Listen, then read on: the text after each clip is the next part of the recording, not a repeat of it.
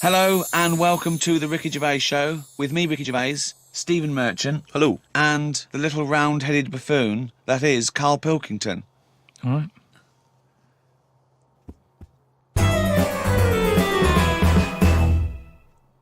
Now, everyone knows over the past few years, my big pet project, it hasn't been my own career, it's been get Carl famous. Yeah. I want people to recognise him in the street, come up to him and say, "You bald-headed mank twat." Let me tell you now, Rick, I've been out and about, and a lot of people have come up to me and said, has Carl Pilkington got a head like a fucking orange? Well, and I've had to instantly confirm the answer to be yes. But he's had a call.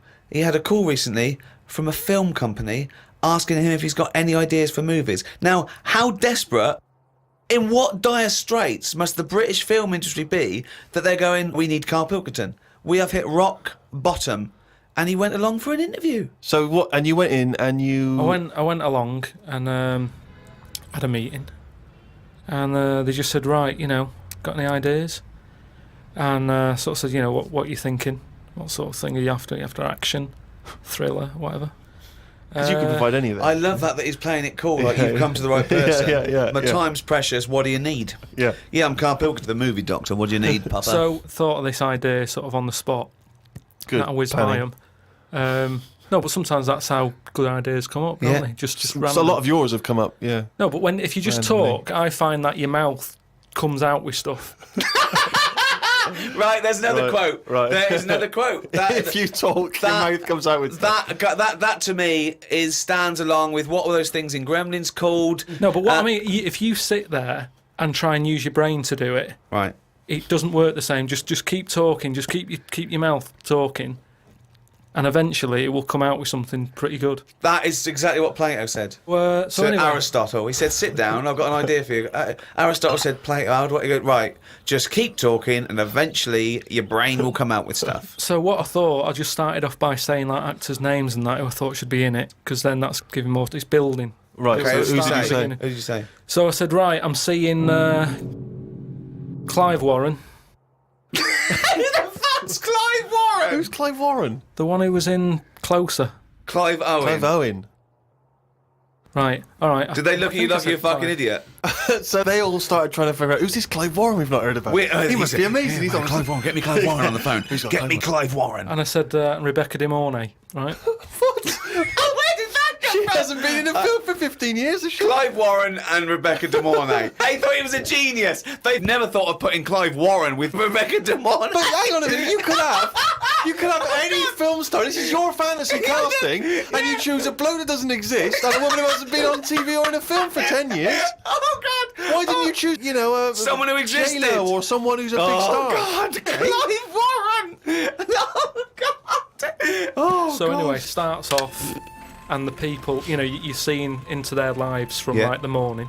Yeah. So it's like a nice sunny day. Yeah. Radio's on. They're going about the day. They're having the breakfast. They're saying, "Oh, what we're doing tonight?" And you're thinking, "Oh, they've got a nice life." Mm. She's like, "Love you" and all that. Yeah. He walks out the house, gets hit by a bus.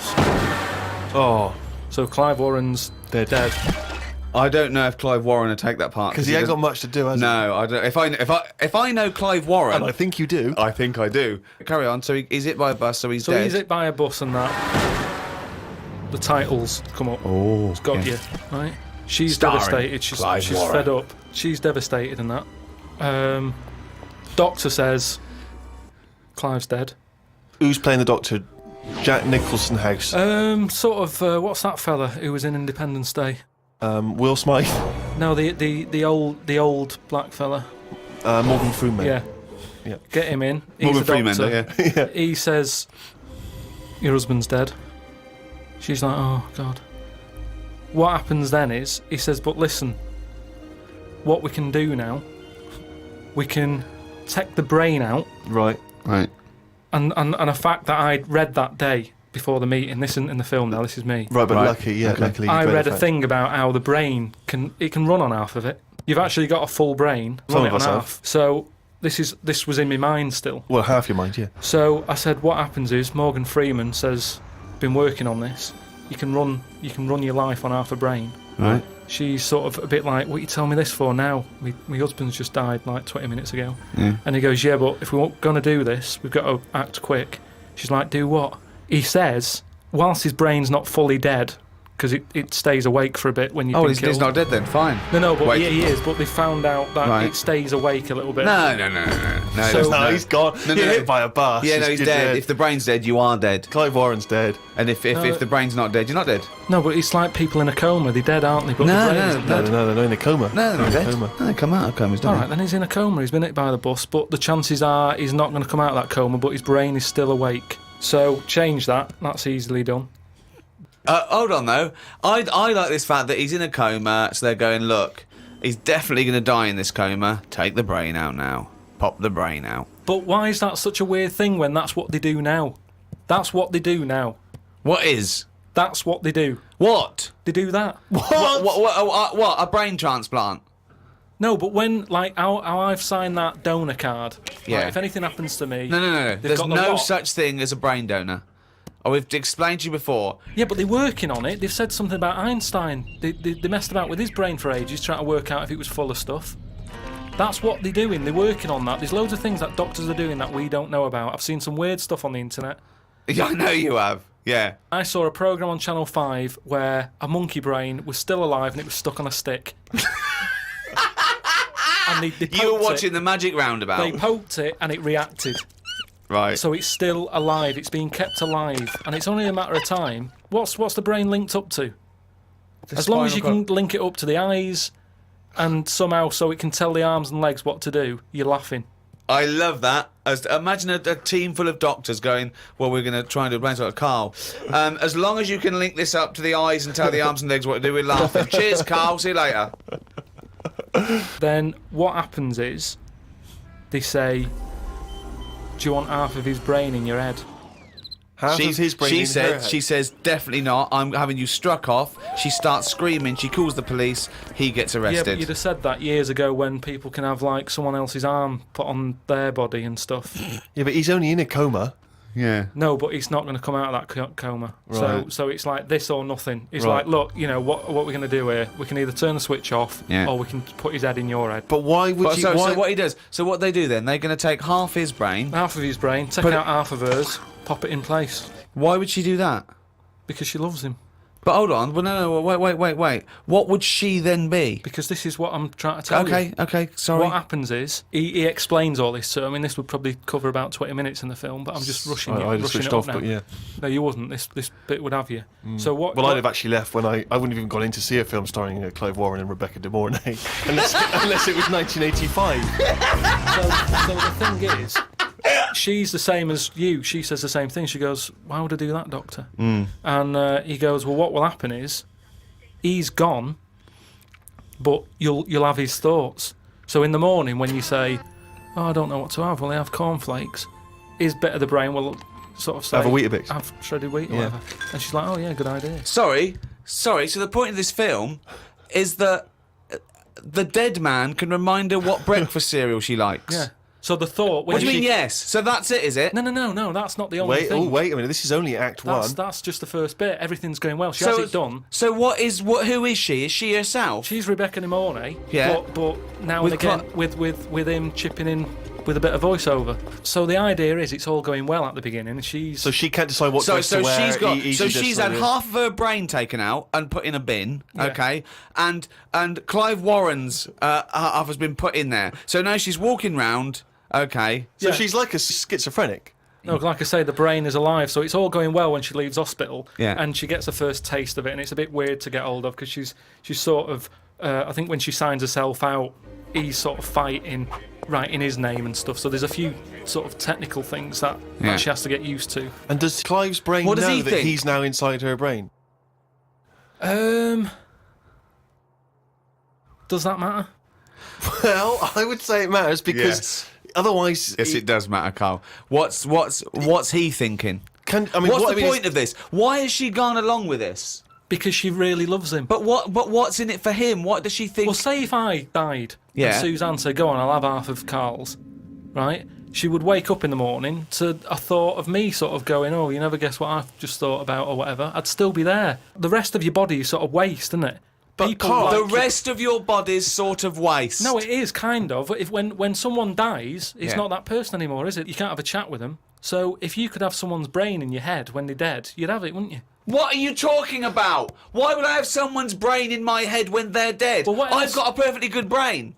So you're telling me you wouldn't have it done then? Of course I fucking wouldn't. I Why can would also categorically state I wouldn't either. Yeah, but you're saying that now, but once you're in that position that someone who, you know, you love and that dies, if the doctor said, do you want it? No! And you've I'd go, no! It's madness! I don't think you It's would. madness! All right. Let's... So, tell me a typical bit of dialogue. Well, we've done the breakfast scene. Yeah, that was okay, dynamite. yeah. That's fucking Oscar winning. Yeah, can we do lunch? There may be like at the funeral, because even though the brain's still alive, they still have the funeral, and you can have like a funny bit where they stood around the grave, and like there's some relation there who he doesn't like, and she can start laughing, and the family are looking at her going, why is she laughing? Yeah. And she's sort of laughing, and he's saying something a bit rude, going, look at her head. Do you know what I mean? Yeah. Looks like a Stuff on the fucking family. Yeah. Little cameo for you. Yeah. And so you have all that, and people are sort of liking the film, thinking, oh, it's quite funny, this. Yeah. And then you hit them hard. It's the most ludicrous idea for film I've ever heard. It's the maddest. Honestly, it really is the ramblings of a mental case. Right. I have to say though, I am hooked now. I want to know what's going to happen next in the story. Then what happens is, she hears the voice go, Leslie, where are you? Something. Right. Her name's not Leslie. No. No. So she's thinking, who's Leslie? Yeah. So in her mind, she's going, who's Leslie? He's going, oh, So he's thought, hang on, I've let something slip. I've here. let something slip. So she's going, answer me. Oh. He goes quiet on her. Oh. So He was having an affair. this is the thing. So she's trying to hunt down Leslie. Leslie. And he's got to stop her thinking it. Then what happens is, I mean, you know. Where your Bex? So he's got to hunt down Leslie. So she's got to hunt down Leslie. It's a woman, is it? Another Leslie, or It's is it another a bloke? woman. Right. But what happens is, I mean, without ruining the end for everyone, what would sort of happen is. Oh yeah, because we don't want to ruin it for them. Because this will be filling the multiplexes in no time. No, it's the greatest love story ever told, set in a head. But listen, let's just get to hang the on a end. sec though, Carl. I don't. Yeah, you've got to tell us the end. I don't think you can let people No, come on, listening come on, what's hanging the on end? waiting for the film. Just let your mouth talk. Right, so what I said was, maybe what happens is, his brain is more powerful than hers. Right. How is there power? Why is there no power involved? What I mean is, her brain was running the rest of her body. Now he's His taken brain, over. that gets more powerful and overrules her body. Okay. Yeah. She then fancies Leslie. So it's a lesbian hold on, film. this is building up to a lesbian love. So what the? Well, it's what? trendy, isn't it, that? So just have a bit of that at the end. And So hold on. So he overpowers her, so she is now a lesbian. What's Leslie getting out of this? Why does Leslie think, hold on, why is my Because- dead lover's wife coming on to me? because this is what I'm saying to you, it's relationships, it's the love of two brains. Right, okay. Again, can anyone a out there, can we strapline. make that into it? That's a quote. The relationships is a love of two brains. Well, it's- Now, he's got something there. He's got something there. But my point is this. Why is Leslie suddenly turned lesbian? Because she loves the brain. But does she know this is Clive Warren? Rebecca will say something now and again, like, oh, I like me Minge. I like my food done like this or whatever, and it's all about Cooked. Dave I like likes my to- food cooked. Oh my, wait a minute, Clive Warren on this food cooked. Yeah, I'm in two minds about this bacon. Yeah, What I I'm going mean to turn is, into a lesbian. people Shredded wheat. people like what they like, and it's the same way, like I've said to you before, with someone who's been going out with a woman, and then is found out that she's got a twin sister, and they divorce that first twin and go out with the other twin. It's all the same. You're after the same thing, aren't you? Yes, but that... When a cat dies, you buy another one. It's the same thing. You want that same. Yeah, but you love don't for necessarily switch your sexual orientation. In the case of your twin scenario, they both look the same. Yeah. Has there ever been one where it's a twin boy and girl? Go, well, I was going out with her, but I mean, he looks a bit like her. Yeah, I loved boobs, now I like cock. This is your problem. You don't know anything. And this theory about if your mouth talks enough, the brain will kick in soon. It hasn't. Oh, chimpanzee, that is raining down again. Extracts from his famous diary. Box jellyfish, crocodiles, snakes, blue ring octopus, red-black spiders, funnel web spiders, great white sharks. Just some of the reasons that put me off going to Australia. Every Every creature is bigger and angrier than anywhere else on the world. I put it down to two things. One, it could either be because spiders and snakes and the like normally hide under rocks. The Earth is one big rock. Australia's at the bottom of the big rock, and they're trying to hide under it. Carl, valid, you isn't are it? a maniac. It's just thinking about it, thinking about where spiders go and that works, doesn't it? No. Why doesn't that work like a Because there's rock? no real upside down and bottom of the Earth, is it? It's all relative to what? It's relative to what? A map that you saw. Well, it's a coincidence, isn't it? No, right, okay, read on. I've heard that a lot of people go camping in Australia, which I think's mental. If I was to fly all that way, I'd want a decent bed. Plus, I wouldn't be camping in a place where there are killer spiders wandering around. I agree. I've only been camping a few times, and each time I was glad when it was over. The last time was last year in Lyme Regis. Yeah. When did you go camping in Lyme Regis? Last year. It's all right, Lyme Regis, but it was all a bit of a nightmare because I was going with my mate, and he said he knew someone who knew someone who had a bit of land in the garden.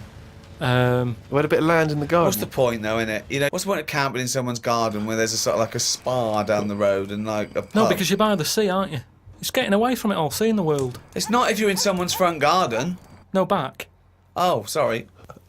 Well, there's even less to see except 3 fences. No, but it's private, isn't it? So the thing is, he said, oh, it's a great garden, the owners are away, and there's a toilet, an outside toilet that they have Getting for, like, away when they from have it, innit? parties Yeah. and stuff.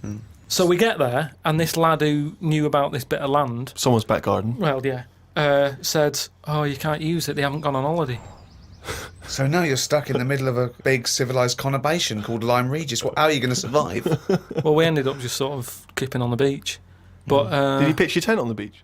put the tent on the beach. We found somewhere where there was a load of rubbish. So we thought, nice. That's the place to go, Oh, yeah. lovely. No, A but municipal tip. What was it? Was it chemical waste or just like, you know... no, just um, Coke it just cans and syringes stuff. and, But listen, though, baby you've got to diapers, think sure. about that. Rusty, If there's, what's something with rusty? if there's rubbish there, it means it was a good place to camp. Why? Why? Because other people have camped there. Right. So that's how you've got to look at it. It's like, it's a way, that's like a little tip of... So you could have slept first in a thing- public lavatory. Yeah. This one's nice. What? It's covered in shit. Means other people have had a shit here. Welcome to our 5-star hotel. You'll notice vomit over all the fucking walls. So that means people have had a good time here. They got right pissed up and threw their lungs up. So that's where we put down the tent. We put down the tent there. And then what Some was people put up annoying a is... tent, he puts down a tent. We what's her name? We It was already up. It He was carried already it all they the way carried it from all the way London. there and they went, let's pack it down. the weird thing was, as soon as we set up, some other people turned up. Oh, that's all the rubbish tip.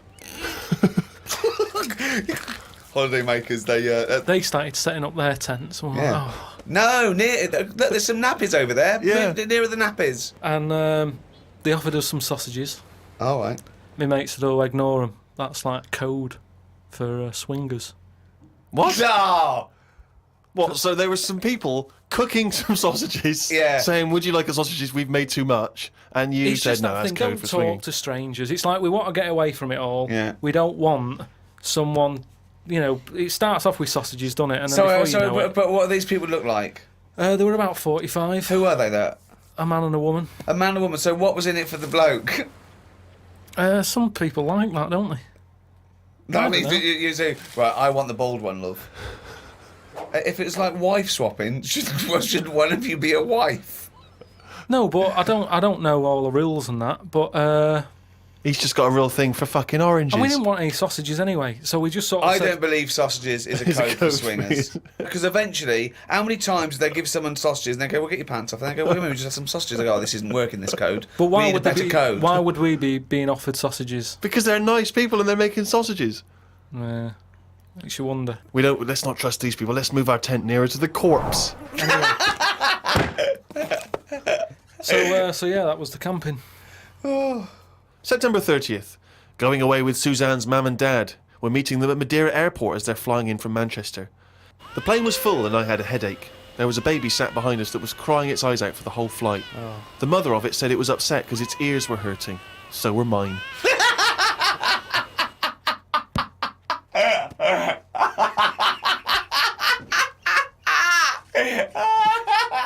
Oh God!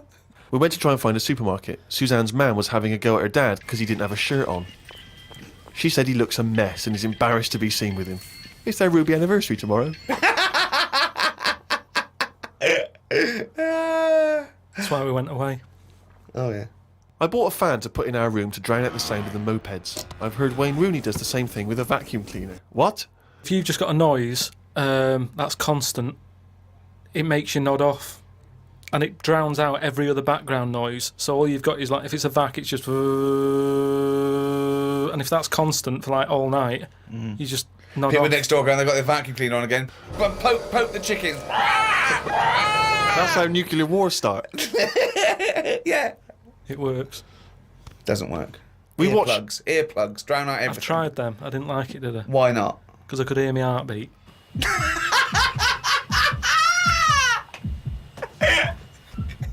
Oh, you're such a strange little creature.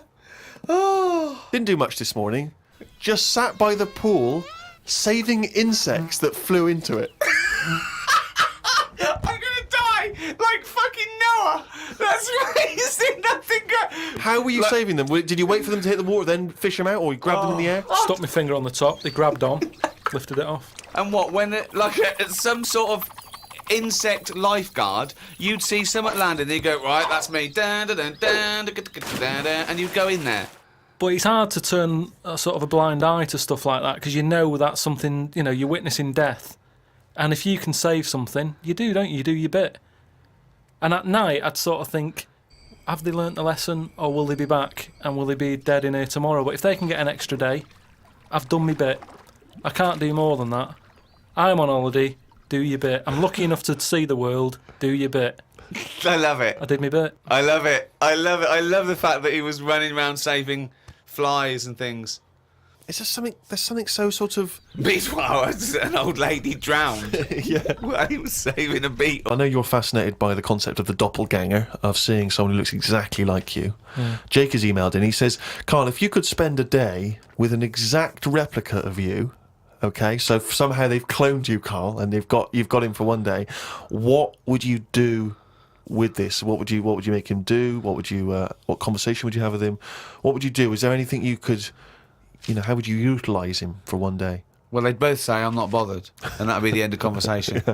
What would do me head in is, does he think the same way, look the same way, Exactly dress the the same. How would I know which one I was?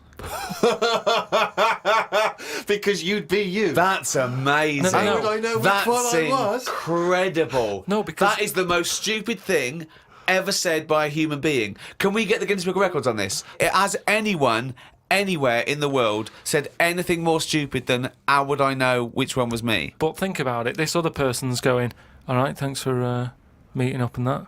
And I go, hang on a minute. No, you came to me. And then Suzanne would come home and she wouldn't know the difference. And then suddenly you'd start doubting yourself. And you go, should I be leaving? Or... So how do I know if I am that real one, if he knows what I know? But you know who you are because you're experiencing But he'd it. be saying that because he'd say, yeah, it's a bit weird. But isn't it, you how know we the meet, truth, you idiot. Because How you would I wouldn't- know which one I was? So anyway, But bear in mind, What would you do? You could pass him off as yourself. What would you do? Would you play tricks? Would you, You could be in two places at once. would you do stings? Would you do scams? no, because it would only end up getting me into trouble, won't it? Because people won't believe that there's another one like me. Otherwise, everyone would be saying that when they get caught robbing. They go, oh, it wasn't me, it was my doppelganger. It can only... I wouldn't want it, to be honest. It's a bit of a headache, isn't it? Because he could be going off, going mental, causing all sorts of trouble, and you're going, will you pack it in? And he's going, what? What are you on about? But then that wouldn't happen, would it? Because he's being me, so he'd be sat wherever I am anyway. Because he'd want to do what I want to do. So, pointless. But I still wouldn't want it. It's unbelievable. That was a conversation with himself. That was amazing. That was like experiencing what it would have been like if there was two Carls. Yeah, he was having a discussion with himself. We could have left in that time and come back, and he'd be arguing still. What does this mean? Does this mean...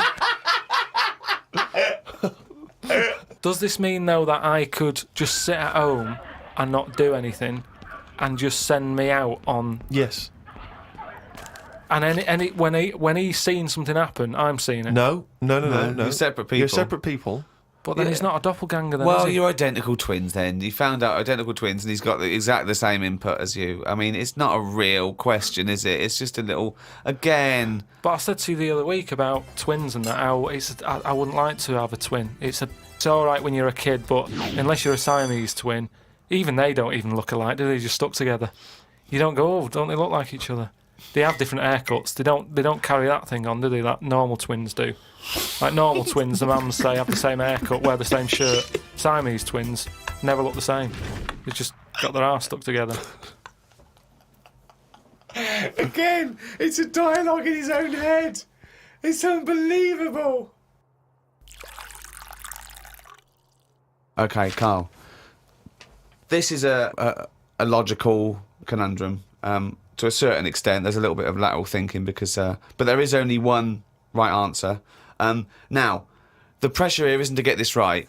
The pressure is when I've told you the answer to then understand it. Because when I've explained this to people, I've laid out for them, they still can't quite get the concept. Okay, so there's 2 doors, Carl. Yeah. One leads to heaven, one leads to hell. Yeah. Okay, they're identical. You can't tell them apart. Okay, 50-50. Right. Obviously, you want to go to heaven, I assume. Right, there's 2 guards, identical guards, guarding each door. Okay? Right. The one guarding hell always tells a lie. The one guarding heaven always tells the truth. You have to ask one question to find out which is which, and then go through the door you want. What question do you ask? I've only got one. Yeah. And what? One to both? No, one to either of them. You don't know which one's which, though. So what question do you ask? Why can't I ask, like, both of them one? Because it's Because not the rules are you can only ask one. There aren't actually 2 doors labelled heaven and hell, Carl. It's a leap of imagination here. And I've definitely got to answer. I've got to ask them a question. I can't just sort of have a feel of the door to see if there's any heat or anything. They're identical. You stand a few yards away. You cannot tell from the outside of these doors which is which. What question do you ask? I can't look through the keyhole or anything. There's no Can't get anywhere keyhole. near them. Um, Let's imagine there's a small rope that prevents you from getting anywhere near, rather like outside a nightclub. Yeah. so they stood there. Yeah. They both look the same. They're both smiling. Yeah. But one of them's not really smiling, really. He's trying to make me make a mistake, isn't he? Well, he's just going to lie when you ask him a question, if you ask him. So what's the point in asking a question? Do I know one of them's going to lie? Yeah. But would they be neighbours like this? Would they be that close? Why? I mean, we're not sure if these 2 guys get on. Because it's a logical... Well, I'll tell you the answer. No, I want to see if he can get it. He's almost there.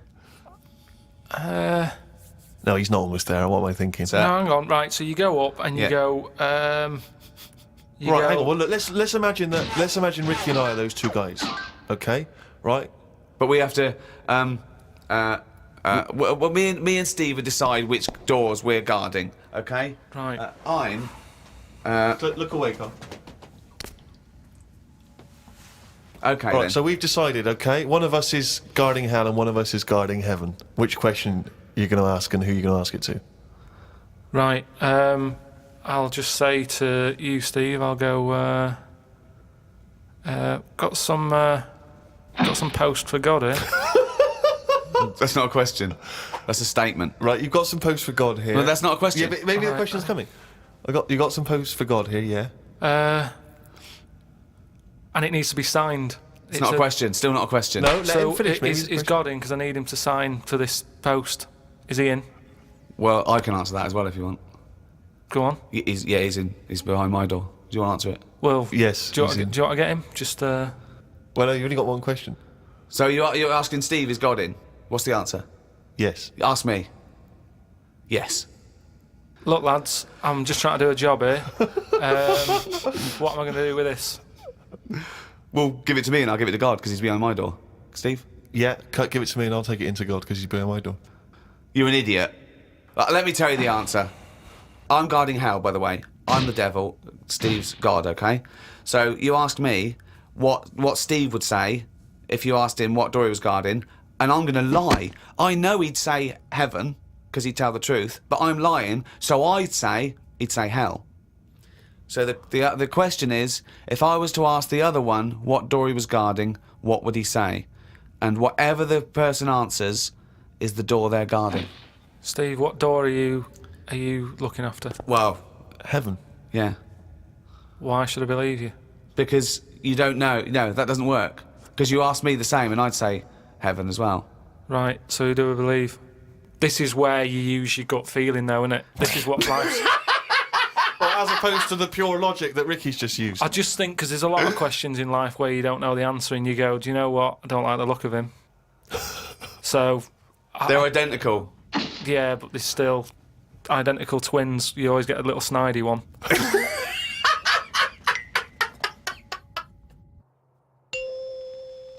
Oh, chimpanzee, that he's written it down.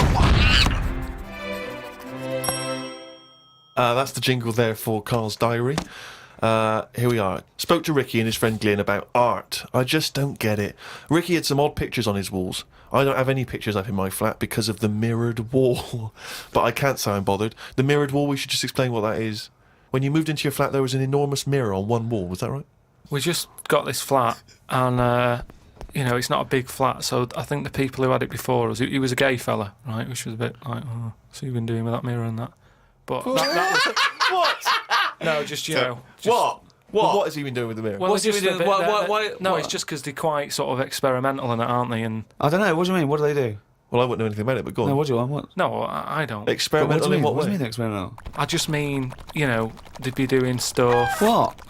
Whatever they do. Chemistry. What? Have a chemistry set out. They were doing experiments. What? No, just doing what. Singing "I Am What I Am" and just checking out No, the each to dance their own. I'm not moves. having a go at anyone, but What? I'm just saying, like, they're doing what they're doing, which Carl, you're is not annoying as well. homophobic, are you? Because, You're not no, st- I'm not. I'm What? not.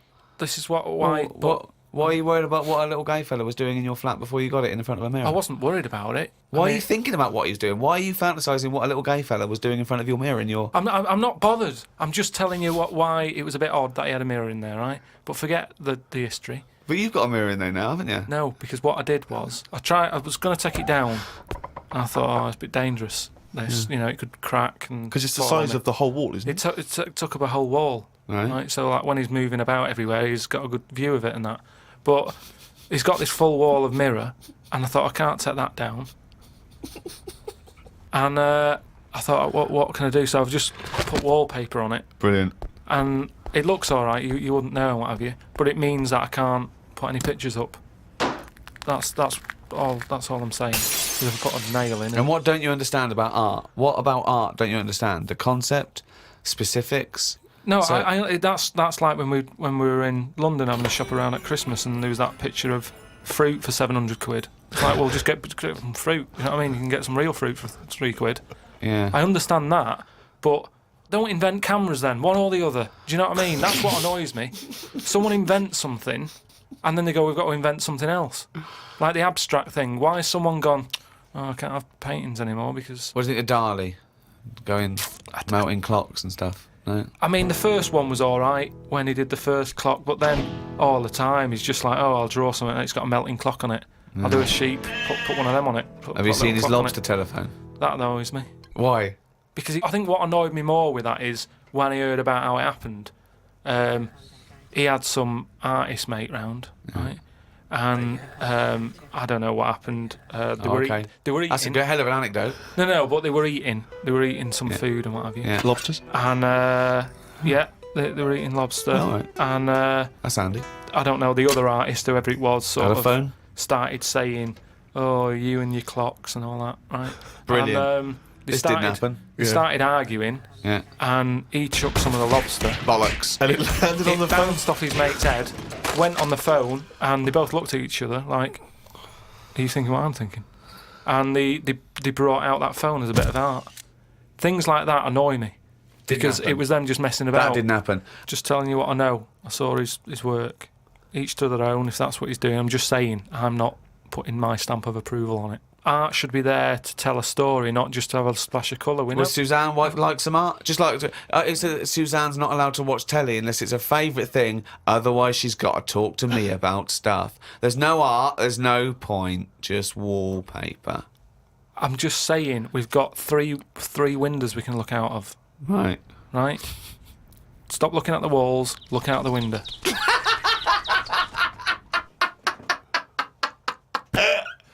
My mum phoned and said that my Auntie Nora, the classic Auntie Nora, wanted me to look on the internet to find out what the weather would be like in Spain at the end of November. I don't know where she gets her money from. 2 months ago, she was asking me dad how much it would be to get her back garden astroturfed because she's sick and tired of the grass getting out of What does hand. she want to do? Start a football team? Why does she want a back garden astroturf? She likes the sort of green look, but she doesn't like the headache that comes with it. So she's just looking into getting that false grass put in there. Brilliant. Don't know how much it is. But. Went round to Ricky's and had some chicken curry that Ricky's girlfriend Jane had made. Ricky and Jane were going on holiday for a few days and had arranged for Glyn to come in and make sure the cat was okay while they were away. I'm sick of that cat. I was surprised that they hadn't paid for the little shit to go away with them on first class. Blimey, getting a bit vitriolic in the diary. Why doesn't he like the fact that I've got a cat and I love the cat? Why? It's just everything in that house that you've got gets sort of special treatment, and it's a cat. And it What do you mean annoys you get me. special treatment? Sometimes We put food down for it, and sometimes it gets on our lap and we stroke it. You don't What- just stroke it. We're You not sending massage it. You massage its back. You go, "No, you're stressed out." Well, You're no, it's stressed good. out." No, I'm not saying you stressed out. At no point did I say you stressed out. You said, "What the fuck are you doing for? Is it stressed out or something?" I like touching my cat. To be honest with you, I don't like Ricky's cat. I can't believe Because every time I go around there, it goes straight for my ghoulies. yeah, But it's like the lizard thing you've got. It's just sat there. You've bought a big box, right, to be in. Right, And the one, last it's a salamander, so Right. it's an amphibian. It's Yeah. not a box, it's a big vivarium. Yeah, but what I'm saying And is, as it and if you're going to criticise someone for just sitting there, having a round head and doing nothing with its life, people who live in glass houses, No, we've but done this one. Do you know what gets me though, right, Steve? When I was there, I was looking at it and I thought, is it dead? Right, because he's just sat there. Like, And then it was thinking exactly the same fucking It's sat thing. there, not moving, right? And then on the top of the box is like a box full of crickets and stuff. That's it. It's its food. Yeah. Right? But they were more active than the thing that it was going to feed. Get rid of the lizards. Keep them in there. More entertaining. Don't understand it. A few months back, a girl who was having a kid showed me one of them scans of the kid that was in her. That's science gone mad, innit? I couldn't think of anything nice to say, as it looked like a frog. Do you know why we've got to that point? What? Why have we got to see something that young? Why? Because people can keep an eye on the progress of the baby in the womb. Yeah, but why are they printing it out and stuff? Surely that's for a doctor to see. Well, that's just an added bonus for people who are interested in such But things. that's like saying, why do you take pictures of anything? No, but what I mean is, why? At what point are we going to stop? Are we going to start sort of X-raying the fella's testicles and saying, well, there it is at a really young age? Well, where are we going to stop? It's just horses for courses, isn't it? Some people like to have a record of their baby in the womb. They That's like right. to show their baby. They're They sit excited there- about it. They sit down and they show the friends the slideshow. That's go. the birth. Oh, that's the conception. Oh, look, Ron's going a bit mad there, isn't he? But why do I need to see this? This is what I'm saying. It was an awkward situation because she was happy with it. I was like, oh, God. You know what I mean? It was an odd-looking thing. I couldn't say, oh, it looks like you, because that would be a diss. Well, Rick, you're not the only one who's been away. I know you've been off working, but Yeah. I, at long last, have taken a bit of leisure time. Go on. And you've probably heard of the Rio de Janeiro Carnival. Only one of the hottest events in the world calendar. yeah. Imagine me down there. Oh, Rio, God. you can imagine, did not know what hit it. Oh, God almighty. Were you like Paul the Party Animal Parker? He would not have been able to keep up if he was with me. God, what did you do? What did you get up to? Oh, let me tell you right now. Day one, I almost drowned. Day two, I got a foot infection and spent the day in the hospital. And the rest of the time, I had diarrhea. So that was a hell of a time. Carnival. Yeah. I did. I was able to watch some of the carnival on TV, Oh, and it right. looked brilliant. It looked Did it? amazing. I didn't actually. It was difficult to make out because the TV wasn't actually in my room. Because in an effort to save money, I wasn't staying in a hotel. I was staying with a bunch of other people in some kind of like someone's flat that they let out, and so I had to watch the TV like from my window, watching a neighbour's TV. And of course, when they changed the channel, you know, often during the juicy bits, I couldn't see anything. And but it looked really good. I'm bunged up at the moment just so I can get through the show. But I've just been on a 12-hour flight, and it is terrifying being on a flight when you know that any moment you could go. Because you know how the problem is sometimes the toilet's free, and sometimes you've got to queue up. And the worst bit is that sort of half an hour just before you land, when they say the toilets are out of bounds now. I tell you, I went twice before that in quick succession. The woman sat next to the toilet. She didn't know what was going on, the noises and stuff in there. And I was really panicky. Oh Christ! And so of course then on the whole flight, as we're landing, I'm really petrified because I'm thinking I packed a pair of underpants and jeans in the bag in the holdall. Just in case it all went. And I was really, because I hate flying anyway, and I hate landing because it's the most terrifying moment of the journey. Then it really was rumbling, and I was thinking, I've got to get out of here. Of course, you know when you're in a hurry, everything makes you angry. The little old lady in front of me who's just hobbling along off the gangplank, go away! Yeah. You know, just really annoyed. With your bad hips and your bad and legs. your Zimmer frame. I know you've been through a war, but get out of my way! Yeah. And just anyone who kind of even passes you, and so I managed to get there just in time. Got into and it all went off. Man alive, it was grim. But that was not anything compared with the first couple of days. Because the first day I went for a walk. Ipponia Beach is famous for just the beautiful, beautiful people that gather there. There's so many beautiful women in Rio. It made me angry. I was angry that these women were so attractive and that, you know, none of them were even looking at me. So, but anyway, I'm on the beach because I was shopping and I needed a wee. Right, and we went for a quick impromptu swim, and I thought, oh, we in the sea. Just think of him on this beach, right, with diarrhea. Well, I'm wearing great big long shorts because I'm not going to try and compete with these boys because they And you are, could I say this, the whitest man I've ever met in my life. Yeah. I mean, with his shirt off, you can see his heart like a newborn fish.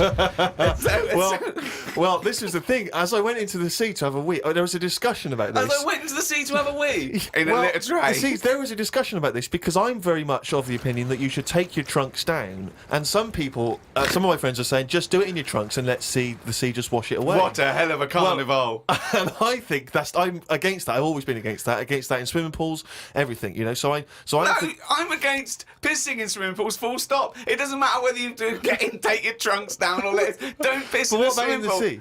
Yeah, well, fine. Yeah, Fine, okay, right. Fish do it. So anyway, I'm in the sea trying to urinate, and I kneeled because I'm obviously very tall, so it's tricky to get deep enough for the water to mask what you're up to. So I tried to kneel down in the water, right, and I got John Thomas out, but then the water swept out again and just left me on the beach. But luckily my back was to everyone, so no one saw. I can't think of a funnier sight than Steve Merchant on his knees with his little John Thomas out. I don't know how big it is. I've never seen it. But I imagine it's in proportion to the rest of it, is it? I wish. That's all I'll say is I've been a little shortchanged. But so then I got up and I waded a bit deeper in, right? And now I was trying. I got it out. But what I didn't realise is that the waves just off the beach are really just uncontrollable. You never know what's going to happen. So suddenly I see this giant wave coming towards me, crashing towards me, and I got the cock out and everything, and it grabs this wave, comes over me, and lifts me up, flips me up in the water, right? And I'm floundering around. I can't see anything because, of course, I had to take my glasses off to go in the sea because I didn't want to lose them. Oh God! So I floundering around, and I'm genuinely getting scared because as I try to get into shore, the wave just pulls me back again. So I'm waving to my friends on the beach. But with everything. Well, what I don't realise is that because I'm not wearing my glasses, I don't realise that I've been dragged along the beach some way, and I'm not actually waving to my friends. So there's like a bunch of these beautiful women on Ipponia Beach watching a pasty white man waving with his cock out. And what annoyed me was my friends were laughing, and that Steve, really angers if me. I'd have been there, I would have burst. But why wouldn't you have come running? Would you have come running in to help me? Oh, I couldn't have saved you with your glasses off and your knob out. If I ever save you, I want you to be fully dressed with your glasses on. So you'd have just let me go. That would have been what you'd said to my parents. He had his knob out and his glasses off. There was no way I was going to... I can't think of a funnier sight. Oh. I've got a couple of little facts for you, just to try and inflame your imagination. Go on. Sharks are immune to cancer. Are they? Yeah. So how have they found that out? Well, I don't know, but But I've never heard of any fish having cancer, though. I haven't heard of a cod being ill. So why are we focusing on that one?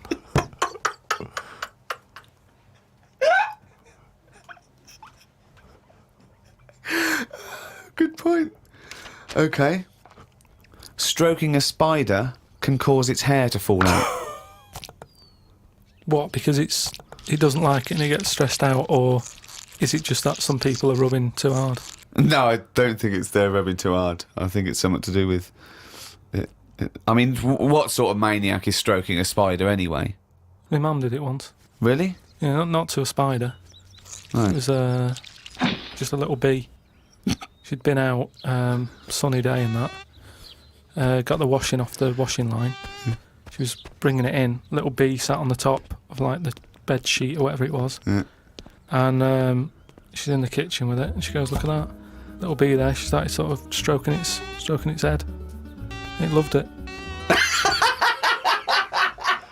How did it make it clear that it loved it? Well, it wasn't struggling. It was just sat there like, because it must have been like a bit dozy. They get a bit dozy, don't they, in the heat and that. Yeah. And it just stayed there on the sheet, and she'd sort of stroked its head for a bit, and she had to put it out. It didn't go out. It didn't try and escape. It was like, "You've had enough now." That was that. She sent it out. She loved all that. She loved little flies and stuff. And we had Harry the housefly. What? Harry the housefly. What do you mean? It's just a fly that always seemed to knock about in one corner of the room. Right, it's the same fly, was it? Yeah, it was the same fly. Yeah. How do you know it was the same fly? So whenever she saw a fly, she went, "Oh, look, it's back." Well, we weren't letting him in. It's just that it stayed in. Carl, what makes you think it was a pet housefly as opposed to a different fly every day? Because it was always in the same place in the corner. But it could have been that something about that particular place that attracted flies rather than it was the same fly. Well, I'm never worried about it. It wasn't harming us. It just always hung about. But how do you know it was the same fly? How do you I don't recognise know. it? We weren't worried about it. It doesn't matter, does it? If like we're thinking another fly's getting a bit of free rent or something, just let it stay. I don't understand what. But why? No. Right. Okay. You're in a house, right? There's flies. Okay. Not flies, fly. What? Why do you think it was the same fly for all those years? Just because we haven't got loads of other flies. At no point was there a crossover period where there's two, and it's like, hang on a minute, he's trying it on here. That's what I mean. It was always just one on its own. And we just thought, leave it, it's all right. I don't know why are you suspicious? Why you always think someone's out to do you? No, I don't know why you assumed when you see a fly every now and again that it's exactly the same fly. It In just fact, was. that it's Harry. The one in our house was the same one. How do you know? Well, all right, I don't, but at no point did I feel suspicious. Speaking of flies, though, and that, they've got one, right? I was out with Ricky, right, and he was reading the paper. There was a story there about a fly that its eyesight was bad or something, and they've made it a pair of glasses, and it had a picture of a housefly wearing. Okay, this is incredible, Steve. Glasses. Can I take over? Hang here? on, let me just need to finish a couple of questions for that. So there's a small fly and they've made it a pair of glasses Yeah. so that it can see better. Yeah. And your concern is what? Well, again, it's just that thing of we're looking after everything now, aren't we? Sorry, I've got to come in here, Steve. All right. I showed him You the story. You saw it. It was a picture of a housefly Fly, with a pair of glasses glasses right? on, yeah. Right. It was about a one-sentence thing. It was about how far technology's come, Yeah, and and a we're group helping of flies scientists out. using microscopy, right, and laser tools had. As an exhibition, shown that they could make a pair of glasses smaller to fit on a hat. They put it on there and they'd taken a picture of it, and it's on display. At no point was it actually, because the fly had bad eyesight, the fly was presumably dead. It was purely an art installation or a show of technology. I thought you were going to say, Rick, that you'd drawn the glasses on there. Yeah. And they believed it like, there's a bearded lady in this paper. No. my God, Tony Blair looks like Adolf Hitler. No. What do you think of that, though? But they did it as an Helping flies experiment. Yeah, but all things start as an But experiment. why would they make a pair of glasses for a fly? How would they know he had bad eyesight? How would they know it was the same fly? bumping into stuff? I don't know. Bumping into stuff. It's just that thing, innit, of human nature is something's wrong with something, let's fix it. And they try and help people out all the time, don't they? When you know, we're always doing it. We're always trying to help people out instead of just going, You've been dealt a duff card. Cope with it.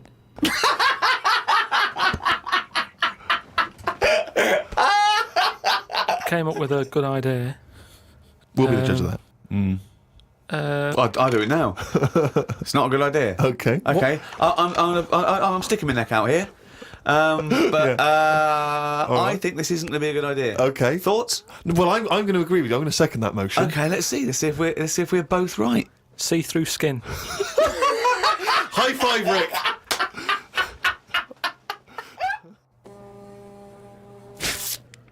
We've had a few emails about the old shows. People came into them late in the season.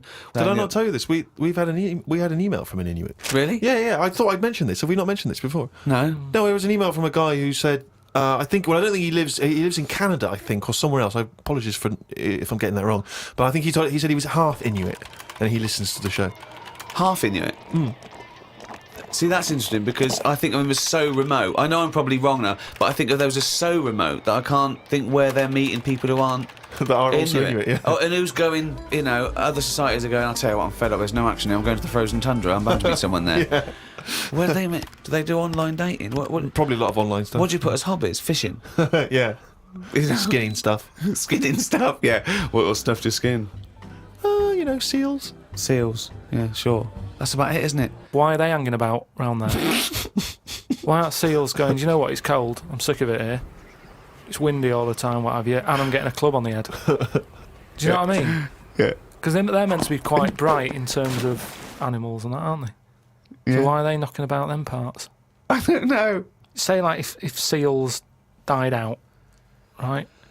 Would that be a problem? We've done this. We've been through this before, Carl. Everything has a knock-on effect. Even a seal, that's sort of in between something already. It's between a fish and a dog, isn't it? I knew you were going to say dog. It's not between a fish and a dog. What do you think evolution does?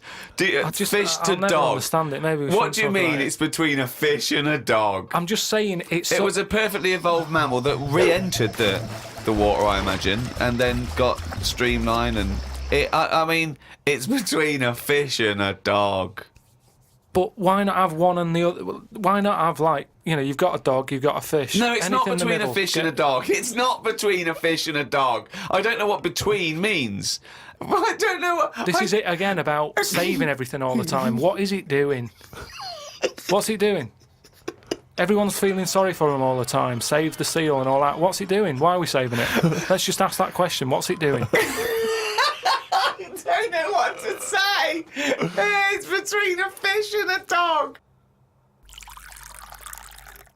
Out of all the people in the world to have a chat with, do you know, what's his face? That German doctor. Which one? The guy that displays the human body? Guns Traven or something. All right, yeah. Well, I don't. Is he a proper doctor? Because it's just that it's always. I mean, I could cut a body up. I never see him sort of put it back together. Is anyone keeping an eye on him? Sort of going, well, who is he actually? I'm sure he is a proper doctor. I mean, he doesn't answer everything. Like, he doesn't say. I don't understand why the intestines have to be that long. I don't know why it just can't go from the throat to the belly, exit straight dark line down, out the arse. You must know. Well, no, because the way he dragged it out and it was like miles long. Yeah. Pointless. No, it's not pointless. Just have a straight. Do you know what I mean? Straight. What are you talking about? Again, the evolution sort of worked this out for us. It really works. I don't think you're going to improve on it. What I mean is that's probably that long because years ago they were eating dinosaur, and that might have took a lot of indigestion or something. I don't know how chewy it was. It might have been quite fatty, dinosaur meat, and it needs to go through all that. Now we're eating like yogurt. So I mean, we don't need anything that is doing that much work anymore. All the food is mashed up. Auntie Nora, right? All her food is mashed. Right? She doesn't have to chew anymore. She's got teeth, but she doesn't need them. And that's how She's got teeth, but she don't need them. No, but that's how we're she moving could have her on. intestines removed then. Well, no, but this is that what would I'm sort saying. our other problem, wouldn't it? We're changing everything all the time, aren't we? I mean, there's some fella who was looking at on the internet, identical twins, right? They were sort of sick of looking like each other, so they were like, "What can we do?" Right? And one of the twins said, "You have my arm, right? And he had his arm taken off and stuck on his twin, so his twin's got like 3 arms. No, it's not true. It's on the website. No, it's not true. What, for a laugh? They were born, so they did that for a laugh. What doctor's doing this then? Well, they're old enough to sort of say this is what we want. And No. Doctors don't go, well, if he wants another arm, and I'll take it. They don't. Doctors don't do that. What sort of practice is this doctor going around and go? Dr. Jekyll. I mean, Carl, think of what you're saying. but where would he have stopped? Can you put his head on my knee? It's up to you. No, Sign this. If you sign this, you give my consent.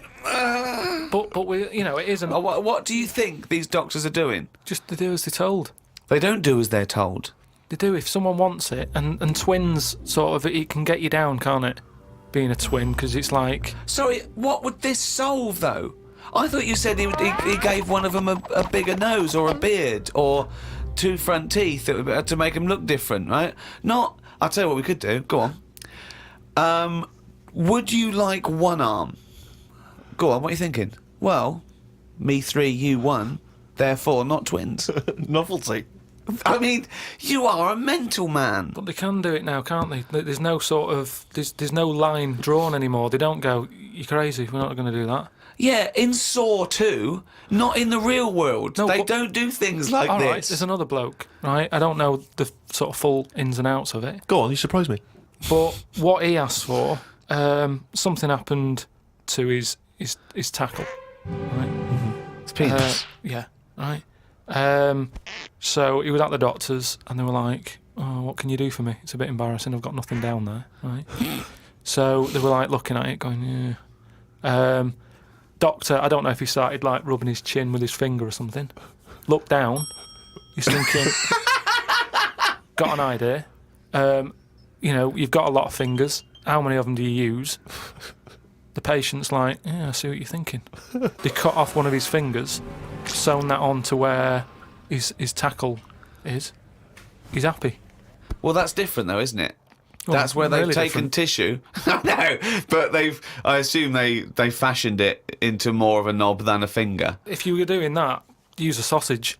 I mean, why lose a finger? Well, I'll tell you why. Because your finger has your tissue, your blood type, and therefore would graft near your testicles. A sausage is a thing that's made by a butcher out of offal, okay, that really can't be grafted onto any part of the human body. That's why they very rarely use any meat products in surgery. I know, yeah. Well, I mean, why not use a sausage? You're a mental case.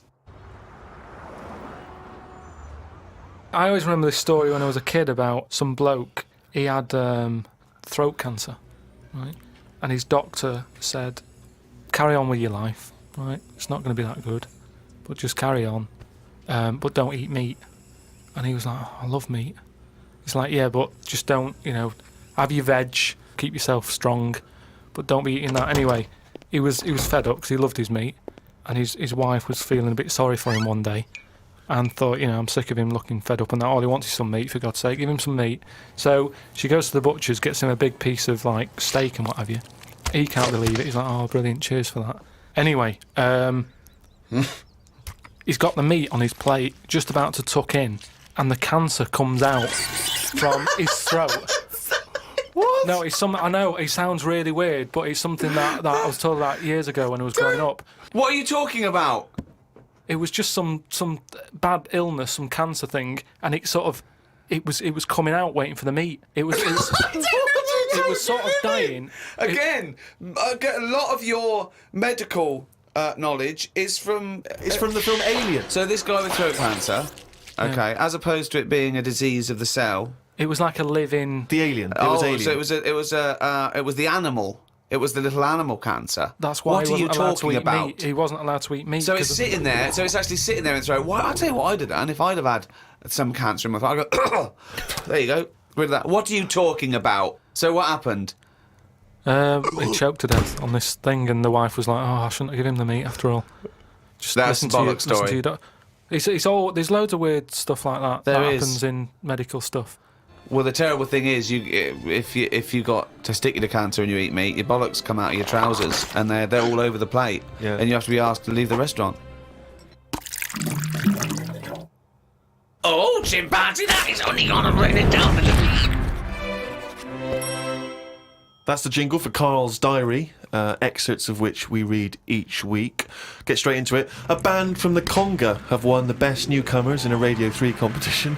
They use pots and pans for instruments. It says that the Conga is a poor, sad place. So why do people do that happy dance at the end of parties called the Conga? Right, one is the Congo. There's no place called the Conga. They come from a place called the Congo.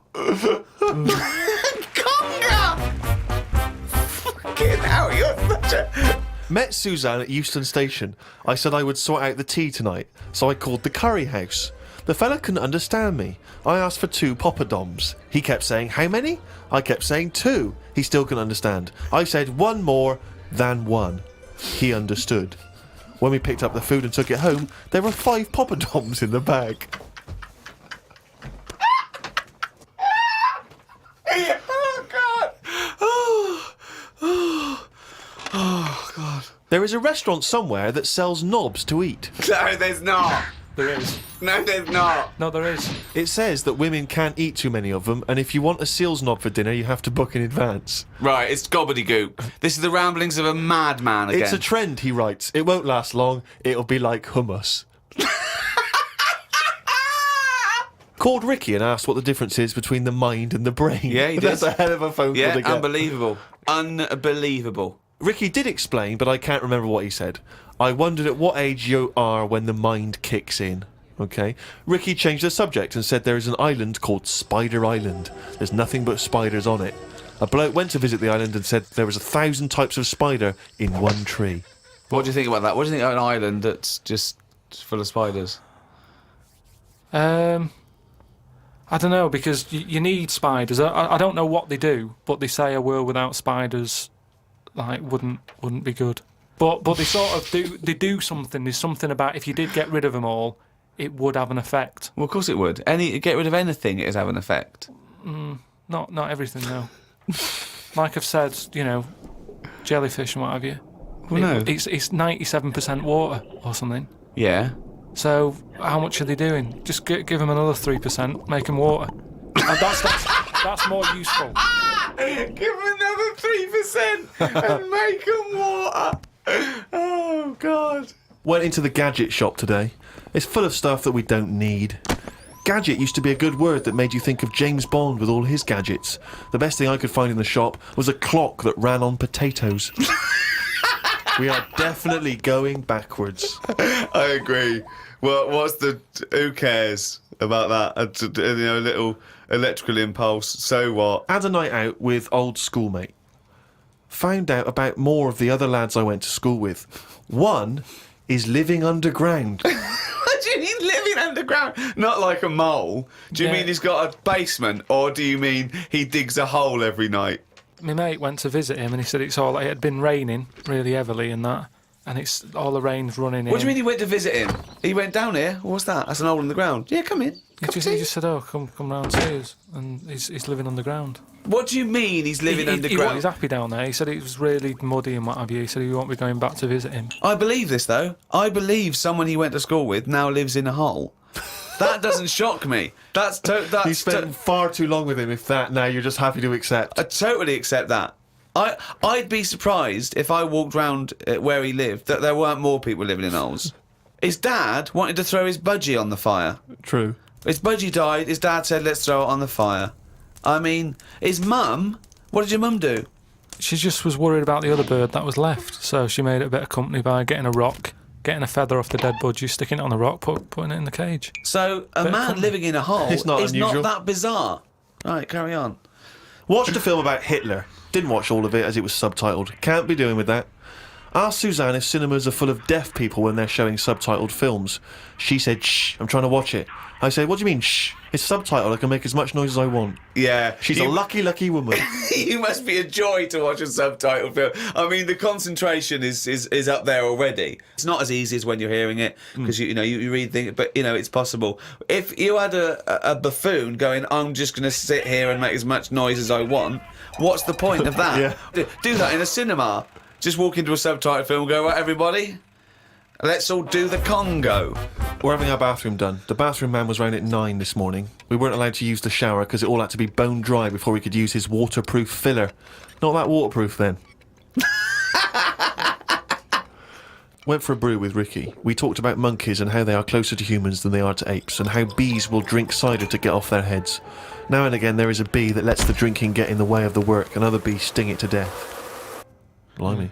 Yeah, well, there are bees. They love a drink, and they will drink pure alcohol. They love getting off it, and they fall down and they're drunk, right? But some bees get addicted in the same sort of percentage. It's human addiction. Like 10% of bees, they can't get enough of it. They take ethanol, they take cider apples and that, and then when they get back to the hive, they go in a bit pissed, and they've got guard bees, and they go, "Come on, we've all had a drink." Bouncers. Yeah, they sort of are, right? And they push them away, and push them away again. Then the next time they go, "Right, I've had enough," and they give it a good hiding.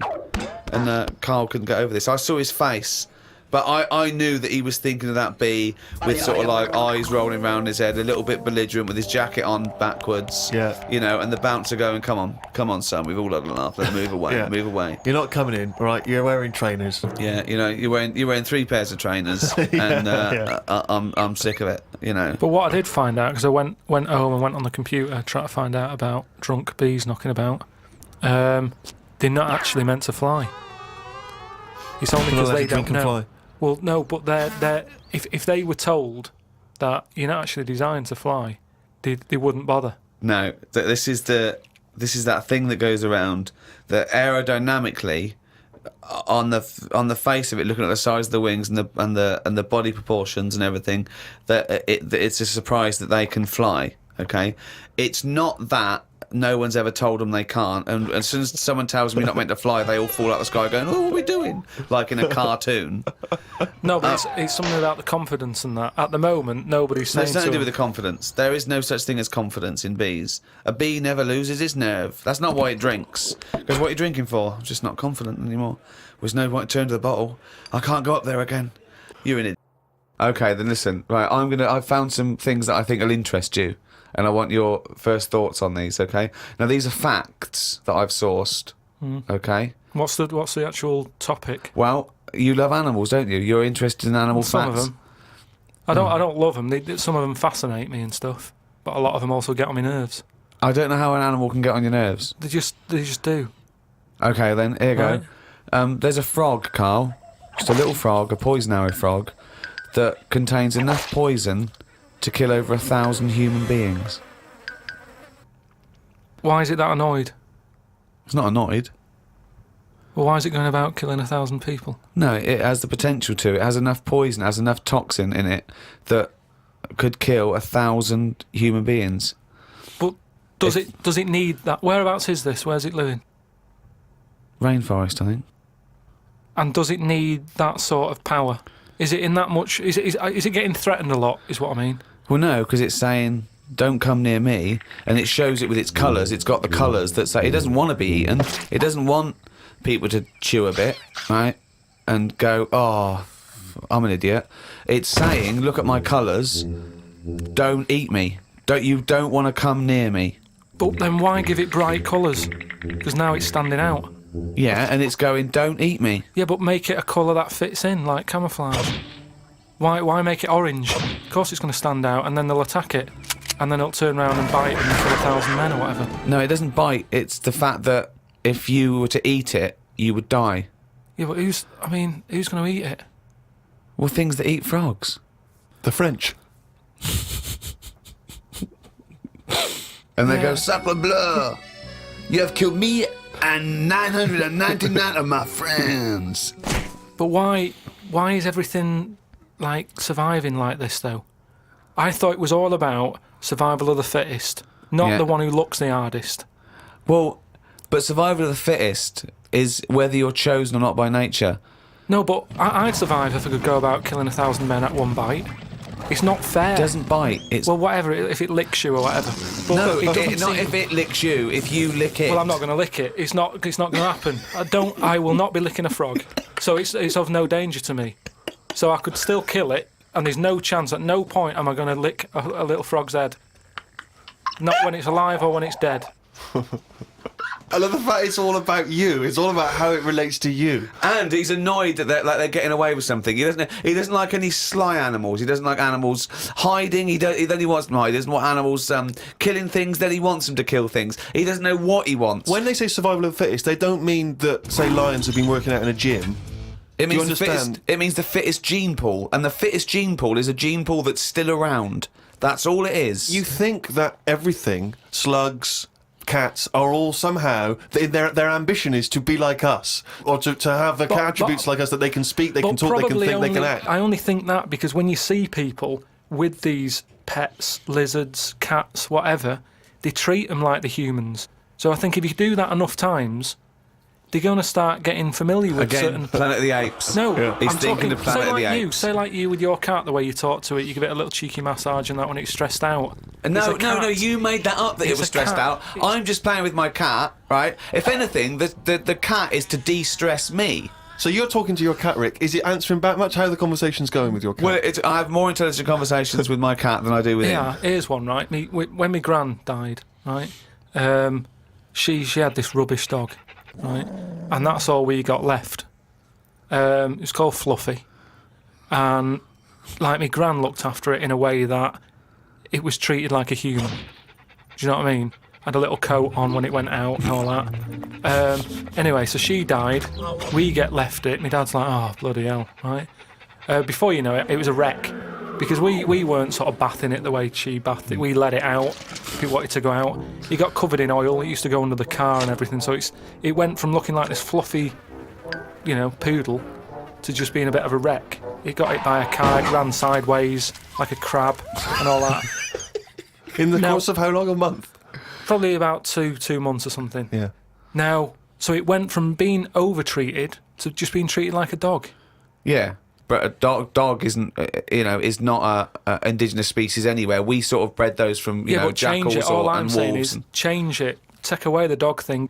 I mean, that lizard thing you've got, Salamander. it's still sort of treated as part of the family, even though it Well, does it's not. nothing. How is it treated as part of the family? Just the way, it's looked after, that big area that it's got to itself. We stick it in a case and feed it a cricket now and again. How is that like one of the family? It doesn't matter because it's in your flat. It is in Carl's family.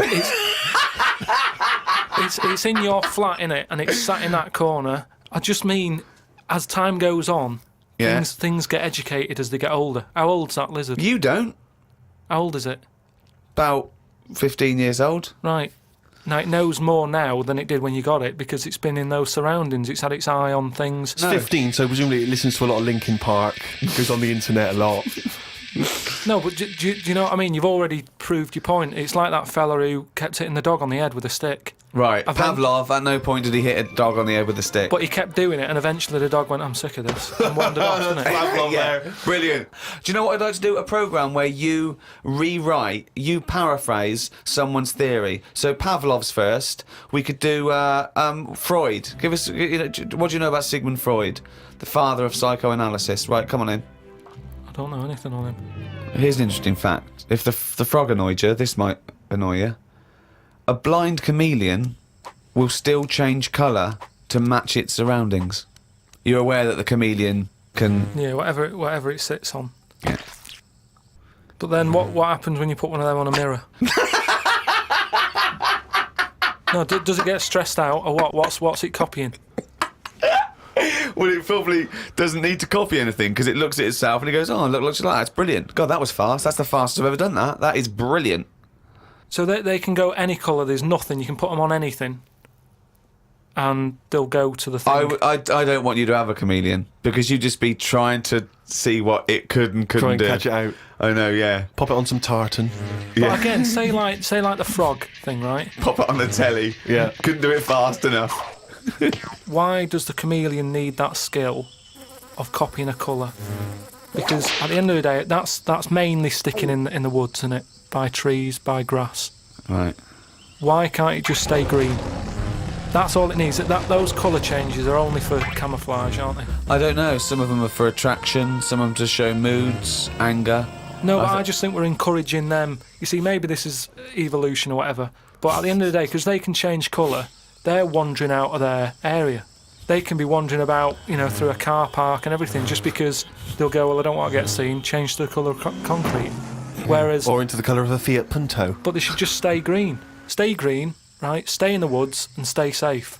I love this public information for chameleons. Words of advice for chameleons. Oh God. Stay green, stay in the woods, stay safe, good night. Oh God. Right. The only time a turkey whistles is when it panics. Christmas time then. Yeah. What do you think of that, Carl?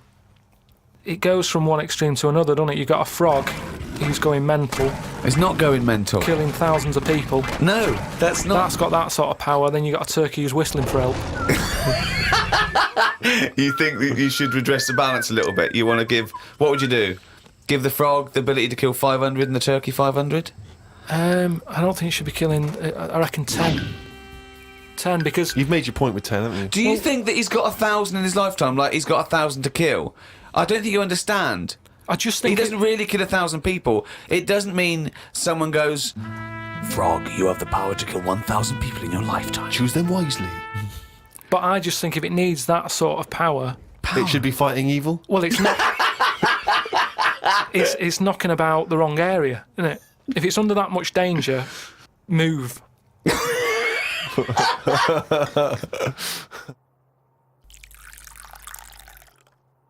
I was thinking the other day about, your body and everything, because it is amazing, isn't it? How it works. Oh, yeah. Does the brain control you, or are you controlling the brain? I don't know if I'm in charge of mine. Nor do I, There's a surprise. Nor do I, No, do you know what I mean, though, by that? Does the brain control you, or do you control the brain? Don't you ever sort of think sometimes? Say if you're making, But 'cause you I are was the making, brain. No, but I was making a shopping list, right? Going right, I need some rice, kidney beans, and I thought I had everything, and I sort of was rolling up the paper, and then something went, oh, an onion. Your brain did Something that. went an onion. Was it Suzanne? No, well, my brain sort of went, you forgot something. Yeah. I didn't think I'd forgot. I was No, putting you that- are your brain. No, but don't you understand? My brain was I was in control of my brain when I was writing down rice and kidney beans. But you're not in charge of the onion. That's another part of the brain that's in charge of the onion. The onion sector. No, but I put the paper away, putting my coat on, ready to go and get the rice. Yes, but your onion lobe kicked in. What? So you put the paper in your pocket, you got the coat on, then you just suddenly hear Then from it nowhere, was just like onion. yeah. I'm not even thinking about that shopping list. It's in my pocket. I'm thinking, do I need my gloves? It's cold out. Yeah. Suddenly, onion. And it was like, oh yeah, onion. Yeah, I had to get the paper out. You So had what to I'm write that saying down. is, But who's what? in charge? The brain, the mind. The brain is the... What are you doing? But Who's in that's charge? just you forgot the onion, then you remembered the onion. You must have forgotten things in the past. No, but not like that. Not where, like, it just made me think that was weird. Who reminded me of that? You did. Yeah, but I'm not. No, you are your brain. It's not like there's you, then there's a brain, then there's an extra one looking down at it. Oh, the meta brain, the thing above it. No, but your brain. How does your brain work? You give it information, don't you? Well, it takes. Do you mean you give it information? It's if doing it, isn't I it? sat in a room with nothing, not feeding it anything, it wouldn't know anything. No, but there's this thing But that there's then- two yous. It's this thing that there's There's this, Carl and Carl's brain. Yeah, there's not a duality in this. If you go, come on, now think. That's the brain saying that to itself. It's not. There's not two people in there having an argument. Come on, brain. And the brain's going, oh, don't you start, I was thinking then. And the other thing's going, brain, onion. And the brain goes, Carl, onion. You are your brain. If you are anything, you are your mind, your brain, your collection of memories, your personality. You're not what you look like. Does that answer your question, Carl? What did you think of then? You were thinking of a tortoise on a skateboard then when I did that last sentence, weren't you? You know, whilst you've been working on that, I've been travelling about a bit. Went to Dorset, right? Nice beach there. And you know those huts you get? Like a hut on the beach, and Oh, where you get changed? you can get changed in it, but they're better than that. It's like you can put a telly in it. sofa if you want. Oh, you don't mean the Victorian changing hut? Do you those mean sort like of things? It's sort of bigger than that. Yeah. And we were walking down there, and there was a really sort of big fat family in one of them. There was about 4 of them, and you could tell that they'd never had a game of anything. Do you know what I mean? They just sit down there, eating ice creams, looking at the sea and what have you. And the weird thing is, the little fat kid, the youngest one, who must have been, I don't know, about 8, he was really fat to the point of you couldn't see his neck. Yeah. And he sat at the front of his mum and dad and his older sister. He sat there and he had a frisbee, and I thought, look, they don't want to play with him. I mean, that's an active game to play, isn't it? Yeah. Frisbee. As we got closer, he was just using it to eat Maltesers out of. I just thought, even again, you know, the one active thing he's got, he's using it to eat out of. Yeah. Extraordinary. And that just sums up what people are like now when it comes to keeping fit and activities. Oh, that's fantastic. One thing I've noticed, that because I occasionally go to the gym, and you know those guys who work out constantly to give themselves extraordinary physiques. Just they're on the trip, they're on the weights, and they're really. And I've noticed in the summer particularly, those guys cannot wait to get their shirts off. Yeah. Everywhere you see, they're walking around. If they've got a good torso, they are walking shirts off. Even I think if you go to nightclubs, I notice there's always one guy who's thinking, well, I have put so much work into this body, I have got to get my shirt off on the dance A floor. vest, yeah. You know, and It's it comes straight a off. brand new tattoo. I'm not covering that up. Exactly. I've paid a lot for it. Let's see it. Yeah, yeah. But that's what we were saying about bodies. I can't remember why we were talking about it. We've got to a point in science now that you can change your head. Right? No, well, that doesn't make any sense at all. It was a program on. It was done in the 50s or 60s where they stuck a monkey's brain on a stick and had it wired up and it still worked. Right. Right. Okay. And that was in like the 60s or right. whatever. Okay. Well, So- to say to change your head makes no sense at all. Because if you put a different head on a different body, you're changing the body. Yeah, I know. Well, that's what I'm about to say to you, though. What? That's what I'm saying. That I'd be more confident if I had someone else's body, because if anyone dissed it, I can go, no, it's bad, innit? But it's What not are you mine. talking about? Well, it's like, say, As opposed to someone else's head? yeah. Well, What, it you'd wouldn't be rather- me, would it? The head is me. Well, of course it is. That's what I mean. Yeah, So the what do you head's mean? me. You'd be happier having someone else's body? What, than your own? What I mean is, say if you're wandering about, for some reason, there's an incident. You have to take your top off and that, and everyone's looking at you, right? And you're a bit sort of, you haven't got the muscles and that, you haven't got the 6-pack, Right. which isn't that nice anyway. I don't know why that's become a nice thing, really, seeing the insides of you. You might as well. I mean, I know I came up with the see-through skin idea, but it's a bit weird, isn't it? You can see stuff. No, it's the muscle in front of the... No, it's not. It Sometimes is. you can It's see not the- It's like, not the tubes. outline of your No, you organs. can't see tubes. You can see tubes and veins and stuff. Well, you can see veins. Yeah, well, I don't want to see that. That's why we've got skin over it. Is Well, what stop I mean. looking at naked men, then. Why- No, you but keep- sometimes you can't help it because it's been hot, and like you say, there's people walking about with vests on and that. So anyway, what I'm saying is, say if some incident happened, I'm walking about with my top off. Right. Girls are laughing at me, right? Why? Don't know, they might. Yeah, go on. They wouldn't look at your body. They'd all look at your head. So what I mean is, Yeah. rewind that, right, and imagine all that happens again, but I've got someone else's body. Right. Whose body? Just some fella who's died, and my body was injured, and they said, we've got a new body in. You can Right. have it. We'll Yeah. stick your head on it. Yes. Yeah. Now, say if They're laughing at you. they are laughing at the they're body, laughing yeah. at the body, Yeah. but at least I'd be able to sort of go, I know it's a mess, but it's not mine. At least I don't have to claim ownership. So all of this extraordinary technology that can make put one head on another person's body is so you can go, it's not my body. No. But And it's not your own. I'm not being funny though. So if you have a body transplant, right, and you're there, you're at home, naked, you look down, Yeah. lovely penis and a set of testicles, Yeah. right? What do you do with them? What do you mean? What am I doing with them? Well, do you like them? Well, you wouldn't mess about with them as much as if they were your own.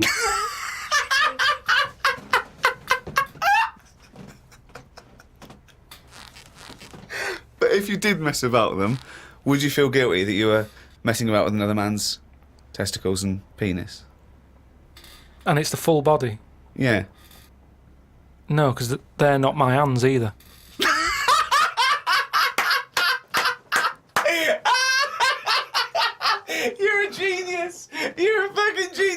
So what you're doing is watching someone else wank. Yeah.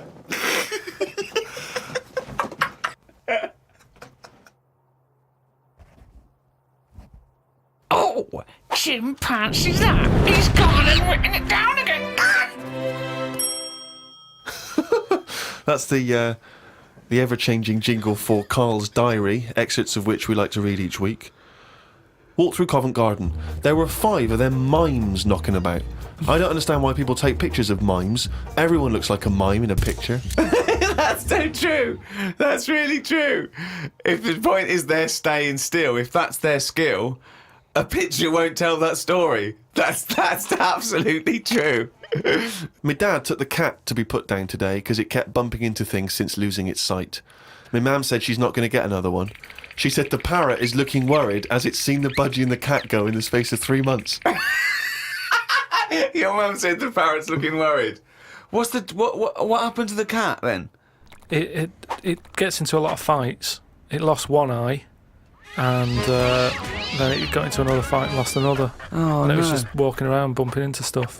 The vet sort of said, oh, we can do stuff to keep it alive and all that, but it's a bit out of order, isn't it? Because it costs a fortune, they shouldn't tell you.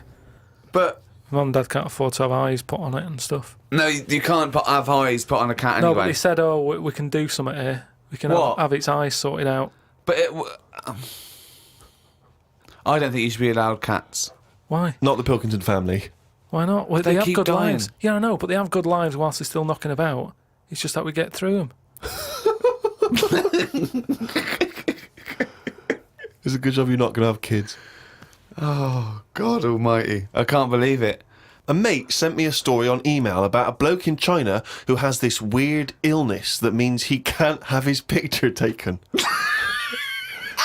That's not the weird bit. If he tries, his body doesn't appear in the photo. Don't talk shit. He has had group pictures taken and everyone appeared apart from him. Don't talk shit. The That's story bollocks. had a picture next to it of a family photo and it said he was stood at the back, but you couldn't see him. Right, he wasn't in the picture. He was in the picture. No, he wasn't in the picture. We've done loads of tests and stuff. No, on him. I haven't done loads of tests. This is bollocks. There's no way this is scientifically possible. What's his want? Yeah, now he's wanted. Just a white bit of paper up on the police wall. Have you seen this man? What man? If you see him, tell us. You're talking shit. Suzanne watched the film You've Got Mail tonight for about the 14th time. I don't think you could properly fancy someone without seeing them, unless you're blind. I think it's odd when blind people have affairs. Why is that odd? Just because most stuff is based on looks, isn't it? So you think once they've found someone, they're happy with them. Stick with them. But no, it's not true. But I mean, most things are based on looks. What I mean is when you first like meet someone and that. Well, initially it's only looks because Yeah. you don't know them. So that's what I'm saying. But So- that's a ridiculous thing to say, isn't it? Well, no, it's just what I think. I'm not saying that's like fact or anything. I'm just thinking if you're blind, why mess about? You're still basing on it if it's only looks that Yeah. people find. What? Yeah, I'm just saying. So why is a blind person messing about having an affair? Because I'm saying that presumably that blind person isn't basing anything on looks. I just all right. I mean, maybe that's not. I mean more like. Do you want me how- to cross it out? Shall I cross it out? Because Well, it's bollocks. it's just the same way. I think I put how people. I read something in a Sunday paper once with some bloke who was going out with some woman. He ended up going out with a sister who was a twin. If you're gonna have a change, have a change. Spoke to Ricky about trips to the moon. He was up for going just to see what the world looks like. I came up with the idea of a giant mirror on the moon that would reflect the world back. He had a few questions, but I had the answers. Yeah. He changed the subject. I won. Right. My first question was, how would you get it up there? He said bit by bit. That'd be a good mirror then, wouldn't it? I said, how big would it be? He went, you'd still need a telescope. I said, how would you get it on the right side of the moon, always facing the right? He went, what? He went, does the moon move then? I went, yes. And if we don't like the mirror on the moon, we can always wallpaper over it. It's Suzanne's birthday tomorrow, so I've got to get her something. I sometimes think it would be best if we didn't celebrate birthdays. I think people would live a bit longer if they didn't know how old they were. Age puts restrictions on things. She said something about wanting one of them posh badges to put on her coat. I will look for one later. I love the fact that around the time that you've got to buy Suzanne her birthday present, you think that birthday presents are a bad idea? Got up early, it's Suzanne's birthday, gave her the card and present. She was well happy with her posh badge. She wore it to work. It's quite nice to hear a moment where she was actually happy for once in your company. They always say when you get someone a present, you should buy them something they wouldn't buy themselves. Daft rule. I want something I would buy myself if I had the money. When I was young, me Auntie Nora got me a present I wouldn't buy myself. It was a t-shirt with her face on.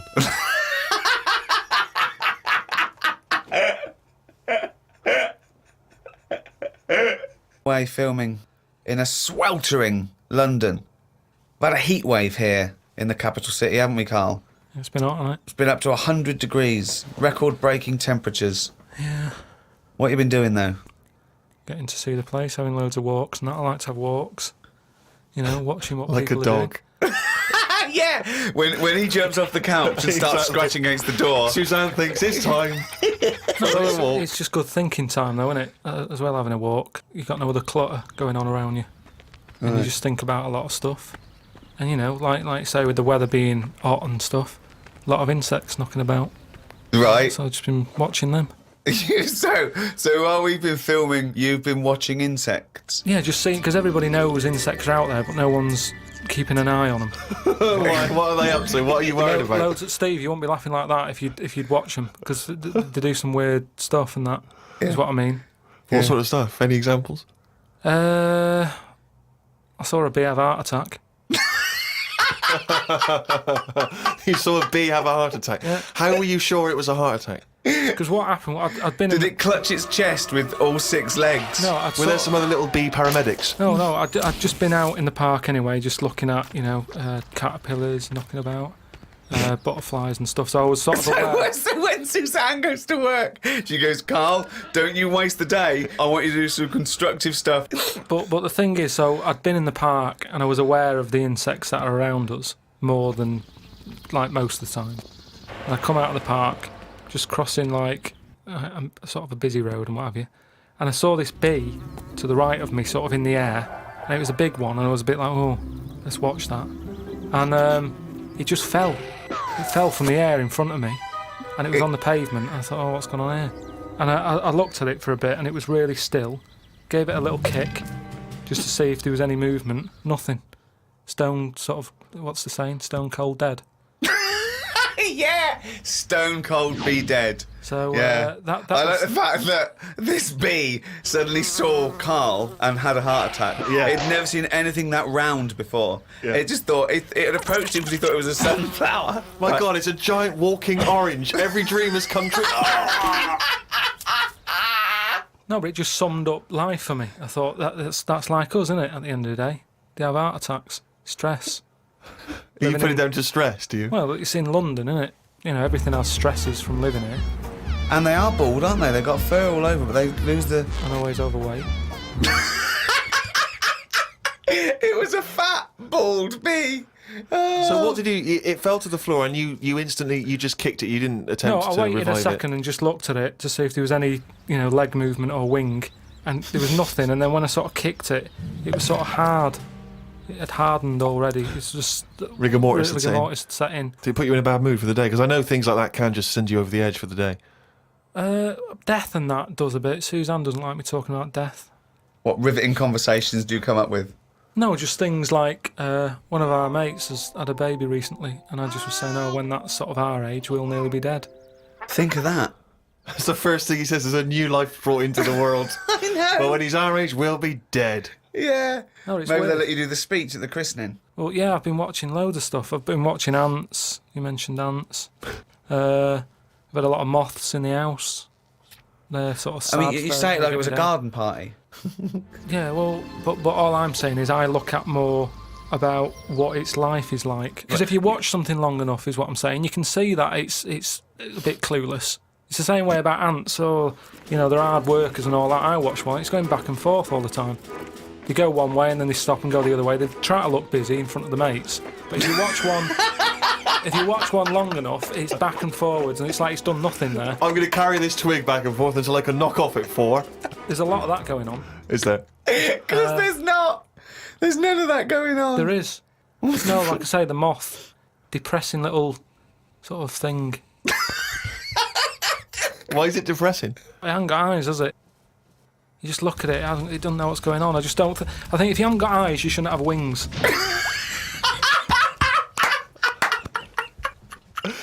That's a rule. If we could put that into practice, please. That's a great rule. That's a fantastic rule, isn't it? Yeah. If you haven't got eyes, you shouldn't have wings. Ah.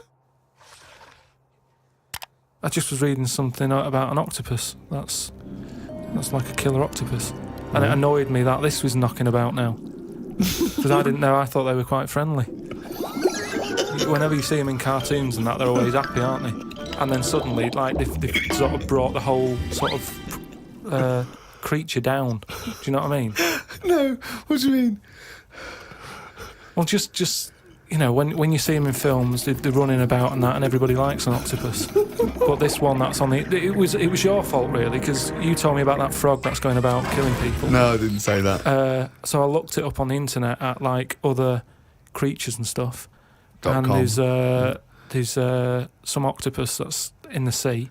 And what it does, you don't even have to, like, threaten it. It just spits in the water. And if that stuff gets on you, does you in. Again, So in a way, it's good knowledge because, I mean, I don't go in the sea anyway because it's full of stuff like that. But that's just reassured me that I'm doing the right thing. If they're knocking about, just gozzing everywhere, you don't even have to be near one. You don't even know if it's been spitting and stuff. It can kill you. It just seems unfair. I haven't harmed it. I haven't gone near it. Why is it getting annoyed with me? Doesn't seem right. So that's where a knowledge has not helped that octopus out. Because now, when you eat them, I just think, yeah, have another one. Do you know what I mean? Get rid of them. another conversation with himself. Another conversation with himself. Okay, Carl, I'm just going to throw an animal at you. Tell me how weird it is, what bits annoy you, how you'd change it. Okay? A crab. How would I change it? Yeah. Does it annoy you? Do you think it's weird? They are weird, but they're at that size where they can get away with it.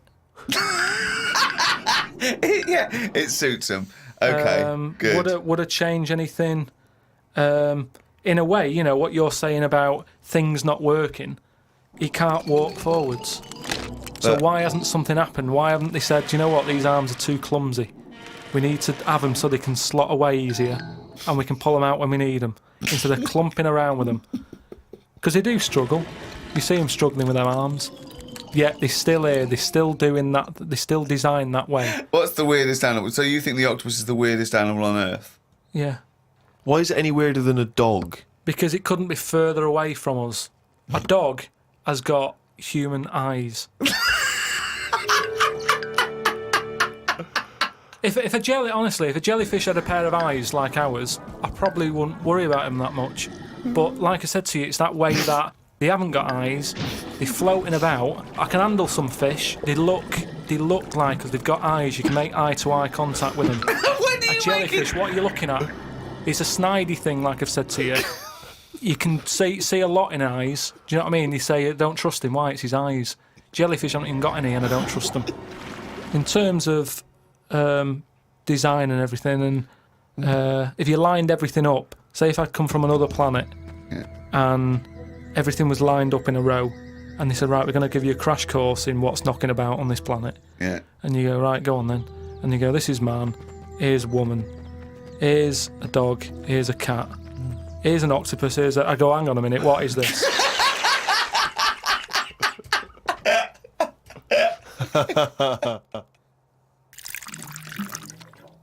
Say if everything was at the same size as us, what would be the best thing to be?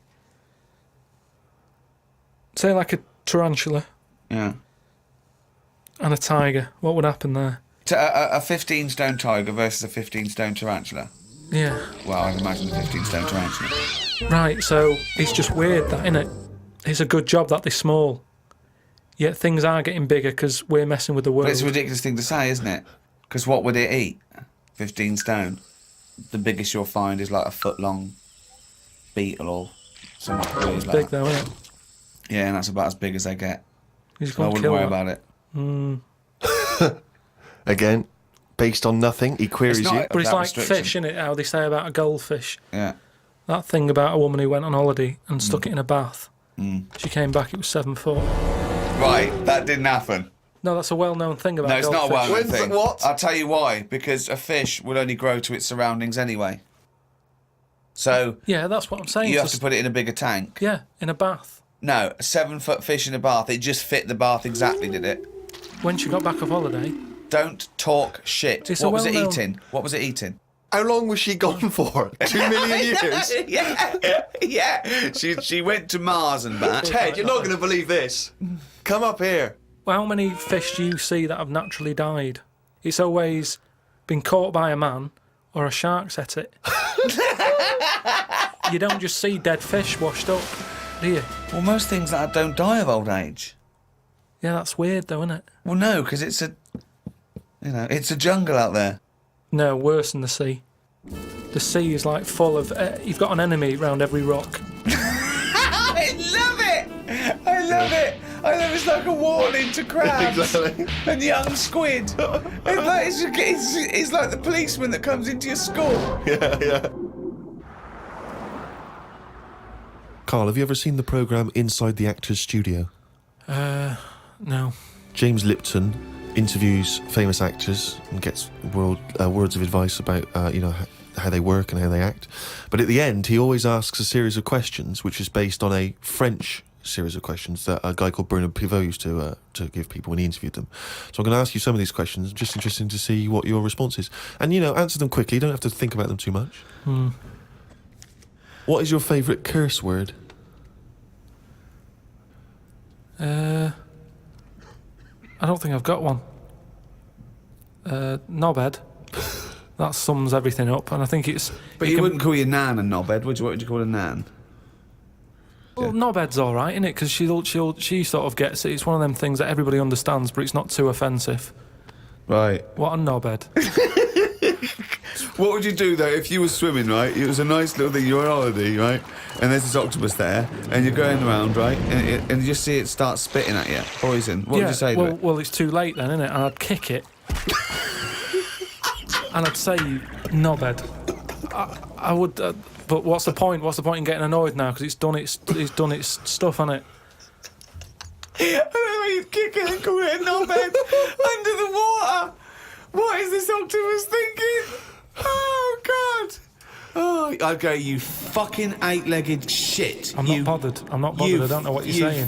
Fucking cunt of a mollusk. I'll just spit at you again. It's not bothered. You slimy little fucking boneless wanker. This is why the face Are you is still good. talking to the octopus?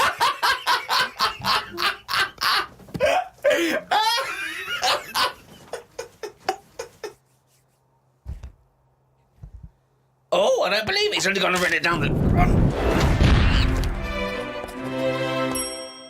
That jingle, of course, signifies another reading from Carl Pilkington's diary. We went to the park and had a brew. Suzanne read the paper while I played with a ladybird. I mean, it's like a child, isn't it? It is like what a child would do. Suzanne read the paper while I played with the ladybird. Oh, his only friend is a beetle. It climbed up my arm.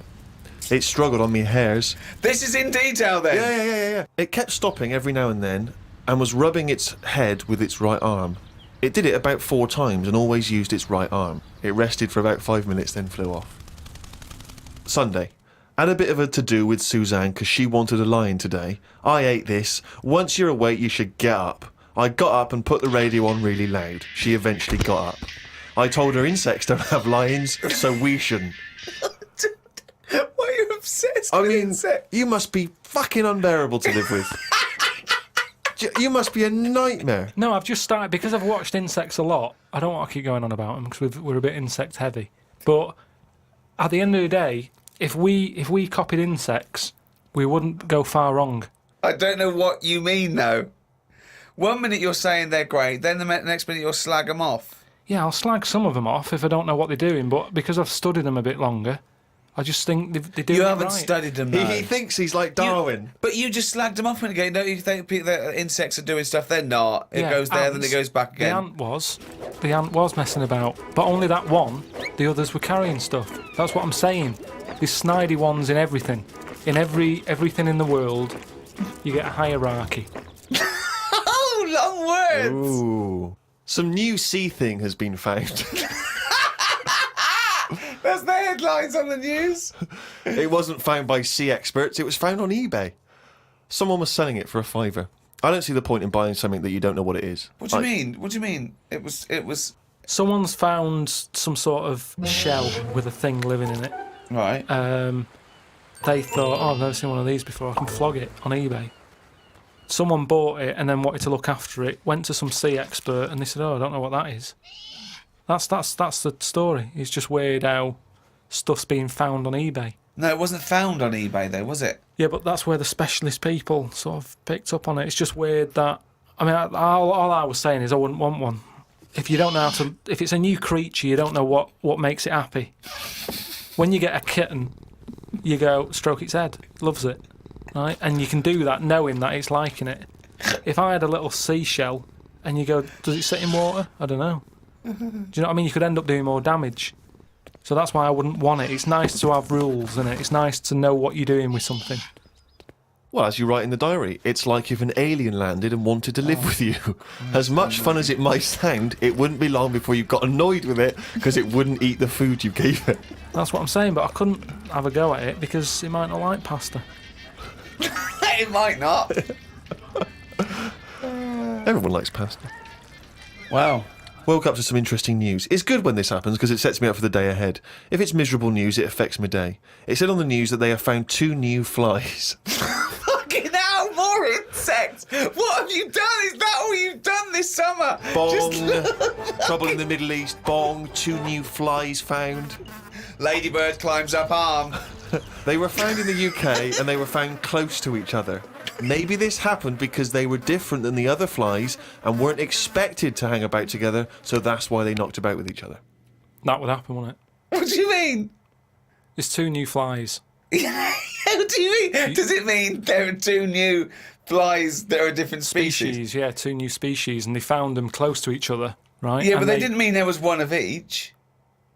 No. Yeah, they did. They found 2 different ones. No. No, they have. Seriously, I know that. That's right. That's a fact. So you've got, like, I don't know the names of them. They give them odd names, don't they?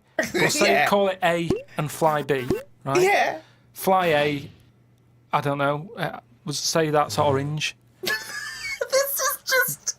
B. Fly B, yeah. No, This is but- painful, No, but this I'm is just making it painful. easier But for Fly B you. wears Okay. a little hat. He's got a little hat. Right, yeah, fine. Now, they found the orange one. I went, look at this over here. This is a bit weird. And they've gone, oh, that's a new species. Log it, whatever. And then the other one went, oh, keep your pen handy. Look at this one, it's got a hat on. So then they found them both within the same distance. I don't know what that sentence Keep means. going, keep going, keep going. They No, found let him them try and both. finish. They found them both within the same distance. But without interrupting him, let him finish this point. Let me just make one thing clear. Carl Pilkins just said they found them both within the same distance. Think of that! Don't know what it means, but go on, let him finish this point. So what I mean is, they weren't knocking about with other normal houseflies because they were probably sort of going, oh, he's a bit weird. Leave it. Yet because the other one was also odd, they're hanging about with each other. Don't you understand that? Why is that such an odd concept? Because you think of it as like 2 little new kids in school. Yeah. They find out they're both new and they've got something in Yeah, common. they're both goths, so they start hanging out together. Yeah. And this was on the news, was it? Yeah, just on the radio, yeah. I know if I looked into that story, it would be 90% wrong. Bit tired today because didn't get to sleep as early as I'd wanted due to a moth getting in the bedroom. Fuck me. I got it in a glass and looked at it for a bit and then let it go because Suzanne wanted to go to sleep. Looked up some interesting news. Some people dug up an old body in Ireland. Turns out it's well old and was here when dinosaurs were here. The really weird bit is it had hair gel in its hair. Right, what is it? Fella, Well, no, it wasn't around when dinosaurs were here then. Just a bit after. Right, fine. A lot after, yeah, go on. It's not the age bit that's amazing. It's the fact of there's a fella, won't have even had shoes on his feet, Right. and yet he was worried about his hairstyle. Right, well, that's definitely not true either. There was a man on the radio doing poetry, says Carl in his diary. I thought I'd have a go at doing a poem about today. Not really. Steve, I'm a little bit queasy. He hasn't really written a poem. He's written a small poem. No, he hasn't really. Yes. If moths had eyes... Fuck me! Let me read the poem, okay? Oh, fuck. You wouldn't interrupt T.S. Eliot. Okay. Oh, okay. If moths had eyes, would they be happier? How do they know they're not dead? Cavemen hunting for food, but not before they style the hair on their head. What would last longer in dinosaur times? A blind man didn't stand a chance. Not with all them rocks about. I'd rather be a blind moth.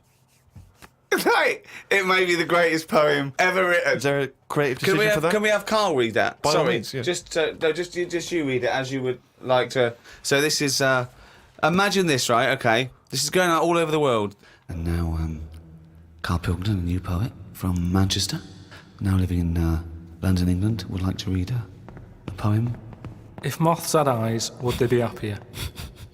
How do they know they're not dead? Cavemen hunting for food, but not before they style the hair on their head.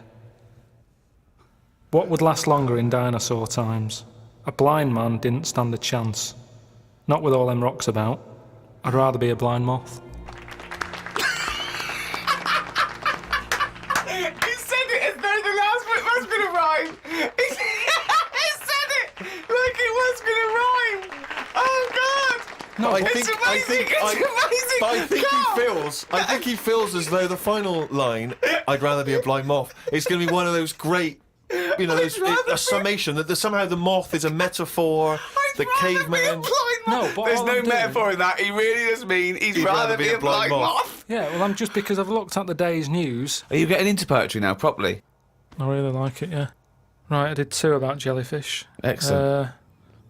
I don't like jellyfish. They're not a fish, they're just a blob. They don't have eyes, fins or scales like a cod. They float about blind, stinging people in the seas. And no one eats jellyfish with chips and mushy peas. Get rid of them. And then there's just a shorter one I did about a jellyfish. It would be spiteful to put jellyfish in a trifle.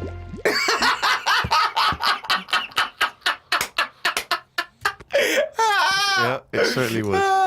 So, That's great. That's really good.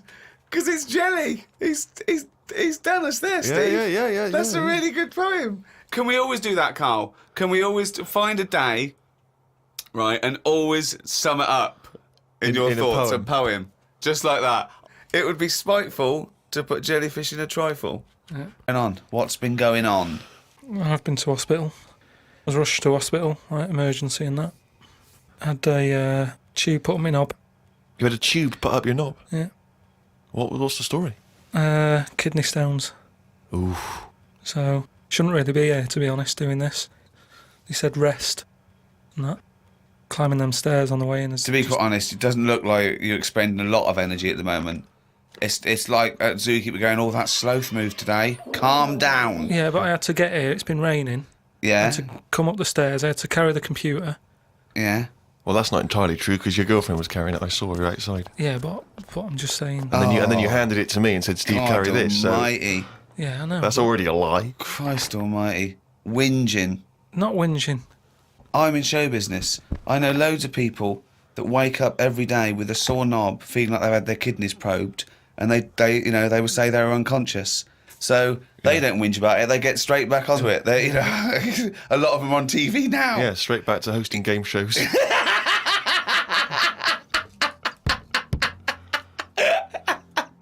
So you're rushed to hospital. So take us through the events because it does sound quite dramatic. You started feeling a bit of pain, did you initially? Felt a bit of pain, and I thought, yeah, maybe I just pulled a muscle or something when I've been wrestling with Ricky and that, because you don't know what damage is being done. So I just think, it'll go in a minute, and then it didn't. It got a bit badder. It got badder, did it? So then I Got a bit thought badder. I was crippled. I was lying on the floor in agony, looking on the internet, looking for sort of Still looking at solutions. monkey news. I just put in like bellyache and stuff, and they were saying me loads of different things. And what I used to do when I was a kid, I used to always just get a cold ashtray and put that on my belly, and the coldness used to get rid of the badness. Amazing. The coldness got me. It's like a witch doctor. Yeah. This is like A witch doctor happens to work in a pub. it's like some sort of 5th century remedy Yeah. written in mud. Coldness doth get away with the badness. Why specifically an ashtray? Just because they sort of old cold. They're old cold. I don't know what this is. I love this idea that he's had the operation and he comes round and they're talking to him and his girlfriend gets a phone call and they say, Mr. Pilkington's maybe complications. He's just talking rubbish. She goes, oh, good. Yeah, he's back to his old self. What? Why specifically an ashtray? Sorry, because it's old cold. I understand it's old cold. Oh yeah, we understand. Everyone who's done a medical degree understands old cold, but old cold belly badness. If you want to buy that book, Old Cold Belly Badness, it's the history of abdominal surgery by Carl Pilkington. No, it just But you put it in the freezer or something you first? can do if you want, but they're normally cold anyway. It's sort of thick glass and that it holds the cold. But we don't smoke in our house, so I had to use a plate. Oh well, that's madness. A plate's not going to work. Famously, a plate doesn't work. No! So you put a plate on your belly, but that didn't do any. That didn't work. So called Suzanne and said, "Oh, I'm in agony here."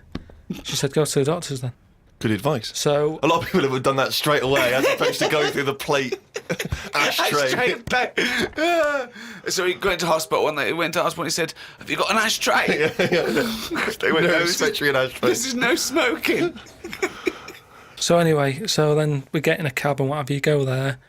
I have an X-ray His voice is even more boring than usual, Extraordinary, isn't it? Yeah. Fuck me. and they put me on a drip and everything. Give me some morphine and stuff. And found out that I had kidney stones. So that's why I was in hospital. And they get them out by... I don't know what's gone on, to be honest. I've got some tube inside me. From my kidney to my bladder. That's helping me stuff get about. And so there's a little tube up the end of your knob into your... Yeah, it's not there now. It's high up. Right. So it's high up between my kidney and my bladder. But why didn't you have the thing where they go in the side? You had the choice to... Because I said to the doctor, I'm not a doctor. I said, what do you think? He went, stop putting yourself down, Carl. He said, We need you in the operating theatre now. he just said, I said to him, what should I have done? Because he said, if you want, go home and we'll get you in again or something. Something like that. And I said, no, I might as well have it done properly. Have it done now whilst I'm here. Sorry, the choice was have it done properly or go home. It was something like that. He said there's something you can do. And I said, oh. Flush it out. No, because it's too big. It's something like 7mm. And it's basically because you don't drink enough water. Yeah.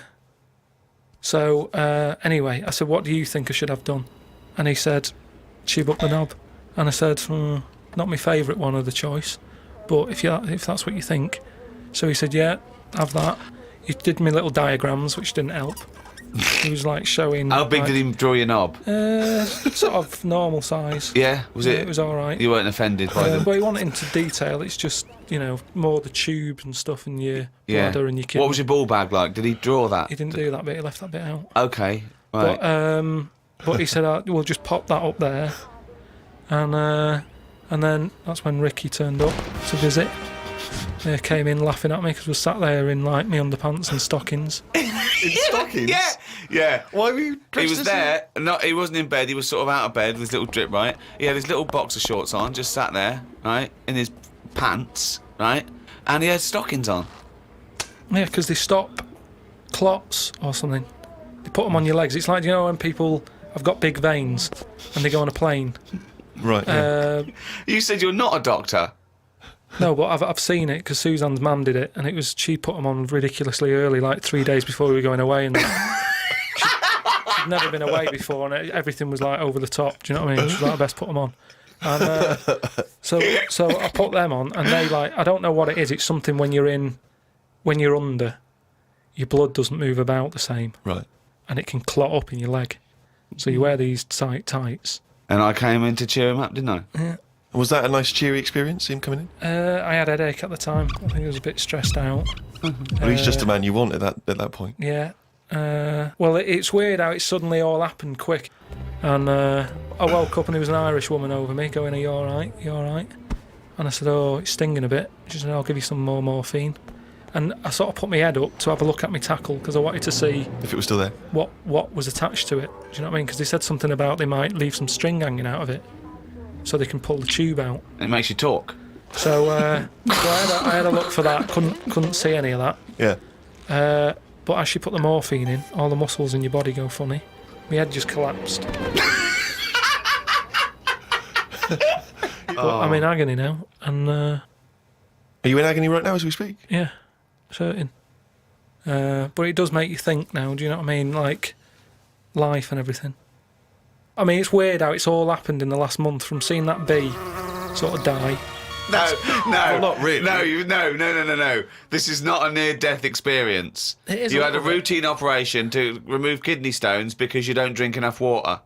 No, I know, but This is not a shark attack. yeah, but it's all life-threatening. Otherwise, you wouldn't have to fill out forms, would you? Saying if everything goes wrong, Suzanne can have the house or whatever. They keep checking your heartbeats and stuff, and your blood pressure. I don't like knowing about that. I just leave it. It's happening. Don't be messing with it. Stop measuring it. Stop measuring it. No, do you know what I mean? That's the same though? with a knob. It's that thing of like they put that thing. That's what on. the anaesthetist was doing when you were under, wasn't it? Yeah. He was comparing the diagram to the actual thing. Oh, God.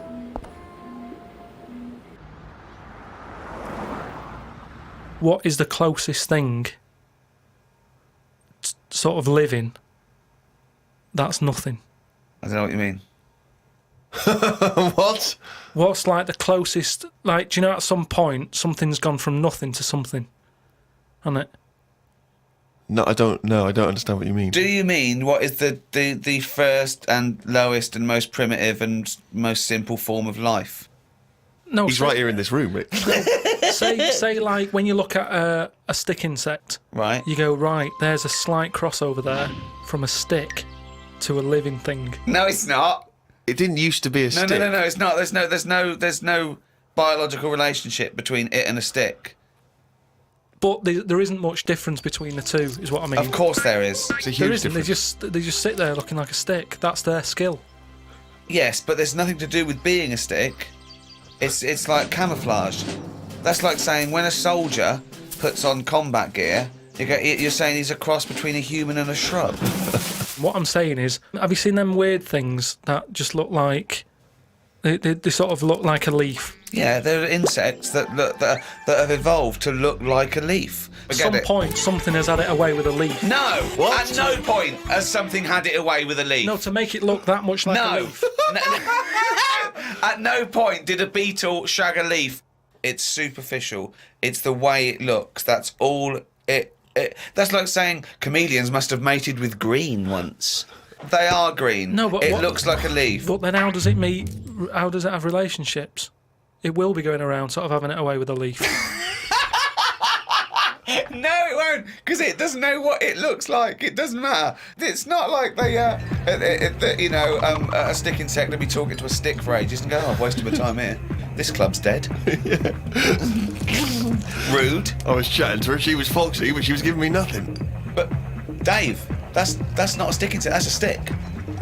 What are you talking about? That's a stick. You've been talking to a stick all night. I thought. I can't believe it. I just thought she had a great slim figure. No, it's actually a real stick. Well, I've been watching birds more than insects recently. Oh, In okay, the you moved last- on from in the insects. last week, just because I've sort of looked at the ant and the bee and that. And what I've found with pigeons is they've got wings, yet they walk a lot. I'd love that to be a thesis where he got like a £500,000 grant from a university, and I said, "Well, Pilkington seems to. He's done ants and he's done bees, and he's followed Lance. Apparently they're not doing anything. Some of them are lazy. We are granting him another £500,000. He's been working on it for a year. Please welcome Carl Pilkington. Carl, what have you found? Well, even though pigeons have wings, they walk a lot.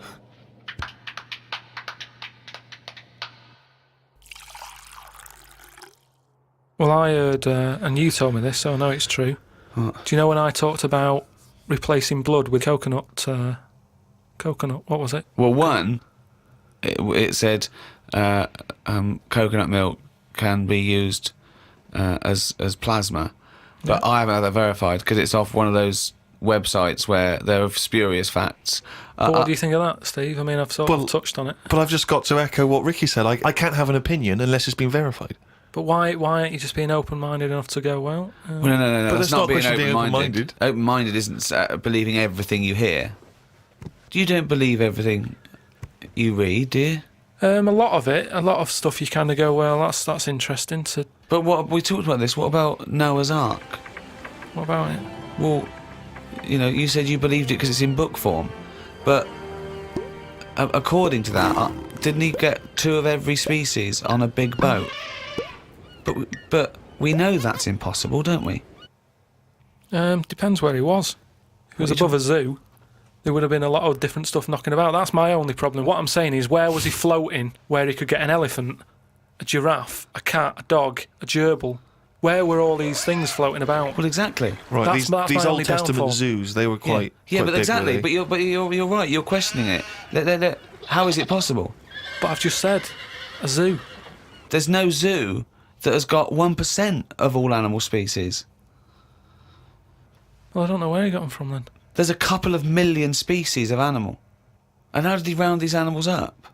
Because they were drowning, so they were looking for any boat. So they were actively seeking out an ark. Well, they would have just been looking for anything to get hold of.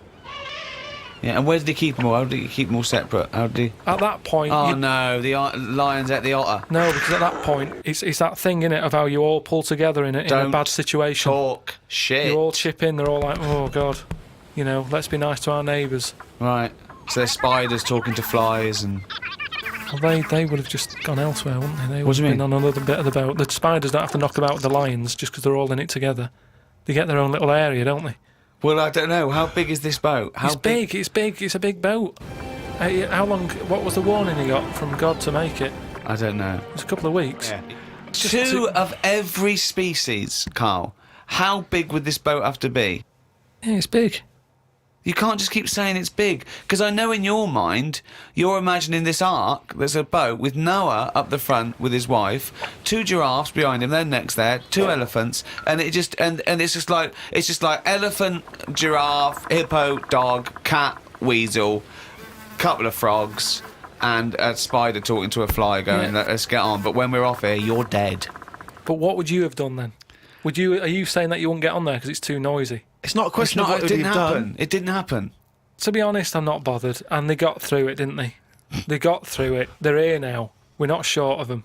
If anything, like I said, he didn't do us a favour because he saved too much. You can't move out there for stuff.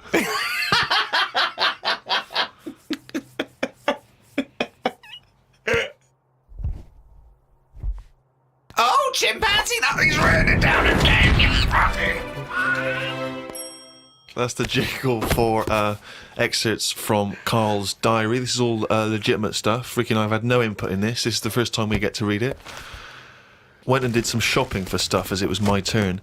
Suzanne moaned a bit because I forgot orange juice and bought some cheap toilet paper. She always buys the expensive toilet paper. I don't know why they make toilet paper with pretty patterns on it.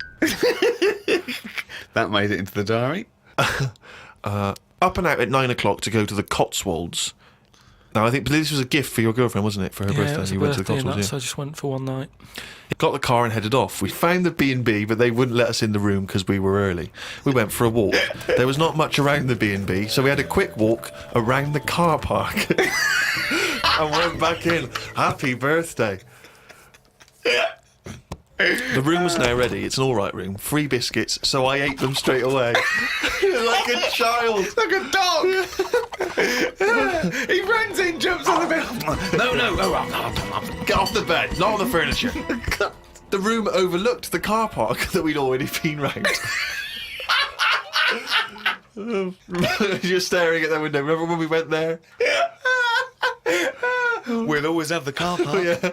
Oh, God. The room had posh coat hangers in the wardrobe with sponge on them. So I ate the sponge.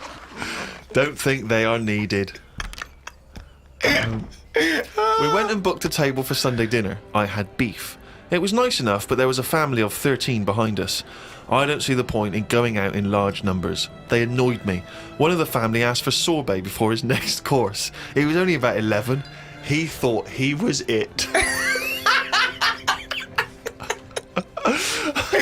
I said to Suzanne, I've had enough and needed a kip. Watched Planet Earth on BBC One. They filmed a panda for 4 weeks and all it did was sit in its cave. It did nout. If I was Fiat, I wouldn't name one of my cars after them as it suggests it won't work or go very far. It'd be like bringing out a Ford Sloth. No one would buy it.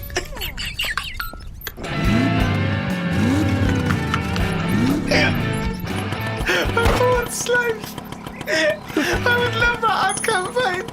Oh, that's amazing. Oh, God. The new Vauxhall Slug. We had a look around the local village. There wasn't much to it. We did the usual thing and had a look around the church graveyard to see how old the dead people are. That's what you do, isn't it? Suzanne's had it over time so far. She's gone to the Cotswolds. The room wasn't ready. She's seen the car park. And now let's go and play how old the dead people are. I like the fact that you mentioned we did the usual thing of having a look around the church graveyard. Do you make her do that every That's time what you you go do, isn't away? it? 'Cause they've I got like the nothing. fact. I want to know what she did for 2 hours when you slept. She just looked out at the car park, just like, memories. But that's what you do, though, isn't it? When you go to these places, there's nothing else unless you want fudge, or you know, you walk around the church graveyard and have a look. There's nothing. We went home. It took 3 hours to drive back. People say they go to the country to see the wildlife. I saw rabbits, pheasants, and a fox on the way home. They were all dead in the road.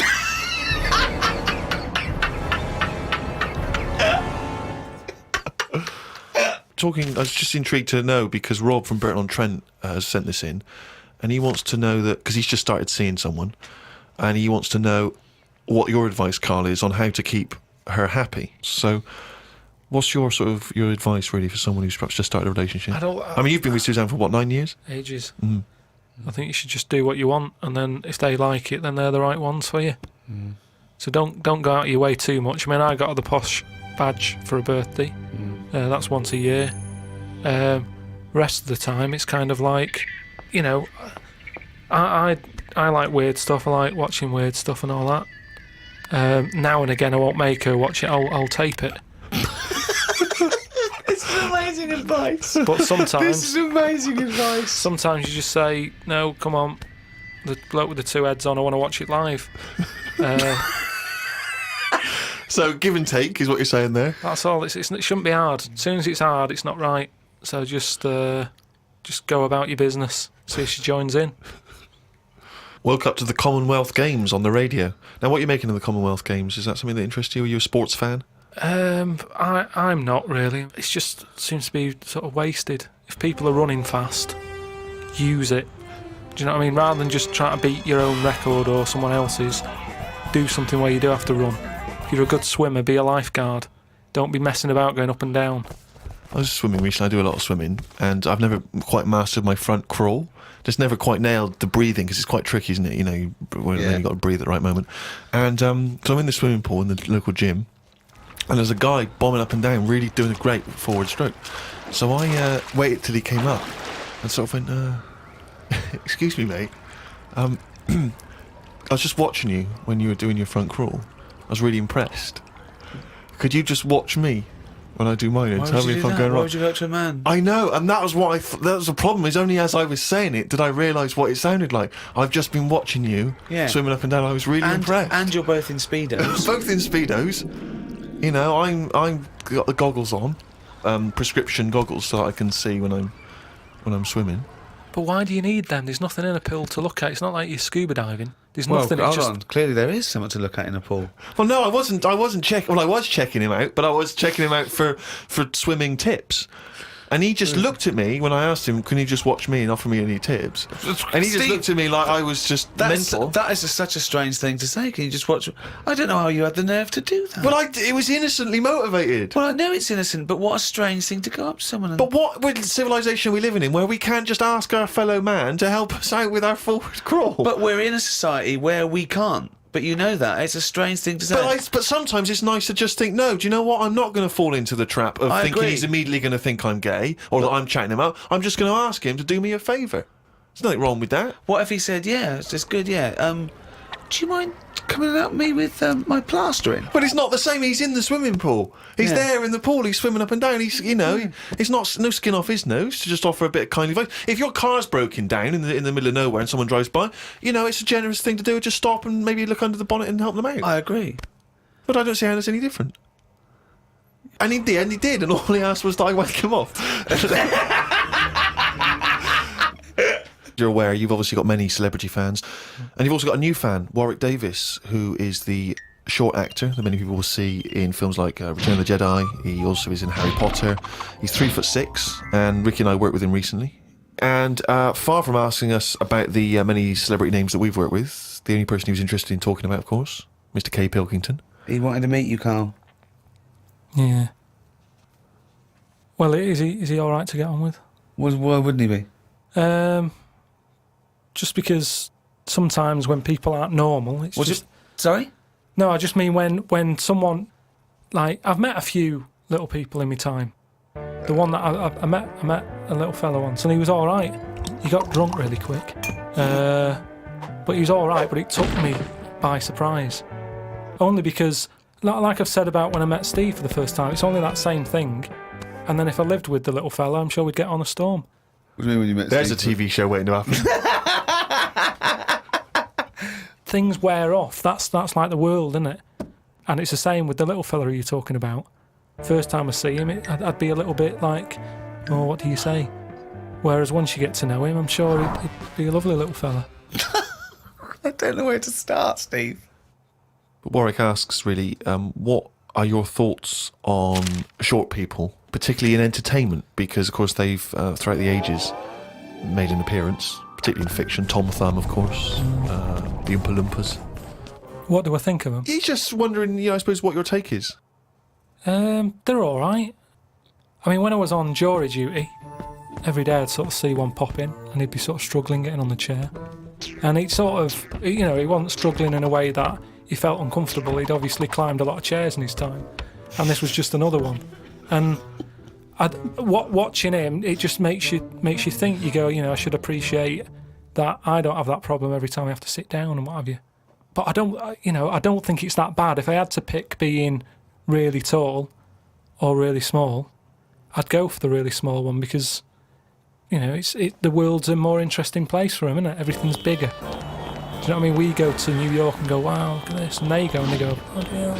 Do you know what I mean? Everything's a lot bigger. Everything's more amazing. Food portions. Everything's a bonus. So out of the two, I'd be small, and maybe that's what I'd chat to Warwick about for a bit, just to get to know him.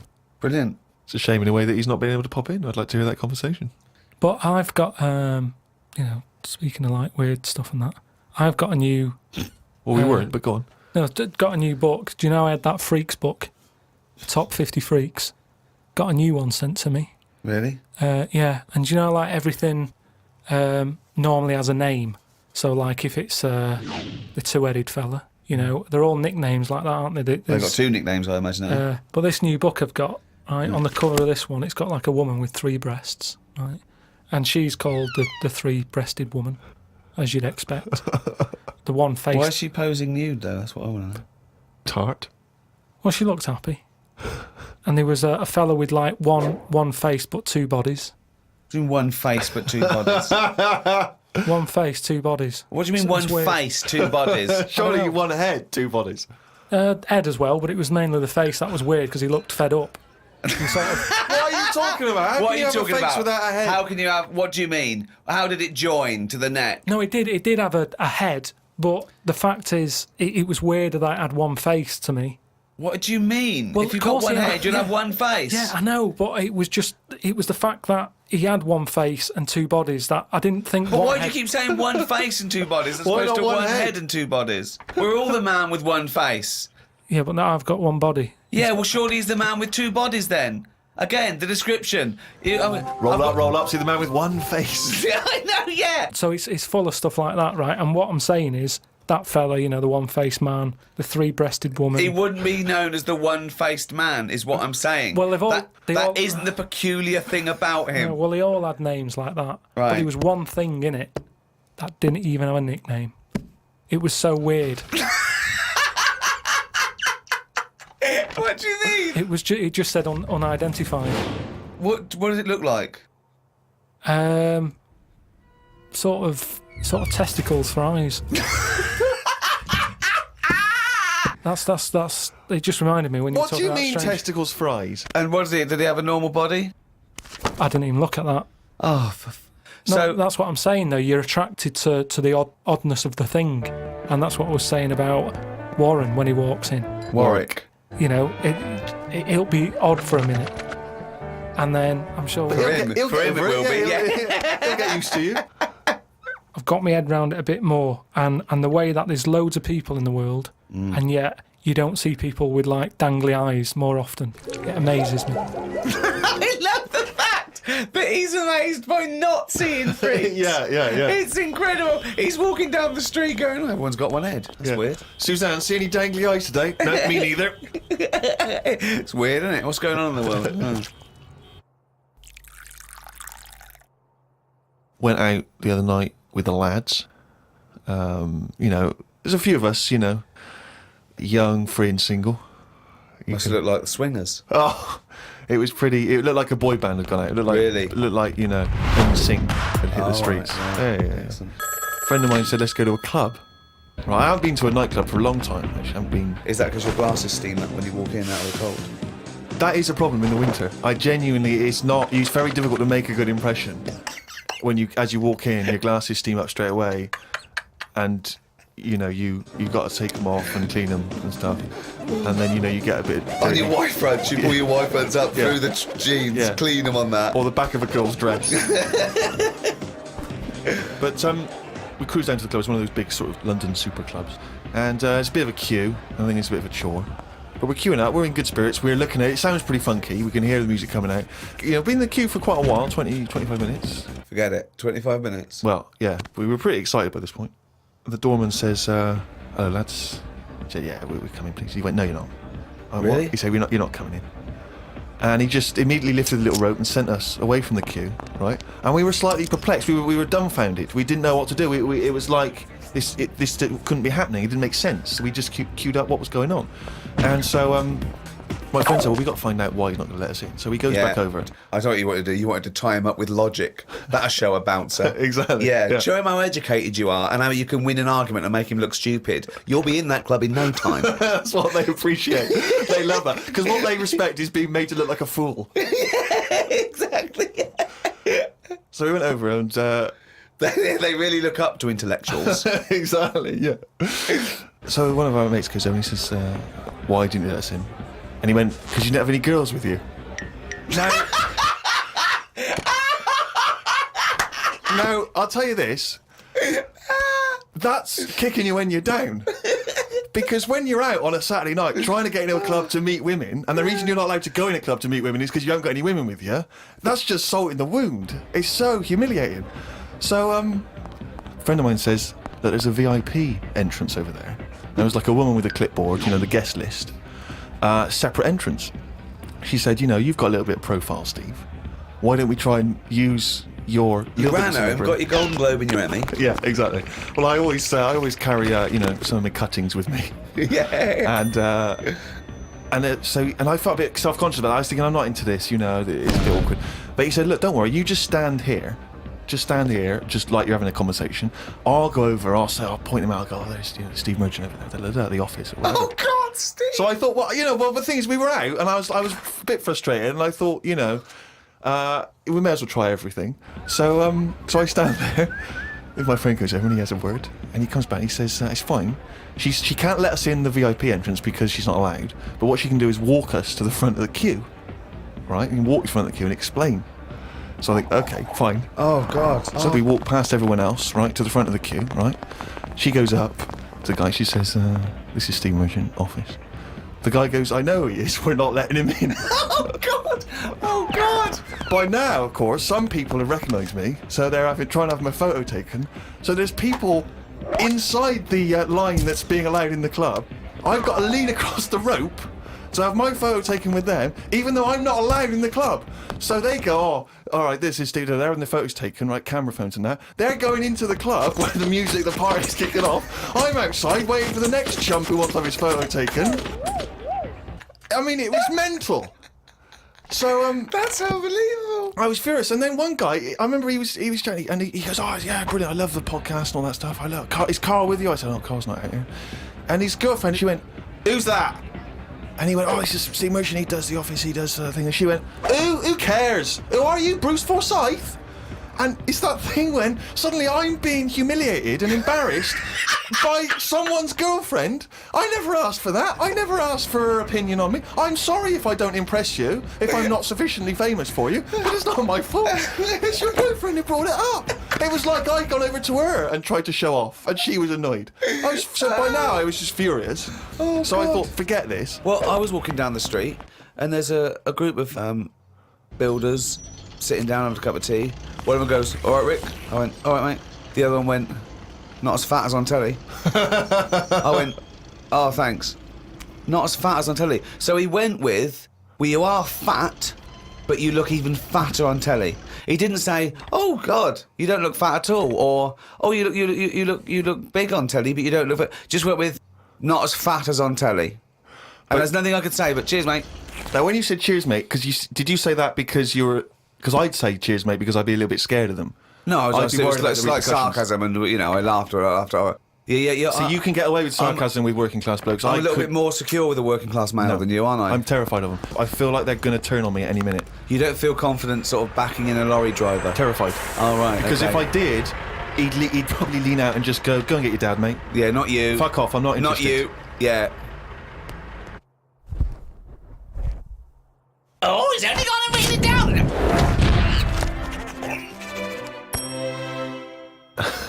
That jingle there signifying, of course, once again, another reading from the Diary of Carl Pilkington.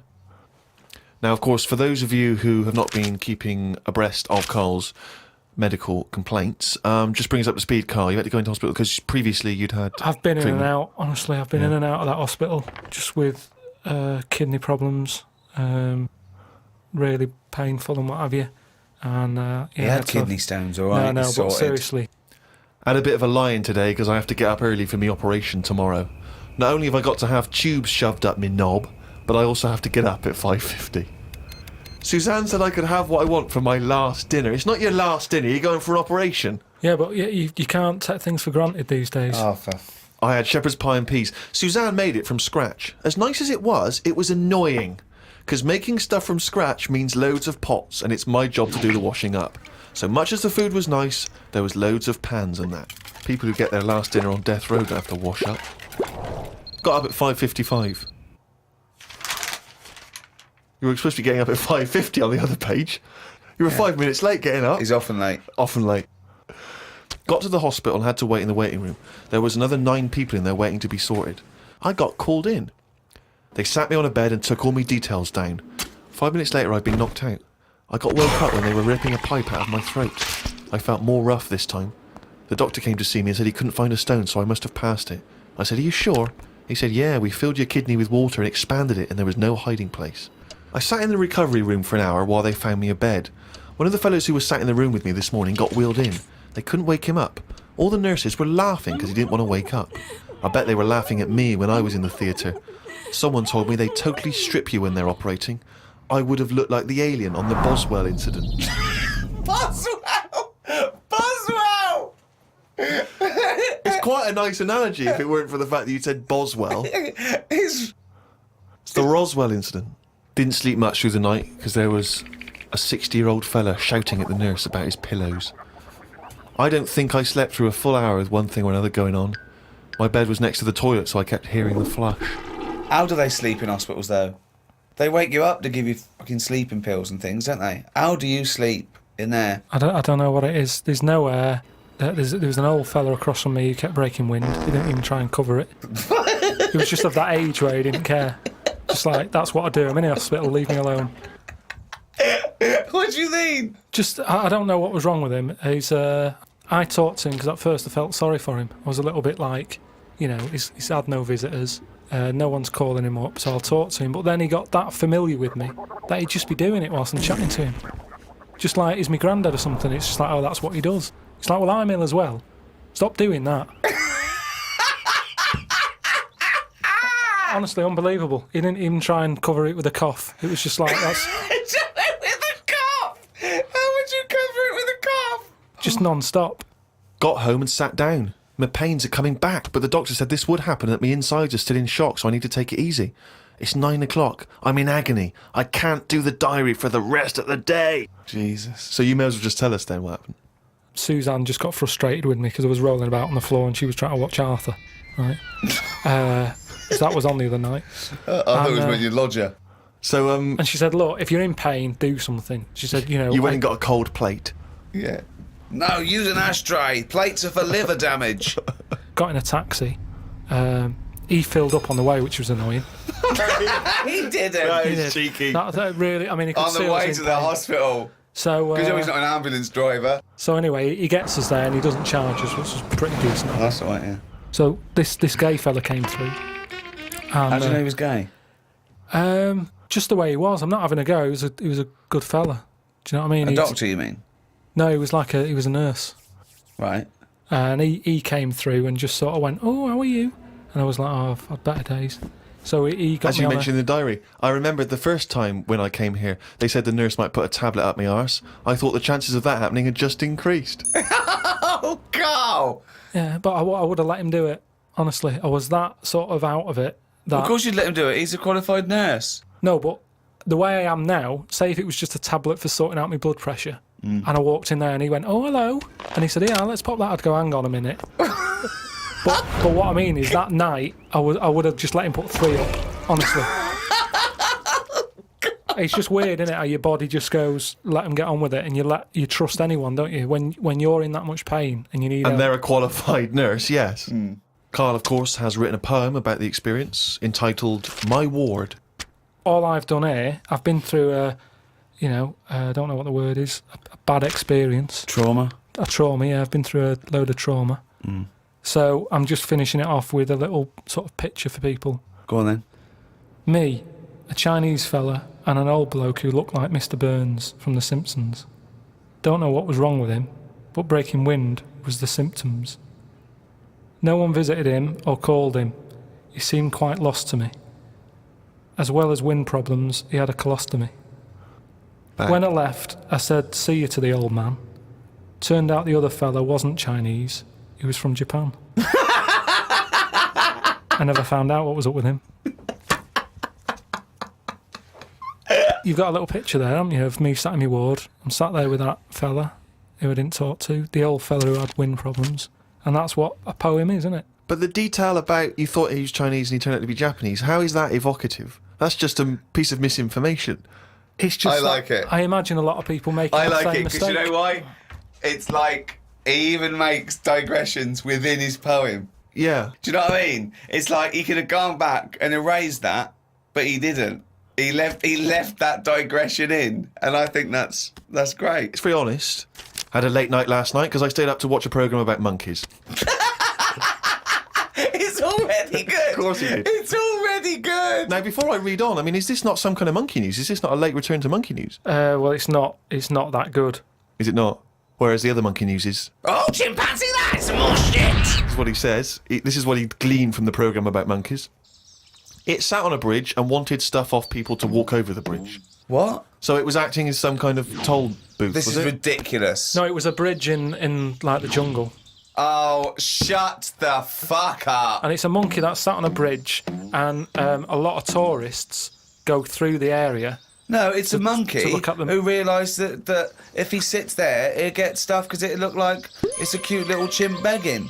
No, but every time. Yeah, because you give a monkey, I'm as bad as him now. If you give a chimpanzee a banana and he starts realising that humans have things to give. Yeah, but it's all squirrels sorts of learn that. But you don't go, you wouldn't say, went to the park, there's squirrels waiting at the gate. You have to give them a toll to go in. They're only going to give them a nuts. They come up to you every time. You fucking idiot. Went to bed after watching it and fell asleep thinking about it on the bridge right now. It's a bit bad, really, because the monkey should work harder for its food. It made me remember the slug I saw yesterday that was eating bird poo. Nobody would ever help a slug with food like they do with ducks and monkeys. A slug's life is pretty bad. The only time they come out of their den is when it's raining. Den. So even their days out are depressing. It is. Do you know what I mean? No. It is like, it's a horrible thing to be, innit?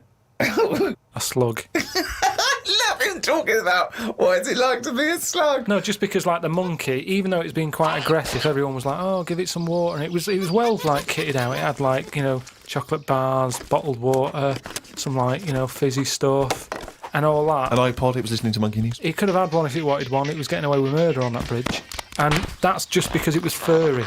Yeah, if that was like a blob, like a slug, there's no way people would be that friendly towards it. And it just annoys me how you get this pecking order for like no matter what creature you are, favouritism.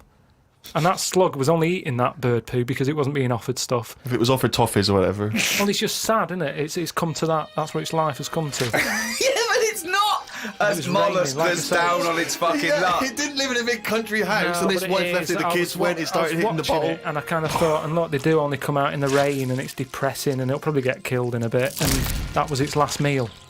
I just Last meal. people But it wouldn't don't care. prefer steak and chips, Carl.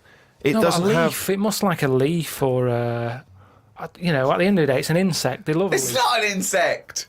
Well, it's part of that gang. It's part of that. No, it's part of They that. hang out together. They hang out It's not. together. Why do you think it's part of that Because gang? it knocks about in the woods in the same place as a spider does.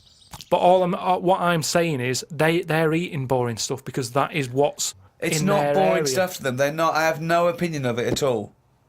They take in sustenance. No, but where you are is what you eat. When I'm in London, I'll have beans on toast for lunch. On holiday, what? Tapas? Go on, I'll have a bit. So it's whatever you eat, what's in that area. Suzanne went off to work and I went to the shop to buy some envelopes. The shop was empty, but the fella behind the counter was on the phone and just kept talking even though he could see I was waiting. I started to count backwards from 20. When I got to 6, he hung up and served me.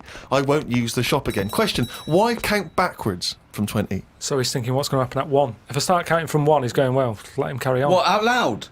So, not really loud, but like more of a mouth action so he could see who was doing it. Do you know, like Sorry, you just started miming counting backwards to a man in a shop. He's on the phone. The Yes. shop is empty. I Yes. thought he'd like me custom. He could have served me and stay on the phone. Even though I don't like that, at least he's still doing what he needs to do. I'd have said, working in a sorry, shop. can I just get these, please? Yeah. Well, I stood there and I thought, it's annoying me now. My kidneys aching and I started to get a bit of a sweat on. So I thought, right, I'm going to give him 20 seconds and if he hasn't got off the phone, I'm leaving. Again, You are giving one yourself, of the strangest people. It's just giving yourself a thing. I could have been stood there for Free. ages. He's one of the strangest people who's free to walk Yeah. It's the about streets. No, I set myself a little target and I thought I don't want to waste another 30 seconds in here. I'll give him 20. It worked. He served me at 6. But it didn't work. Yeah, but did he do it because you were doing that, or did he finish his phone call? I don't know. I was busy counting.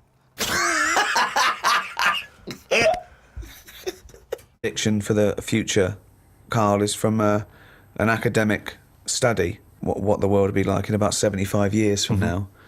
And a big prediction they're sort of sure of is that androgyny will rule. But soon you won't even need a female or a man in your life. You'll just need the egg or sperm.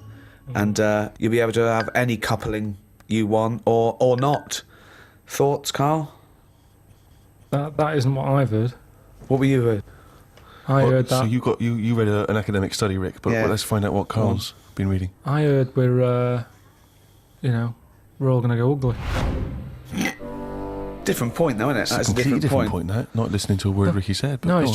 just if we all sort of go ugly, that will sort the population He gets an problem out. extra syllable in the word ugly. Ugly. Ugly. Ugly. Yeah. So that just sorts the population out because people aren't sort of having it away left, right, and centre. Well, no. Well, then that doesn't sort of. What do you mean? Sorry, Rick, I don't understand what the hell he said there. Are you saying because everyone's ugly, everyone won't want to have it away more with the ugly person? Yeah. Okay, I still don't. You seem to understand what he's talking about, Rick. I'm still confused. But what he thinks is that if we're all ugly, then we still have this strange paradigm of beauty that won't exist, so we won't fancy anyone as much. No, they'll still sort of fancy, because at the end of the day, we're animals, aren't we? Yeah. So we'll still have it away, but not as much as they'd like to do now, because it's all based on looks. Sorry, but what's this got to do with what What's Ricky this world said? like? Describe a typical town or countryside. It's exactly right. Imagine London, you've still got the gherkin, you've still got the big wheel. Right. It's just everyone's ugly. Right, and they're doing all the same jobs, are they? Everyone's still, the world's got to carry on. What do they look like? What's ugly?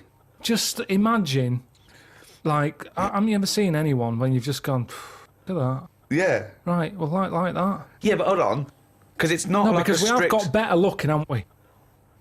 If I look back now at a school photo, you look at my class and you go, what was going on then? You can't tell the difference between some of the girls and the blokes. When he said we've got better looking, I thought he was going to talk about cavemen, not his school photo. I mean, what happened there? There's been no evolution in that time. What are you talking about, Carl? We've got better looking now, haven't we? But we will change. Yeah, we'll Probably change. not in There's little 75 things. years. I mentioned before about your little finger. There'll come a time when that'll go. I've watched it. I've kept an eye on what my little finger's doing. Sometimes it does nothing. It never helps out. All the others are grabbing all the stuff. That one just sort of sits there watching. So you could get rid of that, and I think that will go in evolution. Think of the books he could have read when he was doing that, when he was monitoring his little finger. I've been watching my little finger. But again, if you shaved a caveman, he's basically us. He's basically us. Well, he's basically Carl. Yeah. I think what's more interesting about the future, Carl, is the fact that technology integrated with humans will be fascinating. So, for instance, they're talking about the fact that in the future we may even be able to have chips in our head that allow us to access the internet or an equivalent of it directly, mentally. So imagine that. To say, not French fries. But hang on though, at what point are we us then? Yeah, this is good. Go on. No, because if I can go on the internet at any time, then that's going to know more than me. What does that mean? Okay. When I don't know an answer to something now, which is a lot of stuff. Really? Go on. You watch University Challenge, and the stuff them kids on that know.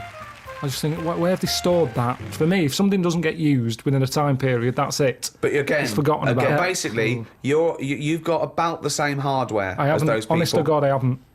I know I haven't. So what I'm saying is, if I want to know the answer to something, I go on the internet. Yeah. Right. Now, if I've got a chip in my head with Google on it, I'm never going to use my head. I'll just be forever on Google. I'm never going to use my head. Well, I'm not, because what do you what's think the point? Your head is though. Because I'm going to get it wrong. The chances are I'll get it wrong. So divert that. It's like saying... No, you can't bypass the brain straight to Google. When you're having a chat socially, it's not like they're going, all right, Carl, how are you? And you're not there. You're asleep and Google's talking. I think you'll find that... No, only... Do you want to see naked ladies? Come this way. No, only for questions, though, that I don't know. But what I'm saying is, because I don't know a lot of the answers, I'll just say, forget it, leave it connected to Google. So then I'm not me anymore. Well, what are you doing? Where's you gone? I'm looking at Google.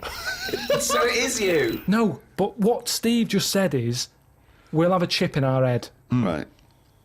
that can access the internet. Right. So why bother using But my you're own still knowledge? the go-between. You, Carl, are the go-between between the internet and whatever your But mouth you can't says. beat the internet. Yes, You but can't, you're it the knows everything. Where does Google get the information from in the first place? Someone on one of them bright people on University Challenge has put it on. Yeah, a human being. So, but I'm going to get lazier. I don't watch University Challenge and go, I want to be like them. I'm going to start reading books. I've accepted I'm never going to be like them. I can't play along. All I tend to do is I say to Suzanne, right, so every question now, I'm going to have egg as the answer. And I'm hoping that one day... What an amazing game! What an amazing Because- intellectual pursuit that is. What a lucky lady. What does Suzanne say to that? Well, she just sees if it works. She just plays along, and then I'm saying, oh, it might be this one or whatever. I love that, because I remember once it was about 5 years ago, Carl and Suzanne were round near Christmas, and me and Jane were there. We were playing different parlour games, like charades and that. And then one game, you have to do that thing where you have to beat, and you have to do animals, and you have to go. First one is A, then B. So you say aardvark. Next one goes beaver. Next one goes cat. It came to Carl. He panicked, and he went egg. And he was on F. So you're sat there watching University Challenge, and on a good night, it's, you know, well-known jeweller Fabergé is well known for his jewel-encrusted egg. Humpty Dumpty is commonly pictured as a living egg. That's Sometimes great. it's I'm getting saying, extraordinary. if you keep saying the same thing, eventually, it's like a broken watch. Carl It's Pilkington's always head right, looks innit? like hay. Yeah. I've just got more chance of getting it right. Sure. But also, he told me when he plays University Challenge, he says he's given up ever trying to get an answer. So now he tries to guess who's going to answer the question. Another great game. Suzanne's roped in on. Unbelievable. How would you do with that? That's not... I'm normally all right on that. Normally, all right. There's got to be something else. There's another watch. there's another evolution thing though. When you watch brainy people on that, or wearing glasses, Yeah. what does that tell you? We are reading too much. We're wearing the eyes out, and that you Maybe. can't argue with that because the evidence Well, is you there. can. Okay, one more go. What do Right. you mean? The chip in the brain isn't part of filling your head with stuff. The journey of filling it with that stuff. What do you mean? Whereas if say if you had a baby, the baby pops out, it cries a bit. You go, right, we've got. What do you want your baby to be interested in? And you say, I want it to be a plumber. You go, right. When it's 2, we're going to stick a plumber chip in its head. Right. Yeah. It's not right, is it? No. No. I don't know why you chose plumber either. Well, we still need plumbing. Yeah, I do we? know we do, but... It's odd that they would have chosen, but they've got such Oh, yeah. such kind of small It's what ambitions for it's their what his babies. granddad did, and they want the sort of the thing to go through the business. They own a plumbing business.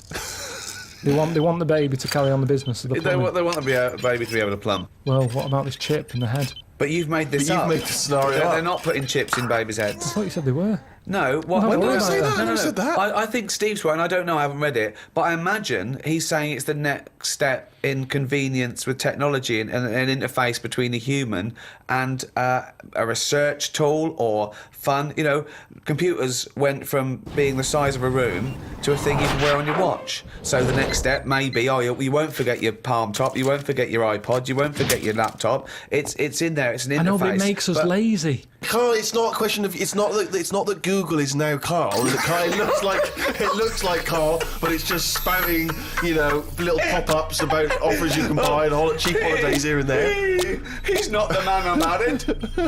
Right, look at it like this. Jesus. Look, I see it all the time now. Go on. You go, where are you going to someone? And they go, I'm going to Dorset. Hey. Oh, aye, what road are you taking? Don't know, just pop on the sat-nav. Now, that's a start, isn't it? Okay. Let's act that out with me, okay? I'm going away for the weekend, Carl. Are you? Yeah. Where are you going? Dorset. Oh, yeah. Are you getting there? Car. Oh, right. Yeah, well, which way are you going? Don't know. Why do you want to know? Oh, just making a friendly chat. I'm interested in geography. Which way are you going? Well, I don't know really. I've got a sat nav in my car, and I'm getting there. And what do you mean? What? Bit lazy, isn't it? Well, I'm not a pigeon. I don't. I mean, you got an A to Z. Well, yeah, but it's on a computer. The A to Z. What's the difference between looking at an A to Z and? Bit lazy, though. Not really. No. Why? Why is it any different that I've got it computerized so I can go along? A to Z's a bit dangerous, isn't it? It's a bit.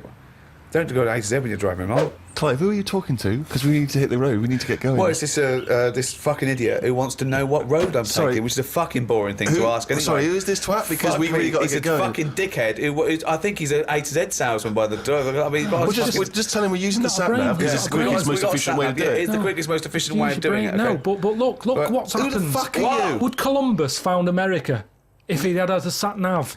Yes. No, he He'd have wouldn't. put in America and he would have taken him He to wouldn't. He wouldn't. America. He only found it because he got lost.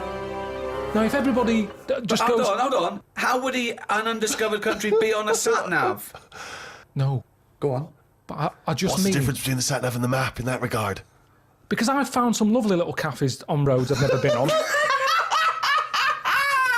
And I've instantly gone from finding a continent to a little cafe. I love that. I love that. Little greasy spoon. I am off to discover the unknown world. Where are you going?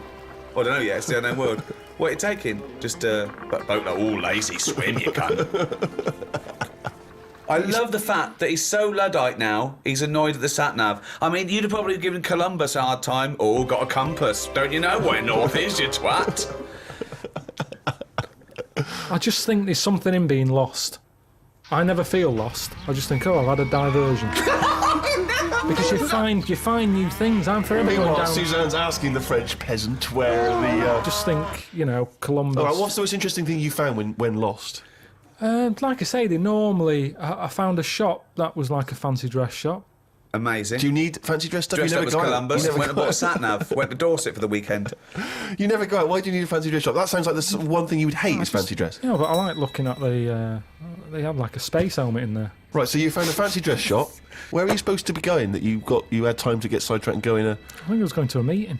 I just cut... Amazing, that's the last time. So you want to get lost? Yeah, you don't want to get lost, do No, because I we? always give myself loads of time because I get lost a lot. I always give myself... Get a Get a sat-nav. I'm just saying, that's how you find little treats along the way. And next time you pass it, or next time someone says, "Do you know where the fancy dress shop is?" You go, "Yeah, I do." You go, I have no idea because I was lost. I didn't know where it was. No, but normally I Oh, well, learn. I'm not going to tell you, lazy cunt. Have you got an AZ? Oh, that's harsh. Yeah, find it yourself, you lazy twat. So What have you learned? You keep going on about all this learning. What have you learned? What have you learned? Okay, sum When? up mankind's foray into the future. I want this. This will be the introduction to a book about the future. It will then be read in 100 years' time and go, Carl Pilkington was the most prophetic genius that's ever walked the earth. These are his words from 2010. Just some predictions that you think. Just sum it up. Just sum it up. I believe. Start off with, I, Carl Pilkington, believe that mankind in the future will. Okay, start off and with that then what? sentence. Just have like a top 5. Well, no, or just Well, maybe just predictions. Just yeah, predicting time. okay, in yeah, the future. okay, yeah. So and just- then a little thing to remember. And remember ye this. So I, Carl Pilkington, predict that in the future mankind will. Start off with that. Start off with that sentence. I've given you that one. All right, I'm Carl, and the future. He's already gone off road. It's a scary place, but the future's going to happen. Right? There's no getting away from that. Yep. Okay, your predictions are. Well, we're all. It's not a sound bite. Keep going. Hang on a Give him minute. space. Okay, Give him this space. Give is him in a time. book. I've got to think about. I don't Okay. want to get it Think. wrong. Okay. Think first. Think and then say it. Okay. Starting from now. These words of wisdom will be inscribed on a wall of a museum one day. Proceed. I think trousers are going to be stopped being made. Just because Right. you see kids now, they've got pants around their ankles. They're going further and further down. So I think that's evolution, just getting rid of the trouser. Right. It's just dropping naturally. That's the evolution of the trouser because it's dropping Well, you incrementally see now, you down can the see arse. kids' underpants, so they're just dropping. Yeah. I think they'll get to a point when they just don't bother wearing them anymore. Right. Prediction 1. Okay, That's an amazing one. They'll stop making trousers in the future. Good, Okay. We're going to get weaker. That's already happened. They used to say, an apple a day keeps the doctor away. Now they're saying eat 5 fruits. Right. So we've definitely that's evidence. You can't argue with that. I'd probably put that first because they go, he's right. What's number 2? So swap that round. Okay, that's number Give 1. him the pants second. Yep. I'm gonna die. I'm gonna die. Okay, They number used 3. to say an apple a day keeps the doctor away. They used to say put your trousers up. Now they say put them down. You can. had such fucking dribble. Number 3. Right, number 3. Oh, the scholars are now waiting with bated breath when they find this old scroll, and they go, "Ooh, what can number 3 be?" I reckon we'll blend all our food. Oh God! No, because I honestly thought then he was going to make a point about race. When he said, I never thought it would be, we'll blend all our food. like they do for babies, you mean? I just think when you think about all the stuff we eat now, cavemen chewing on big lumps of meat. Yeah. We had wisdom teeth. Yep. Now they say, "Well, take them out. You're not using them." Yep. Why are you not using them? Because your food's soft. Yep. Sorbet. Yep. Soups. Yeah. Everything's softer, Just isn't it? When those you get an two, yeah. avocado, they say, "Is it soft?" Everyone's squeezing the food before they buy it. Yeah. No one wants anything tough. Yeah. So I think chewing is a sort of It's a thing of the thing of the past. We haven't got the time to chew. Everyone's like, "Hurry up, eat that." You don't have to go out for dinner with Ricky. He's like, "Hurry up." Like, I'm still eating Well, it. he does blend his food, I think. Okay, so blending food. Great. I reckon. What else do we do now? So I've done teeth. Done trousers. I've come up with this idea. It's sort of like glasses, but you can live wherever you want to live. What do you mean? Everything that's real, you're not looking at that anymore. This is really the future. I'd put this at number 10. This is like... We're only doing 5. Fuck me. So what you mean is that you look through the glasses and instead of seeing the real world, you see a tropical what you want to paradise. see. So if you're a young kid and you like the idea of living in the urban ghetto with all graffiti on the walls and that, you can see that. Yeah, but hold on. Are you walking around? Because you'll be bumping into stuff, won't you? No. Why not? No, what you mean is that the stuff that's there in the real world is being digitally reimagined Yeah. in your glasses. So what was a nice country lane is suddenly now an It's urban got loads ghetto. of graffiti on it. Sure. Absolutely mental, pointless, will But- never work. Absolutely But one of the older- maddest things you've ever said. Really weird, that one. Yeah, It yeah. could be done. I reckon it could be easily Why done. would it be? Okay, Because- that last one, that's number 4. That's a load of bollocks. So what's number 5? There'll be more letters in the alphabet. Why? Why? Because we're running out of words now, aren't we? No, we're not running out of No, we words are. now. We are definitely running out Just of using, words. No. just using the letters we've already got and yeah. making new words. Yeah, we're making, yeah. No, but we haven't got enough now. Of course we have. Have you any idea? You could have a word with 9 L's Yes. before you run out. Yeah, and they do in Wales and what have you. That's because their alphabet is shorter than ours. They've only got something like 24 letters over there. Right. They go mental with the L.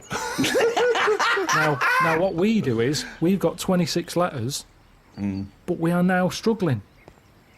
We're not struggling at all. We are. We're not. I mean, it's a stupid... Boswallocks in shampoo.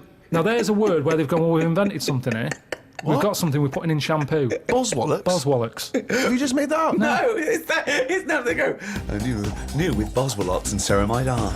Yeah, but that's a new word because they have to. They come up with a new word. But it's a terrible word. Why?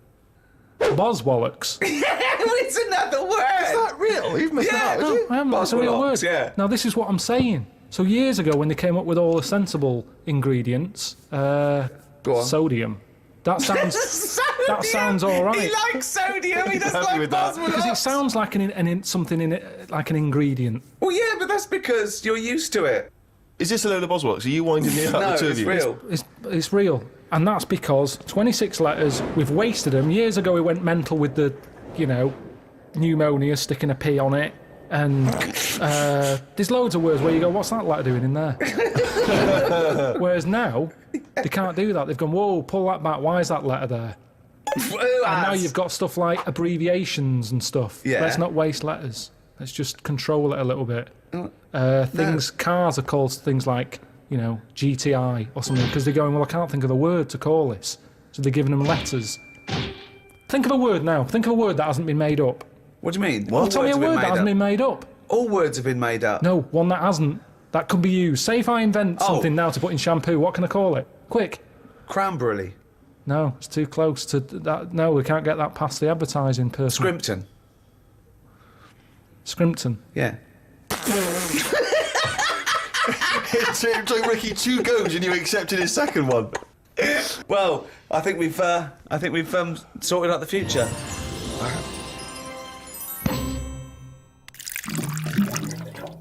Since, obviously, the days of Nostradamus, there's been many people who've tried to foresee the future.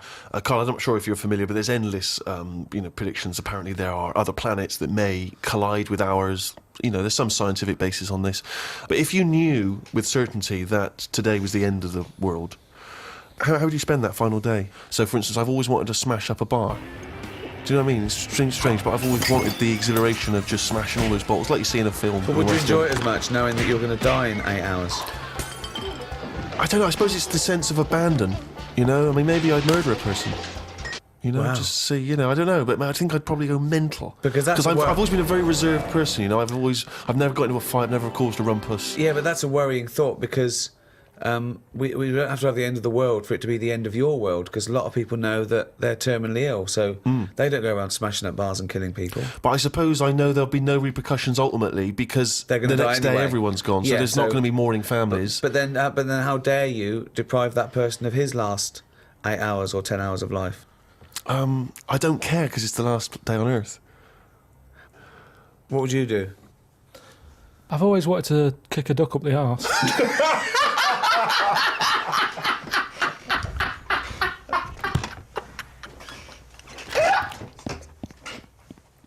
Start by just saying, Carl, that the natural world is so diverse that we don't even know how many species there are. With plants and animals, there could be up to 10 million species. There are 37,000 different species of spider alone. What do you think of that? It's a lot. It is, isn't it? A lot. But if there's loads of stuff out there that we don't know about, and we don't know what it's doing, is it that important? Is it worth finding them now? Well, yeah. Why? Well, it may give us the key to unlock other mysteries. A spider won't. Well, it might do. A spider won't be unlocking any mysteries. Well, that's What I mean is the police know about the gangsters, but Right. they go, right, we're aware of them, let Right. them get on with it. We'll keep our eye on them. And it's the same in the jungle. These spiders, the deadly ones you're aware of, the ones that are just pottering about, you go, don't even worry about them, don't even give them a name. They're not doing anything. But what if there's another poisonous spider they haven't identified yet, lurking in the undergrowth? I'd be very surprised. So you'd be very surprised. I'd be surprised if there was It something... sounds like laziness on your part. But they're No, discovering it's new not. species all the time. We know about all the dangerous stuff now, because we have to. We live in No, a we world don't. now. We do. We know about a lot of the dangerous stuff. Whenever they find something new now, it's like a new look- butterfly or... Well, no, look at AIDS. When I was a kid, no one had ever heard of AIDS. Yeah, but that's not a natural thing, is it? That's not like a spider or What do you mean it's not a la- natural ladybird. thing? It's not a natural thing. It's not something that's... AIDS hasn't been like living under the soil for millions of years, but I'll wait till the 1980s and I'll come out and kill a load of people. No, but it is a natural new thing. It's new. Yeah, but loads of animals are new, aren't they? Evolutionary terms. There's new animals in evolution. I'm sure there's new stuff deep down that's just like, almost like bacteria, sat under the soil, it'll never come to the top, right? It's like having an old woman who's a neighbour. She never goes out, she doesn't bother you. Let her be. But what if that old neighbour could unlock the secrets to... I don't think she can. Just even to us understanding the complexities of the universe, of the way things have developed and grown. Because we know about it. Well, why would we know about it? Because I never understand, why is it you want to stop researching and studying now? Why is it that you're happy to just draw a line under everything else? What if people had said this back in the 19th century? We've done this. I think someone in the 1900s said everything that's going to be invented has been invented, and then look what happened in that century. Yeah, and I've said to you, look at the stuff that is being invented now. The frisbee and stuff like that. It's all stuff that, Right. that you kind of go, it's all right, it's a good idea, but we don't need Yeah, it. but the frisbee wasn't being worked on by the top brains of our generation. That was some novelty toy that some manufacturer made. Yeah, but it's like, look at the fuss we made over that fella who came up with a Dyson vac. Everyone was like, he's up there with Einstein. Well, he's not. It's a good vac. It cleans up floors well and everything. Who but said he's up there with Einstein? These one of- PR people in one of did. those programs where they did like great inventions of our time, it was easy early on. You go Einstein, you know, Newton did this, Archimedes, Dyson, and they started to run out because it is harder to come up with something new now. Because everything that's needed, remember, the things we've invented are things that we sort of go, we could do with that. Inventors don't sit there going, what can I make? Oh, I need a toaster. They've sat there, they've burnt the toast under the grill, and they've gone, I need some sort of device here. Well, that I can somebody, put bread in. yeah. And what can it do? I'll shake it like Necessity that is and the that. mother of invention. Yeah. However, there are people who sit around going, "Where's a a loophole in the market? Where's a Well, niche?" here's something. About a year ago, I came up with a see-through toaster so that you can see how much the toast is cooked. Right. I found it about 2 months after that. Someone had done it. So I'd just been beaten to the post.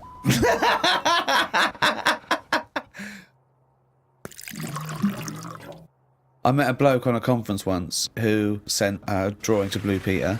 It was their designer car of the future, and he sent them a drawing that was a car, and the only innovation was that you can have a shit while driving. And then he put shit goes down pipe, which becomes fuel. They must have looked at that and gone, what a maniac. I think that's a brilliant... I mean, I've driven a long way. I drove to Cornwall recently, and I would have loved...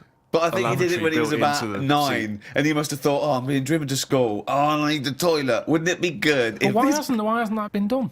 What? Well, like Steve says, I've been in the same situation when you're driving and you go, oh, where's the service station? You see a sign saying 36 miles. So what? You're in agony. So you suggest pull your trousers down and shit down in the seat that's a toilet? Yeah, well, what's wrong with that? Well, you got your nan in your back. She's got one as well. So you are going to Cornwall all shitting. Well, not all the time, but it's more useful to me than a lighter. So also, at Where what do you point wash do your you hands? wash your hands or Yeah. wipe your arse? At what point does that occur? Oh, At the that's end a- of the journey. Oh God! So you get in, you have a shit at Deptford, and you wipe your ass at Polperro. Yeah, but like I've said to you, this isn't like just people going, oh, I think I'll have one. Do you need one? Not really, but it's something to do, innit? I'm sick of playing I Spy, I'm having a shit. You have it when you really need one. When you have to pull off a motorway, it's a lot of messing about. It's probably going to be a queue at the toilet. No more queues at toilets. 10-minute break that takes, doesn't it? 10 know, minutes yeah. to 10 pull off, minutes. have a quick shit. Driving along, it's just going on. It's just going on. Don't even know about it. Radio's on, everyone's happy. Doesn't matter. I don't know. I mean, we all do it as well. That's the thing. Anything else you'd come up with? There's so many things. Chocolate fountain, anything like that. I just go, what are these? Who's invented these? Who's okayed this idea? And yet I can't have a shit on the motorway. Think of computers. Yeah, computers are a good thing, and it baffles me as to how they came about. When you think a computer chip is just made out of sand. Now, for someone to come up with that, you go, there must have been some sort of alien involved here. What do you mean? Why do you think that? So I love it. So the frisbee, rubbish. Anything too clever? Well, it wasn't an invention, it was an alien. So there's nothing between frisbee and computer chip. What I'm saying is, it's not even an idea, is it? What do you mean? A computer chip, where's that come from? Oh, it's amazing. Well, It's astounding, yeah. So With- you with- think it was an alien? What are you talking about? Great. Because I can't believe that someone would go, right, I want to make something that will hold information and be able to do... I know, let's use some sand, we've got loads of that. You'd go, what, you don't... Well, that's what genius is, though, But isn't Carl, it? there's no alien involved. No, but when I say alien, I don't mean an alien came down here and said, you know, oh, do you want to buy this? There could have been a spaceship crash, right? Right, yeah.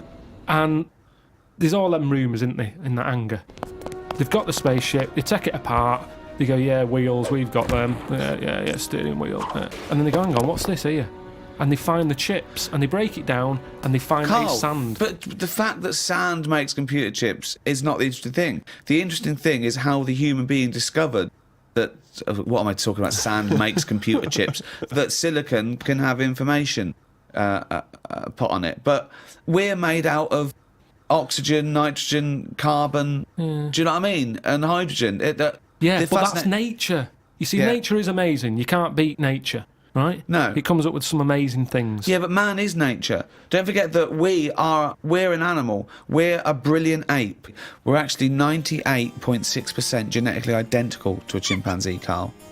Think of that. We only differ on 1.4% of But our genetic makeup. that must be the arse.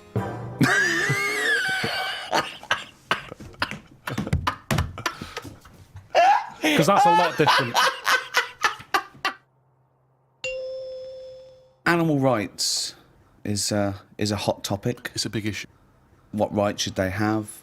We test drugs on animals, and we're basically saying if they die, they die. We'll learn something from them. People do make distinctions between animals' rights. They know that it's probably more acceptable to kill an ant than Punch a cow. Yeah, exactly. I told you, didn't I, about me dad's mate who had a monkey and he had to thump it. What?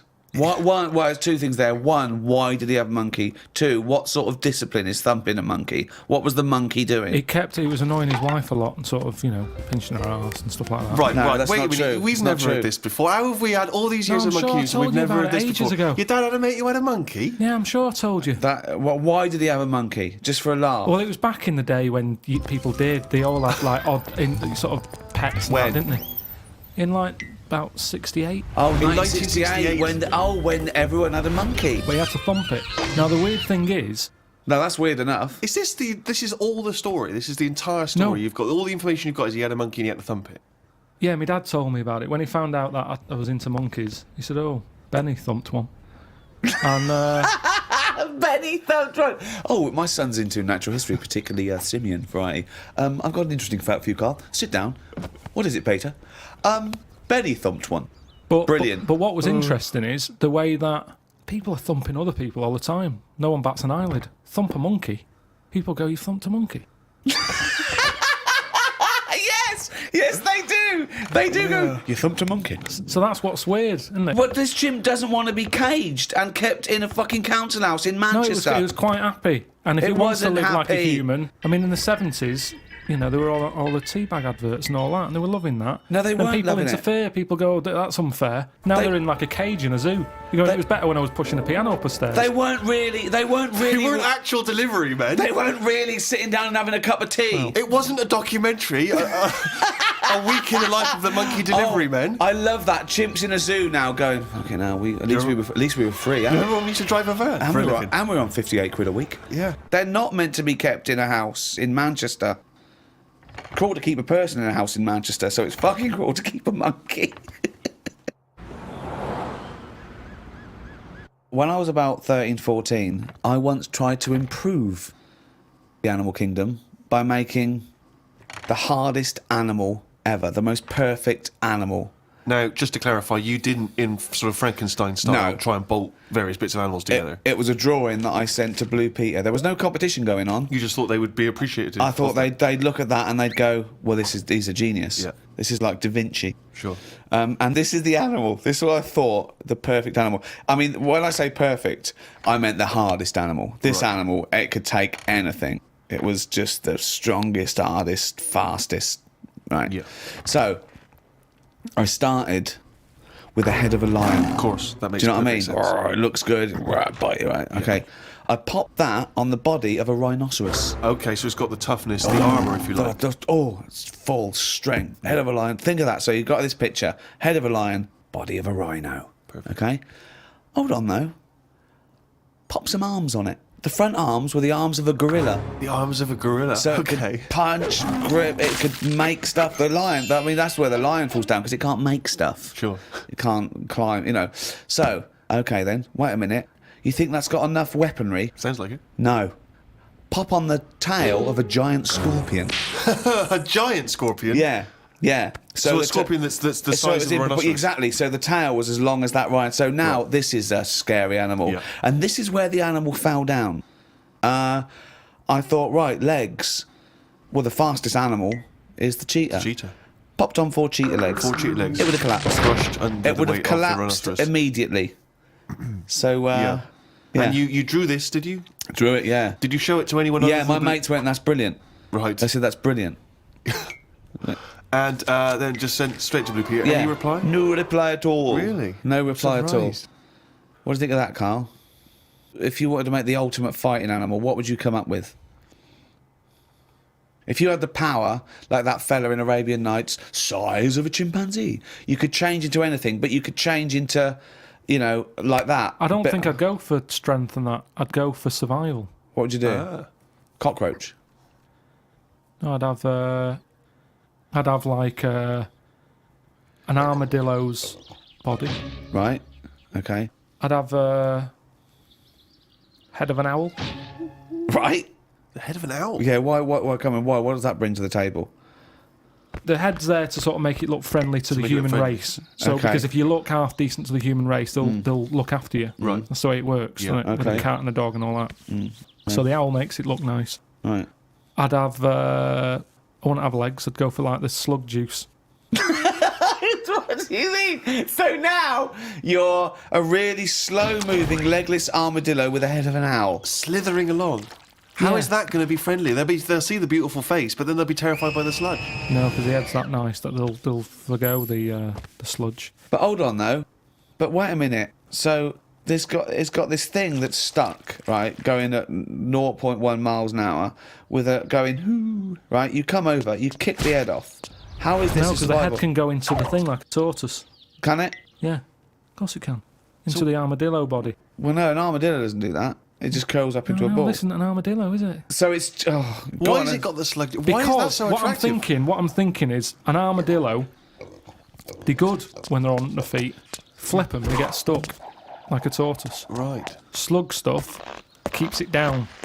So if anything attacks it, it's like a limpet or one of them things that can. Why lock not have a to stuff. limpet then? But it can't get any. How it can barely move. It can Just hardly go and get just anywhere. go and kick it. What do you mean it can't get Well, how anywhere? can it escape from danger? It's going to move very rubbish. slowly. No, because What? That's the it'll worst lock itself animal. in. It'll lock itself in. Yeah, and then I just scoop it up on the You sand. can't scoop it up. It locks itself in if it's in danger. I'd give it peacock feathers. This is the worst animal Why has it got peacock feathers? Again, it's just the worst animal I've ever heard. Why has it got peacock feathers? threatening. It looks more threatening. It That's does, what peacock that's the feathers do. least threatening thing, peacock feathers. It's like Danny LaRue coming at you. There's Yeah. nothing remotely scary about peacock Yeah, feathers. to humans, Yeah. but the humans won't be harming it because they like the owl head. People will like to have these things in the garden. They eat lettuce. They eat lettuce. Why has it got a beak? They eat lettuce. He's telling them what it's going to eat now. The owl's going, fuck that, I want a mouse. I love the fact that he's based what it eats on the fact that how it moves a bit like a slug. Yes, Let it eat yeah. lettuce. It moves that and let it eat lettuce. Like I said, it's not that weird if that existed. If that was normal, that when you went out to empty your bin, you was one of them sliding up the wall. You wouldn't even double take. You'd just be like, oh, there's the owl head peacock feathered thing. I don't know why he's climbing walls in an effort to find lettuce. Yeah, why is it climbing up that wall? Because that's the only way it can see properly. Because its head's coming out like that. So even though you've designed this animal, now you're even expanding got its limitations. problems. Well, No, it's got a mainly problem. made as to be on walls. Because what else is living on walls? Oh, God. Oh, fucking hell. What a useless animal that is. Carl, I mean. But nature chucks up odd things, doesn't it? Don't. Why are we starting on this again? No, I'm just saying that is nature. Now and again, you'll get stuff that. Oh, was he looking at you? Yeah. Was he really? Look at his fucking head. Look at his stupid round fucking orangey head and Why aren't you a freak? You've got a little bald head. We're not meant to be bald. Well, I was. I think that's the thing. That's what nature's done. You see, I didn't do anything with my hair when I had hair. I didn't style it. I didn't do anything with it, and it probably thought, "What am I doing here?" Whereas people who love their hair and they comb it and have different styles and look after it, they have hair for ages. Nonsense. No, nonsense. Gobbledygook. Absolute Well, nonsense. well, you're saying that. Absolute nonsense. Well, it's a little bit weird, then, isn't it? And that's what happens with old people once they lose their, will to live. Once they lose the job, they get old. What's my purpose? What am I doing here? And it's like nature goes, you're not needed, and they die. Maybe that's what happened with the dodo. What's it doing? Can't fly. Its wings are useless. Eat it. Tastes horrible. Kill it. No, they did eat Nature. it. I think they did eat Yeah, it. but it wasn't very nice, was it? I think they over farmed it. I think that's why it was extinct, because they did eat it. No, but they did eat it, but they didn't like it. Everybody, you never saw like a fully eaten carcass of a dodo. You're It'd always making this be up again. half-eaten. All conjecture. No, but they didn't eat it all. Everybody would probably try it and go, "It's not for me." That. But you don't know No this. idea, You you're don't just know making this. it up. What's this based on? I've That just- people... And also, why would that kid it out? Because I'll tell you why. Why? Because if it's not nice, people don't get another one in. And they die out. The reason we've got loads of chickens and loads of cows is because we eat them. If we ate polar bears, we wouldn't be short of them. Because you'd farm it, you'd take more care. But what's a polar bear doing? Sat on a block of ice floating about. It's no use to us, is it? It sounds harsh. Once It's again, no got use... his information from a Glacier Mint No, advert. but it's no use to us. We know they're there, and it's all very sad when you see them on the news sort of struggling and all that. Yeah. But it's going to make them stronger.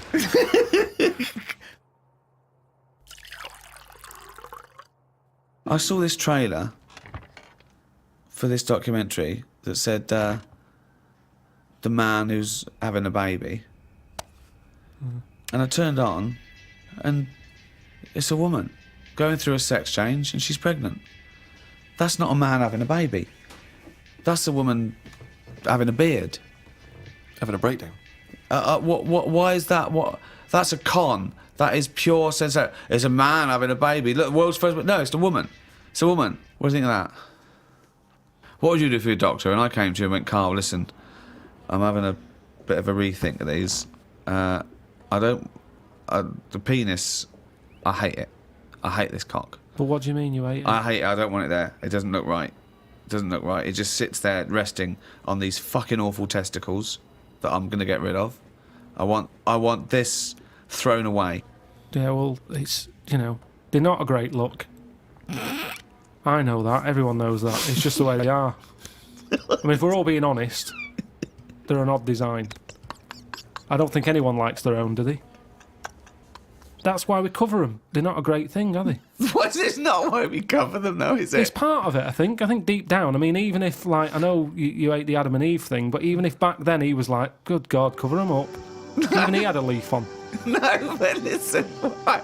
So, are you thinking fundamentally then that aesthetically the testicles and the penis isn't as good as it could be? What would you have there instead? Well, it's designed that way because that's the way it's got to be designed. It's more about function than... Yeah. And that's the thing, isn't it? With modern technology... You need, the thing is the testicles have to be outside because they have to be a few degrees below body temperature. Yeah. Otherwise, the Sertoli cells die, which sort of feed the semen and all that. So, they to be functioning and sort of like fertile, they have to be outside, which is annoying because I'd put a little rib cage around them, like that. I'd pop a rib cage round those, protect them. Wear a cricket box, have that built in, so you cannot get a swift kick in the bollocks that but makes it'd you be feel sick. But it'd be better if they could sort of reverse up in a way that they were hidden away.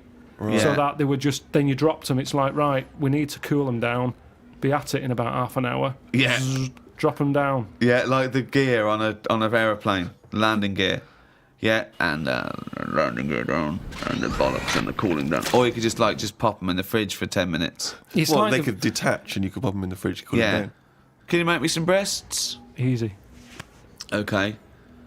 Go on, you say easy. What are you going to do? What's your plan? Just, how do you do that? It's tablets, isn't it? No, but Testosterone, isn't it? Testosterone. Toblerone. I want some Toblerone. Just that sort of pointy tits, like Madonna.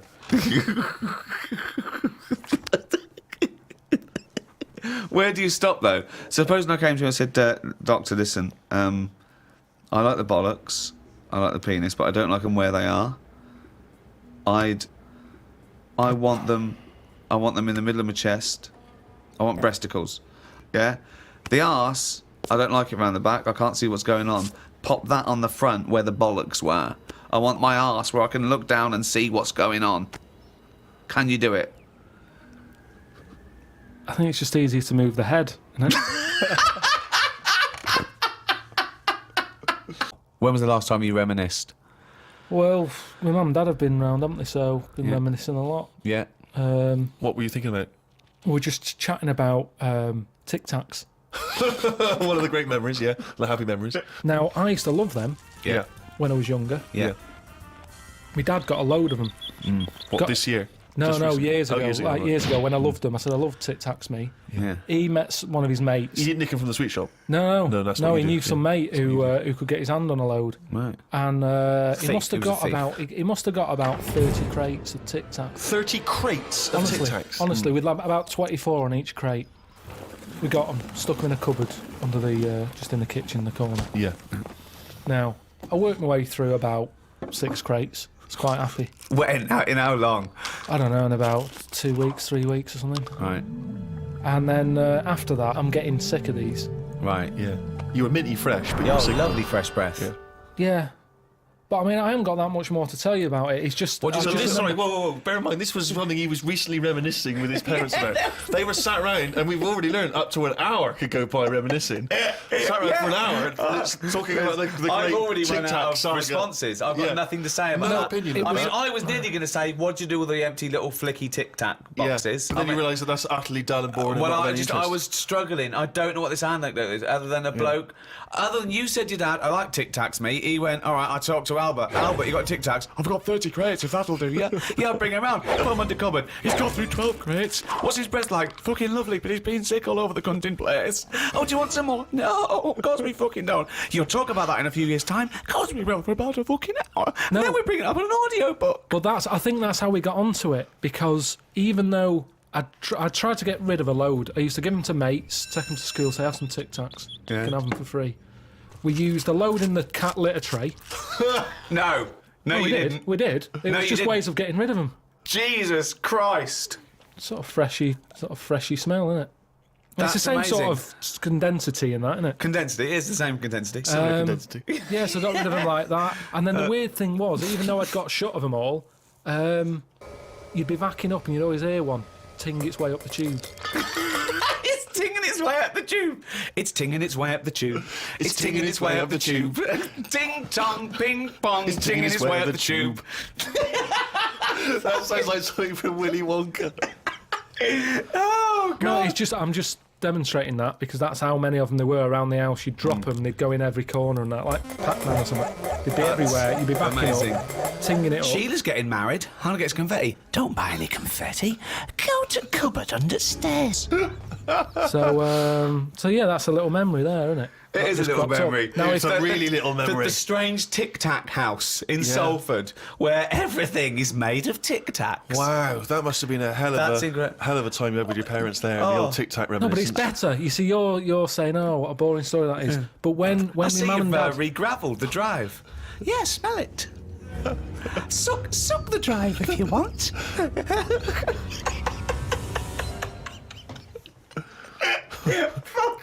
no, but it's different. When my mum and dad are there and they can remember that, and they're going, oh yeah, the Tic Tac incidents and stuff. What's known as the Tic Tac incident. The Tic Tac Let us incident. never speak of the Tic Tac incident. Yeah, I just imagine the clock ticking. There, it's Christmas Day. I go, what are you smiling at? Oh, remember it used to ting up the tube. You should think about selling this to Hollywood. Listen, what do you remember then? What do do you I remember? That's Wow. an amazing thing to That's say. a difficult question to answer. Yeah, I don't. Nothing at all. Carl, I know you like to be kept abreast of all the latest breaking science news. Did you read recently about the blind mice that they have been able to make see again? And hopefully they're whatever they did, which allowed these mice to be able to see again, they're hoping to be able to do with humans in maybe about 10 years' time, or at least begin tests. Extraordinary, isn't it, to be able to cure blindness would be a remarkable achievement in science. It is, but it's just that thing how they say they've done it on mice and what have you. Yeah. If I was blind and I went in for the meeting with the doctor, Yeah. and they said, do you want yours doing? And then they said, like, we've done it on mice, that wouldn't be good enough for me. I'd say, look, when the blind fella gets in, don't say we've done it on mice, just say we've done this on eyes. Because if he goes, what eyes? Just say just a pair of eyes. Yeah. As soon as you say mouse's eyes, it's like, well, it's not the same. And it would make me go, I'll leave it. Yeah. And then you wake up and you can see, but you've got very tiny eyes right in the. You've put in mice eyes. I'm scared of cats. It's just eyes. I think I just don't like having my eyes messed with, and even if I was blind, I wouldn't like it. Right. And I think mine are more active than most. my eyes. What do you mean? Well, I went for a what's her name, Steve. You don't know. I've had problems with my legs. Oh, Christ almighty. He's the same. What are you, 33? He's a hypochondriac. And you talk like you're a 70-year-old honestly, the slightest thing, he's got time off work for this. We went to the dentist 3 times in 1 week. He goes, no, his leg's rubbed 2 times a week for some reason. I don't. In and out of the kidney hospital, and they're going, there's no kidney stone, Mr. Pilkington. He's going, oh, right. Christ almighty, do some fucking work. No, the thing is, I've been, in the last, 30-odd years, I've been working hard, and I've let my body get run down a bit. How have you, you're 30, what are you? 33. Right, 33. Sorry to start off with such a hard question. But how have you been working for 30 years? Well, I just have. I sort of I got on with it. At 3? At 3? No, I'm Well, you just didn't saying. get on with anything at school, did you? Because you were just titting about. Yeah. You weren't working Yeah. out there. What was the first job you got? How old were you? I was 15. Right, okay, so you've been working for 15 years then. Okay, good. Yeah, but right. I had my paper round when I was 10, didn't I? And that was hard graft. That's why I'm bald and that. Getting up at 4:30. It all adds up, doesn't it? All adds up. So anyway, I kicked my height when I was a kid. He always says this, like it's a classic story that everyone should know. Everyone and knows, also right. the phrase "kicking my own height." Yeah. Explain what you mean. Just kicked my height when I was a Kick kid. no one understands. You kicked your leg up to the kicked height me that like- you were at that time. Yeah. Yeah. So I if kicked you were, my height. It's not a well-known phrase. You can't just go, "I kicked my height." so you were 4.5 foot, and you've put your toe up into the air 4.5 feet by kicking. Yeah, but I landed on my back. Right, okay. Imagine seeing that in the playground. They go, get Carl Pilkington to kick his height. I bet he falls over like a It fucking wasn't in the penguin. playground. My dad got me to do it in the garden. Brilliant. But why did They you fall sold over? tickets, the neighbours were cracking up. Yeah. Why did you fall over? Did you hit I just yourself didn't, in the I didn't head? have kicked the height. I mean, my leg got high up, but I was that chuffed that I got that high. I didn't think of putting my leg down again. What does it look like? What the fuck did that look like? He's got to think it all through. I thought it was automatic. In life, but It stayed there. you sort of stay balanced. Christ But you didn't almighty. think, well, I'm loving this. This is brilliant, but what should I do now? I got my leg up. I'll just keep it up. Whoa! It looked like a Hitler salute with his leg. What were you doing? So anyway, I landed on my back, Yeah. and I did some damage, I think. And it's because Definitely. of that. You sure you didn't land on your head? And it's because of that, all them years and what have you. Yeah. I've had like a trapped nerve in my leg. Right. So I thought, right, now's the time to have it done. Because when you get older, I mean, it was the kidney stone thing. Once you've sort of looked at, death and what have you, it just makes you think, got to start looking after Do you your think you body. could die of the slightly bad leg that you've had for 15 years? Well, Do you think that'll eventually kill you? well, it could do if I can't run away from danger quick enough. Right.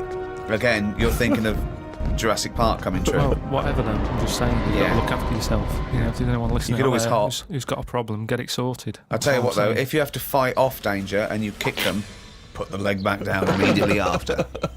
So anyway, I went to see this fella, to like a professional leg rubber, Professional leg rubber. Yeah. and he sort of said a few things that were quite interesting. Remember that time when we had a chat on the last lot of podcasts? I said, "Am I in charge of my brain, or is my brain in charge of me?" Yeah, do you remember what I said? That's the most stupid thing you've ever said. Yeah. Well, listen to this then. So I go and see this leg rubber, Professional leg rubber. Yeah. right? And he is professional. Yeah. Right, so Remember, leg rubber. You haven't said doctor at any Yeah. point in this conversation. He's a leg rubber. So this whatever, however profound this is, it came from a man who is self-confessed professionally leg rubbing. Not just leg. Does he do back, left and right? Or? back rubbing as well. He does it all. Right. Right. So I'm in Professional there, rubber. and I didn't mention about how I thought my brain was in charge of me and stuff. I'm lying there. He's bending me about and what have you. The first problem he came across is that my nerves aren't long enough for my Right. body. I don't know. My nerves aren't long enough for your body. He was lifting my legs up, and I was going, right, whoa, stop that a minute. That's hurting. That. He's like, what do you mean? He said, I've only got them like just about. Well, that's your tendons. No, but your nerves are in your legs as well, and your tendons don't hurt. It's your nerves that kick in. It's your nerves that make you Well, go. yeah, "That but they hurts." hurt because your tendons are being overstretched. Well, I'm just telling you what he said. Right, so he lifted the leg up, and I went, right. Was stop this doing above a that. laundrette? This surgery? No, it's a proper place. He had like towels and all that on Oh, okay. Oh, he's got towels Oh, there. okay, yeah. Yeah. So Definitely a laundrette. so I'm lying there. Other people's towels. He's got towels, underpants, bras. halfway through, he said, "You haven't got 20p, have you, for the dryer?" Okay. So I'm lying there, and he lifts the leg up, Yeah. and I'm like, "Oh, that hurts a lot." So he said, "Oh yeah, short nerves." And I said, "What do you mean?" He said, "You know, your outside of the body is longer than your inside." Right, he doesn't sound like a doctor. He does not sound like a The doctor. outside of your body's Yeah. longer than the inside. So he had me lying on my front and what have you, and he was sort of crushing me back. Right. And he was going, "Does that hurt?" I said, "Yeah." It was like 48 quid this as well. Putting me through all this pain and what have you. Well, you got some good advice, though. He said, "You're pretty stressed," and I said, "Yeah." So it's, I've quite a bit of stress in my life. And I explained to him about the kidney stones and that. I said, "Oh, that's that." He went, "Oh, shut the fuck up." He probably said that. He said that's where you were probably got a lot of tenseness. And A lot of tenseness. Is that the phrase he used as a trained professional rubber? He's a doctor. He's definitely a doctor. So anyway, he said, "Do you relax much?" You haven't got any Lenore, have you? I want these sheets to come out nice and soft.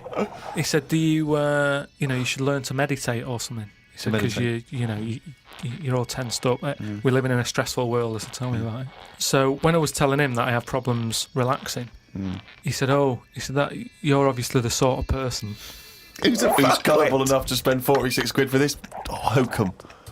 He said, "You're the sort of person whose brain is in charge of them, rather than them being in charge of the brain." So all you did was you met a person as stupid as you. Yeah. No, but I thought it's interesting that this is what he does for a living. Yeah. And he picked up, that was the first visit. That's the first. I'd only been there about 22 minutes. Yeah. You get half an hour for 48 quid. Right. But he picked up on that Yeah. within like 15, No, he saw 20 a right minutes. fucking sucker coming. No, he did pick up on that, yeah. But Okay, anyway, don't go to him again. The reason, I am doing, I've got locked into it. I've got to go at least another 3 times. Why? I'm trying What to do get you out of it. I don't know. I didn't realise that you have to have a minimum amount of things. So what I'm saying I can't is, wait. What's the wisdom he's going to come up with next week? That'll be brilliant. I kind of, yeah. No, but what I'm saying Your is, blood's paranoid. we were talking. You've got jealous bones.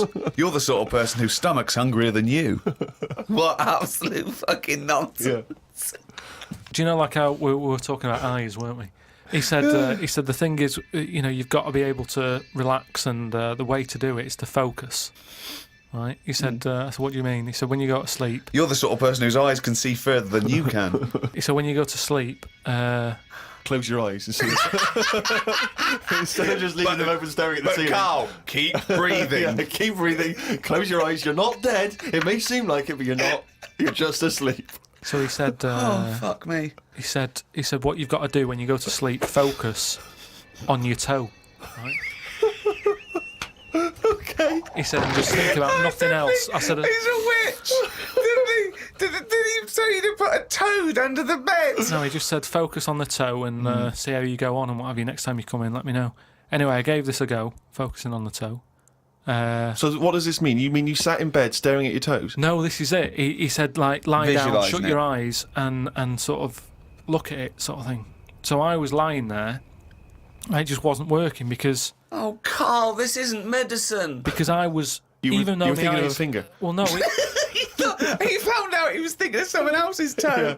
Next day, doesn't someone work. called up and said, Carl, my toe's better. no, the problem was I was still using my eyes even though I had them shut.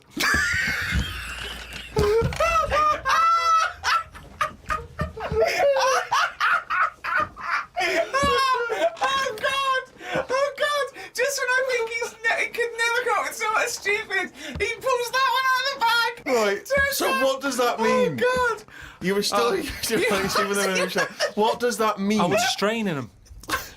I had them shut, but I was sort of looking down at my foot. You were trying to see through your eyelids at your toe. Well, I was looking down, so I'm thinking that's where the foot is. Because of that, I was straining them and they were stinging, so I had to pack it in. I'm going to die. I am going to die. Why, out of interest though, and this will sound naive, why don't we remember the very early moments of our lives? Why is it? Is it because it would be too harrowing to remember the point at which we sort of born? Because I don't really remember anything from those first few years. Why is it? Is it just because the brain's not fully formed at that moment? I don't know. The memory's not sufficiently developed. I honestly It's got to be trauma, hasn't it? It's the things. Again, we were talking about me being younger, and the youngest I could remember back to was 1978. How old were you then? Uh, When were you born? 72. What, it was you, summer holidays. you couldn't remember earlier than 6? You can remember back to about 2 or 3, most people. What, you... No way. No way. My mum and dad don't even remember me then. Because you're not doing anything. This is what I'm saying. Mum and Dad don't even remember me then. That's amazing. Because they pinpoint They remember things. all the Tic Tacs they've ever eaten. Yeah. Do you remember when Carl was 6? Of course I do. 5? Yeah. 4? Yeah. 3? No. 2? No. Because you're not doing anything, are you? My mum and Dad don't even remember So, me then. and it's weird. I remember must have been about 2 sitting on a potty surrounded by Lego. I remember that. Very strong image I have of that.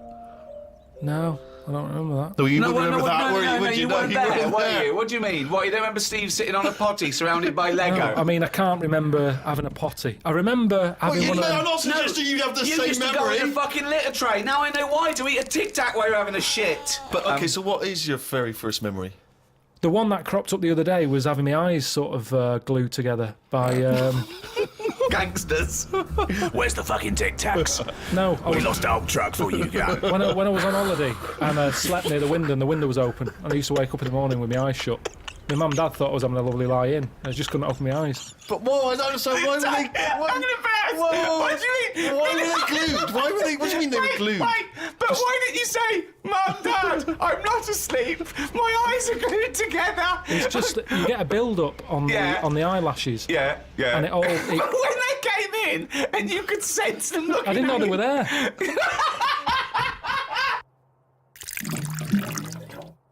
I went to, what's her name? Harley Street. I went for a checkup. And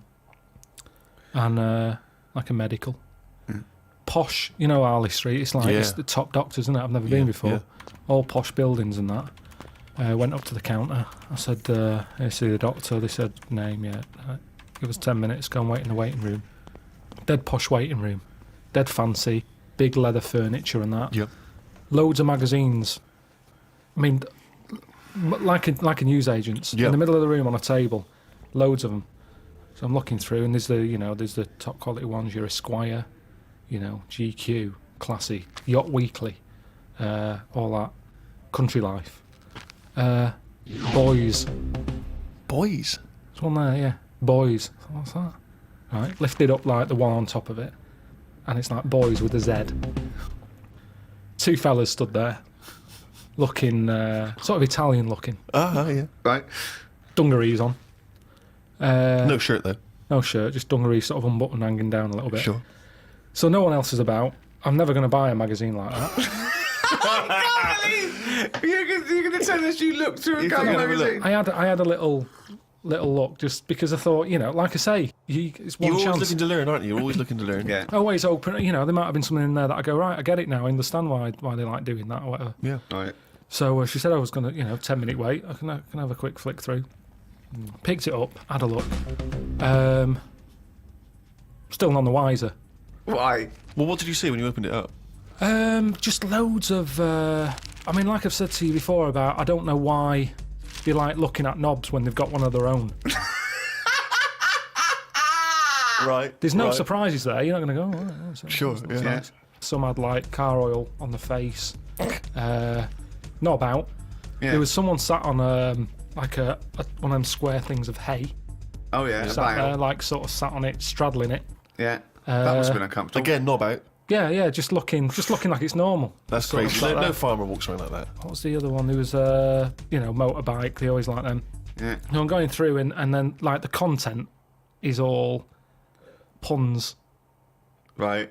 Everything was to do with knob. Right. That's the only bit they're interested in the male body. Look at this bloke It's straddling not- this huge throbbing thing. The bike's not bad either. Yeah, Yeah, all that. yeah. Loads of them. It was just cock,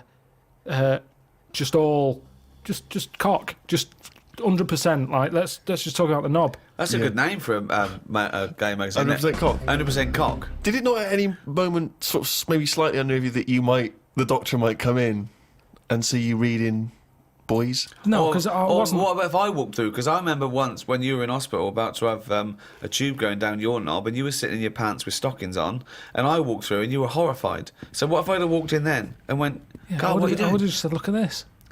Look at this, it's free. And I'd said, why did you bring that with you? No, I would have just said, look, does it look like I brought it with me? Look Yeah, at this. yes, it does. Well, Because I've never, what? So you because look I at, would never see, you would never see a gay magazine in a doctor's waiting room. So I think you bought that and pretended that it was there. that's the thing. I was amazed by that because there was no there was no Mayfair or anything. They just catered for if you wanted a bit of knob action. It was really, I could have complained. So if you're gonna have this, where's a bit of the other? Yeah. Yeah, you had a bit of this. Where's a bit of the other? I know one of the things that they had, and I thought they're really struggling with ideas. They had a Sukoko. As in Sudoku. Yeah. Sukoko. Surely Sadico is better. No, because it was like Sukoko. Yeah, but it's Dick as well. Subdico. Yeah. What? And it was still a Sudoku style puzzle, but it just had that name. Yeah. Yeah. It's just So everything. It was just Sudoku, but called Coco. That's amazing. That is amazing. Now, That- if I was gay, do you know Let's they have a say? game of Lubo. Let's have a game of Knobopoly. Noberation. Operation. Let's have a game of chess. Cock.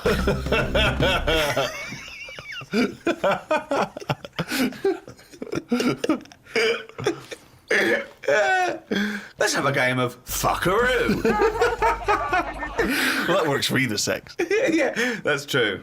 That's how we spend our Okay then, Christmases. fuck a poo. Oh, God. Sometimes I find a theory that he said in gobbledygook, but it's true. I think that I think he's been dealt a bad hand in the brain department. Do you know what I mean? Yeah. Thoughts, Carl? Well, your brain's in two bits, isn't it? Yeah. And I wonder if one half is really good, the other half's messing it up. Yeah. That's That how I could be the feel case. That sometimes. could be the case. Yeah. Well, it is split into two. Yeah, and they are responsible for different things. Yeah. It's like these sort of families where there's a kind of really bright kid and then a sort of wayward child who just gets into drugs and stuff. Sort of like that up there Yeah. in your head. Because you have quite sort of out there nebulous thoughts, and you've got a lot of common sense, haven't you? And just having that other sense of this is dodgy. What spider sense? Just that sense where you just go, I don't know why, but something's telling me we shouldn't be here. And you go, all right, let's go. And you move from it, and you don't know what that is. Yeah. You don't know what's decided that. It's like when you're lost. A part of my brain's got me lost, but then there's another bit that I don't know what it is where they go left. And you do, and then you go, So remember that time when you called me and I said I don't know where I am, and I couldn't concentrate. think of that. Think of that. I called him. I went, God, what are you doing? He went, I don't know where I am. What do you mean you didn't know where you were? What you? I got lost. I What, went in London wandering. you got yeah, lost? Yeah. And I went wandering, and then I It's was when like, he first moved into his new place. He was walking back from his old place to his new place, and he didn't know where he was. He How tried can to you take a ever short. really get lost in London? though? I'm just. It's a cabbie. well, yeah, I don't want to do that because you feel bad pulling one over and then saying, where am I? Yeah, they don't appreciate that, do they? But I found my way back, didn't I? Yeah. But you told me 20 one minutes. time that you much prefer getting lost. You love wandering around and getting lost. Yeah, you said go- that's much better. go Yeah, around but the it was a cold cul-de-sac. day. It was a cold day. I just wanted to be at home. I had things to do. There's a time and place to be lost. Well, go on. Well, a place What's you the don't place? know. What's and the place to be lost? Somewhere you don't know. Right, good. Okay, And the specific. time? The time. Time when you're not in a rush. Right. But that time I was in a rush, and I was And- cold. So a typical argument in your head is what? I'm lost. I'll do one side of the brain, you do the other side of the brain, okay, in your head, okay? Carl, What? this isn't where we should be. You want to go home, didn't you? This isn't your house, because it's a field. You live in a house, don't you? Why are we standing in a field? This isn't your house. You're meant to be going home, but you've walked into a field. No, but that wouldn't. I've never been that lost. When I'm walking across a field, at the edge of the field, I'd go, hang on a minute, this isn't right. I wouldn't get in the middle. I wouldn't go that far. I'd go, right, I definitely shouldn't be here. You did once. You were in the middle of a field and your dad had to rescue you. Yeah, and carry that's you when I through was the a kid because I was reading as I was walking.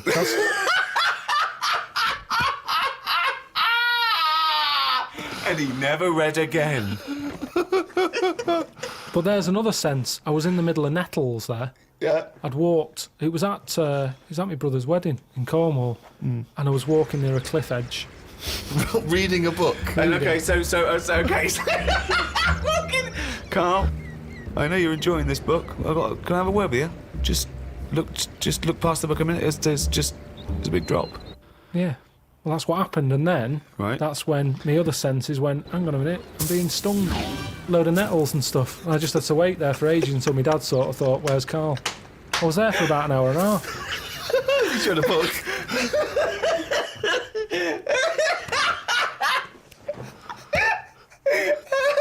Fuck me like a cartoon. But why are you wandering off reading a book when it's your brother's wedding? No, this was like, we were in, I think it was St Ives in Cornwall. Yeah. Yeah, it was in St Ives, and just, it was a nice day and that. There was no telly in the place. It was a horrible house.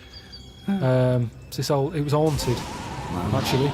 No, honestly. No, not honestly. It wasn't haunted. There's no such thing as ghosts. So you saying honestly it was haunted means fuck all. It's the weirdest place and weirdest sensation I've ever had. I spoke to a woman called Mrs. Battersby, Right. who sat on my bed keeping me up all night. My mum came up, she said, you look shattered. I said, yeah, I haven't had a kip all night. She said, why? I said, I've been talking to Mrs. Battersby. She said, who's that? I said, no, some old woman. Now, I can't remember it now, but that's what I did then. And then, Sorry. So Mrs. Battersby didn't exist. Is that what you're saying? She was the ghost. yeah. Wasn't the landlady? No, there's no landlady. It's a big house, Right. about 12 bedrooms in it. Right.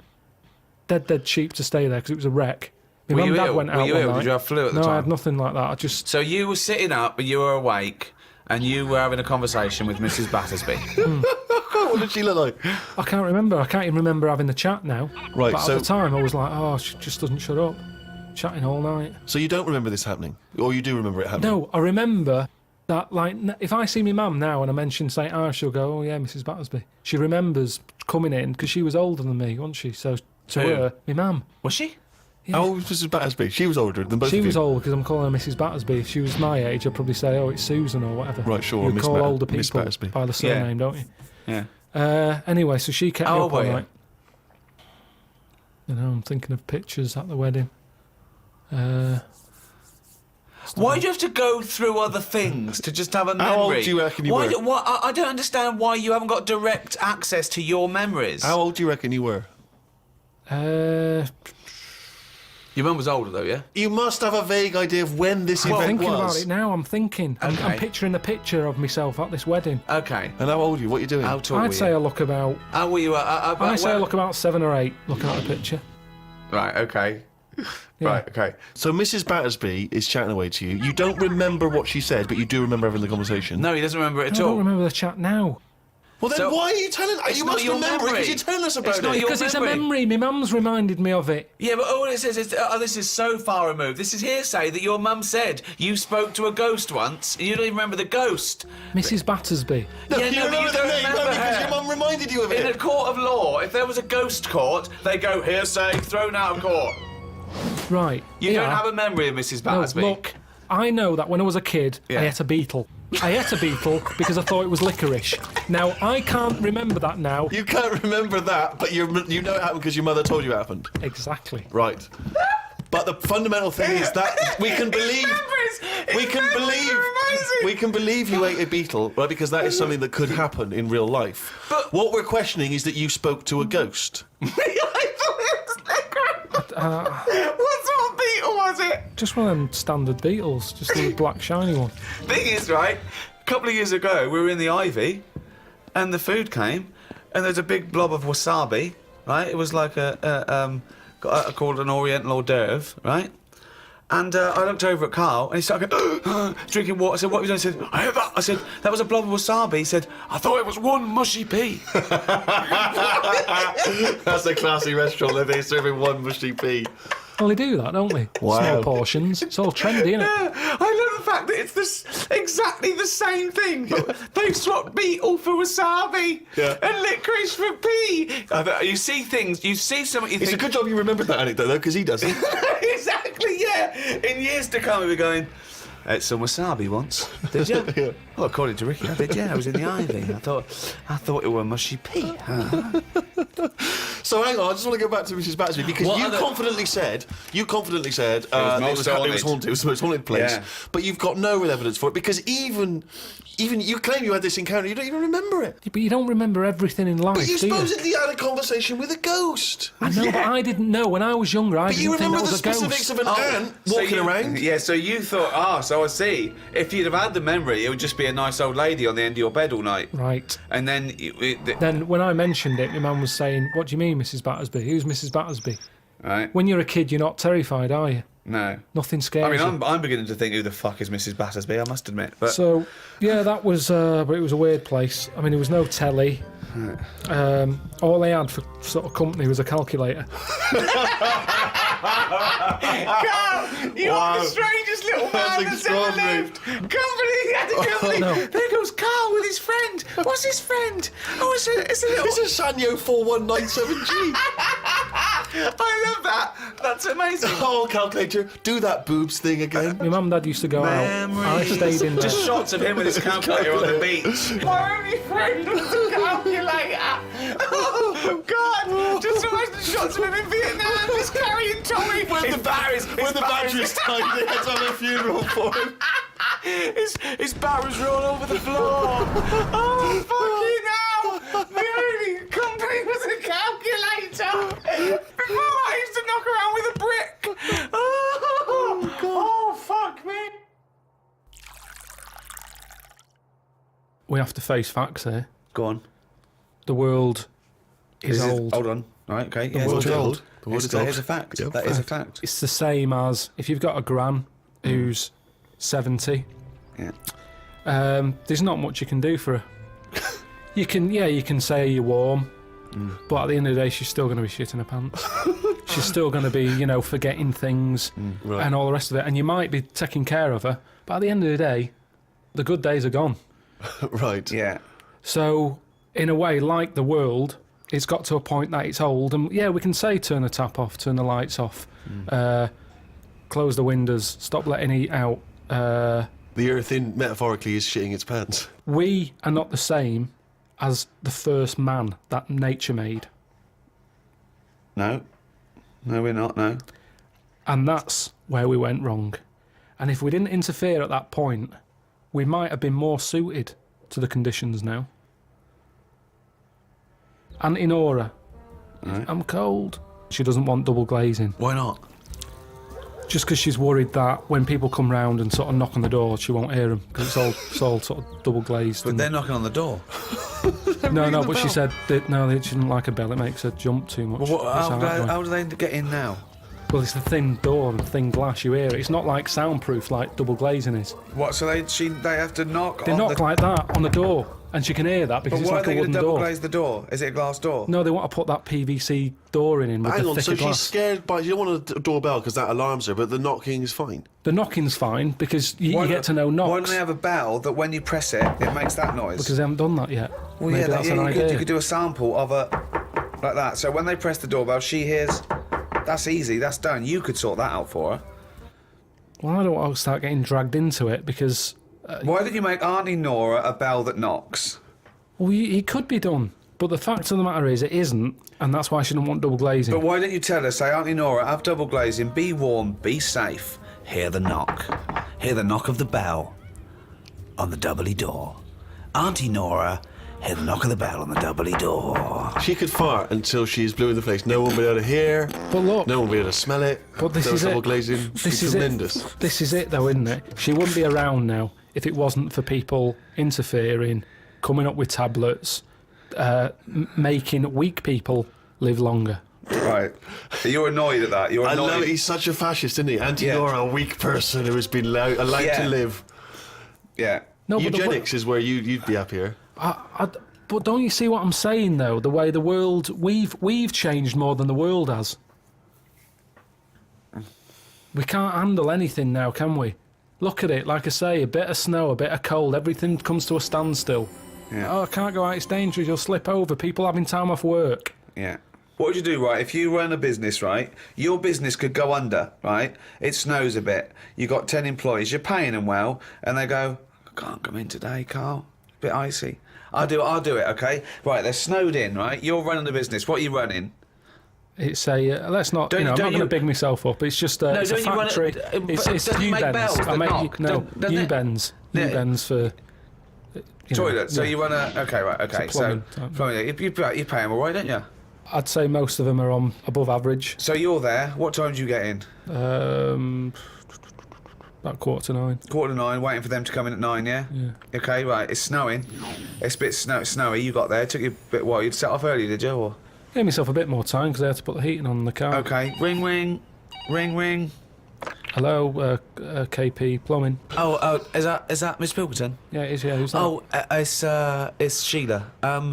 Listen. Sheila, shouldn't you be here by now? Yeah, no, I was going to set off. We'll set off now. Stop wasting time. We've got a big order on. No, I know. We're all on a bonus here if we get this done. I'll see you in 10 minutes, shall I? I can't make it. What? I can't make it. Why not? The car won't start and it's slippy on the drive. I just can't get out. Get the transport. I'll see you in. I'll give you 20 minutes. All right? Don't worry about it. Thanks for calling. I'll see you in a bit. I'm also scared of the ice. I'm scared of the ice. I'm not gonna come in today. It's dangerous. So what are you gonna do? Well, I'm gonna wait until the ice and snow goes away, and then I'm gonna come in. But they're predicting it's going to be about 2 weeks before they clear all this. I can't really travel in this. It's a bit dangerous. Well, I'll tell you what. You stay at home. I'll replace you.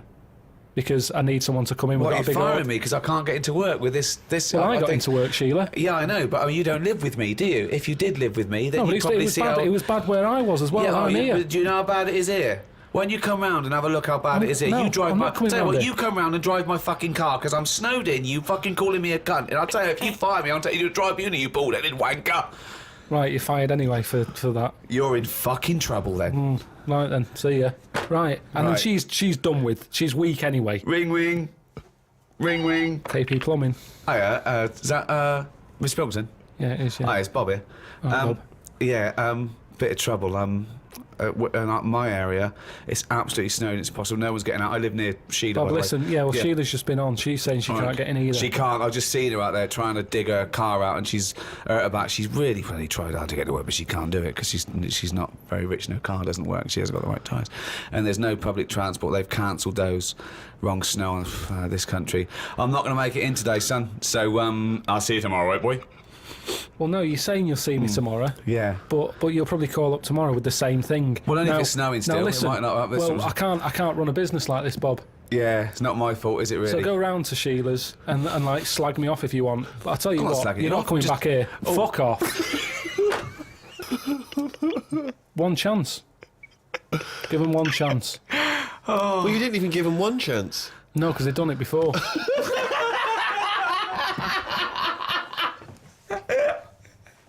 Oh, fucking hell. Just annoys me.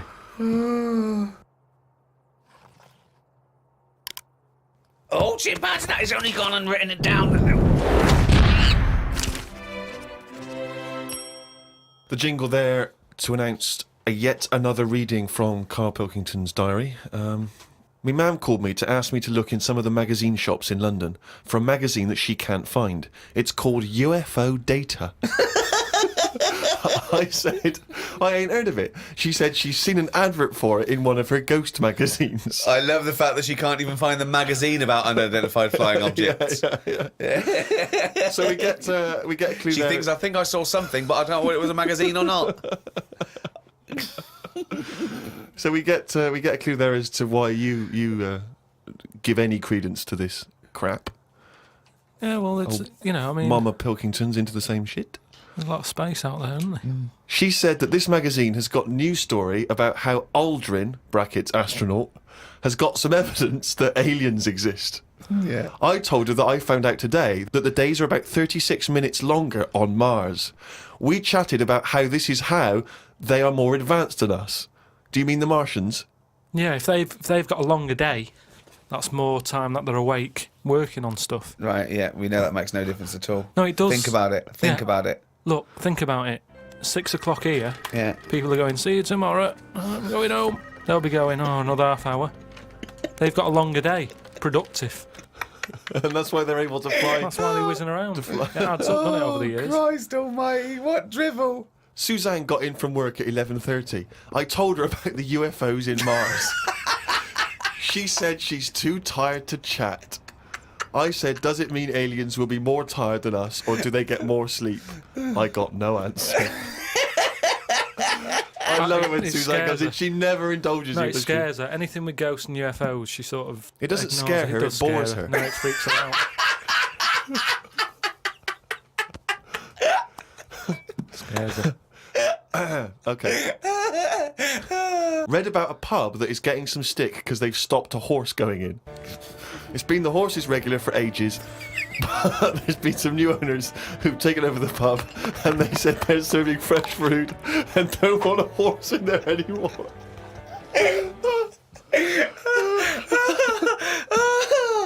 Oh, God. I met Suzanne after she finished work and we went for a brew in another cafe. Gosh, Jesus. It's always having a brew in a calf. It's like a sitcom. It is.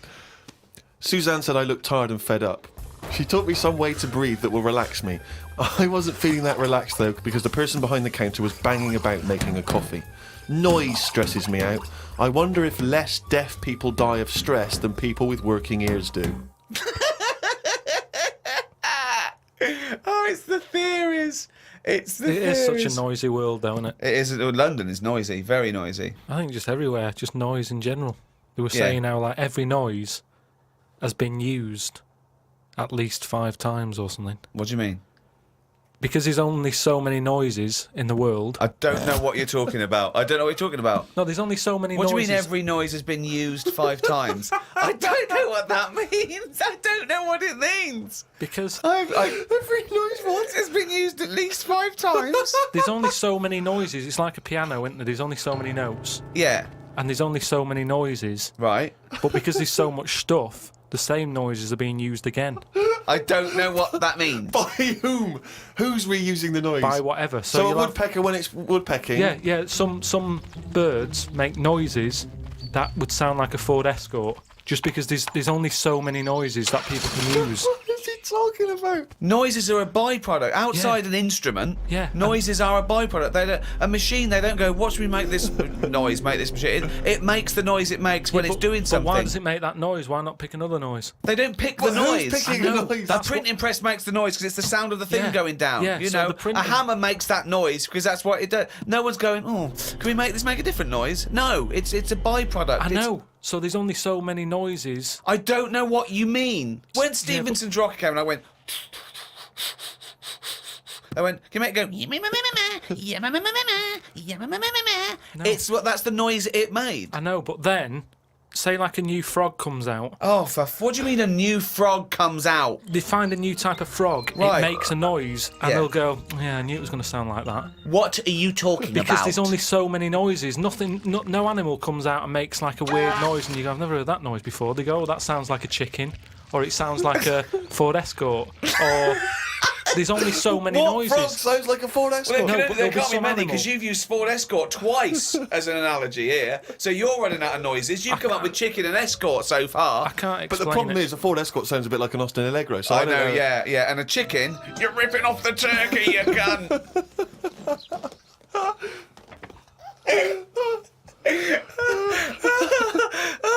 Art. It's a very broad term. It's a very difficult one as well. Well, let me throw that question over to Carl Pilkington. What do you want to know? Well, we were just trying to clarify what art is. It's just something for your eyes to look at. It's just a change from the norm, innit? I mean, that's why I think most people have it. But then the problem is, I'd never buy a piece of art. I don't see the point in buying something because I know that my eyes will get bored of it eventually. Right. Have you got much art in your house? Yes. Yeah. Because it gives me pleasure, and I don't get tired of it. I don't get bored Do you of look at it every day? Well, it's there, isn't it? It just adds Yeah, but other things a are pleasure there. to Dust it. is there, but Surprisingly, I've not compared I think art I've to dust as often as I perhaps should. But the thing about, and this I think may be intriguing to you, Damien Hirst, of course, is more of a conceptual artist like Tracy Emin, and a lot of what contemporary art does is followed on from a guy called Marcel Duchamp, who I'm sure you're familiar with. Now, he famously took a gentleman's white urinal like you'd find in a pub toilet, and he put it on its side, and he signed it with a fake name, and he put it in an art gallery. Now, he did that in about 1917, perhaps a bit later. It just annoys me because there'll be snobby people who haven't got a clue, and they're looking at that and they go, "Oh yeah, see what he's trying to say." Well, that might make them think. They might. Damien Hirst, I don't feel angry with Damien Hirst really because he's Right. getting away with it. But why does that annoy you? Because it's people falling into the trap. Damien Hirst, before he dies, I bet he goes, "What a laugh that was." I had everyone on. There's a very good point as well, because some people think that the greatest art form of the last 100 years is marketing. Some people say that that is his art, that it's not good enough to do it.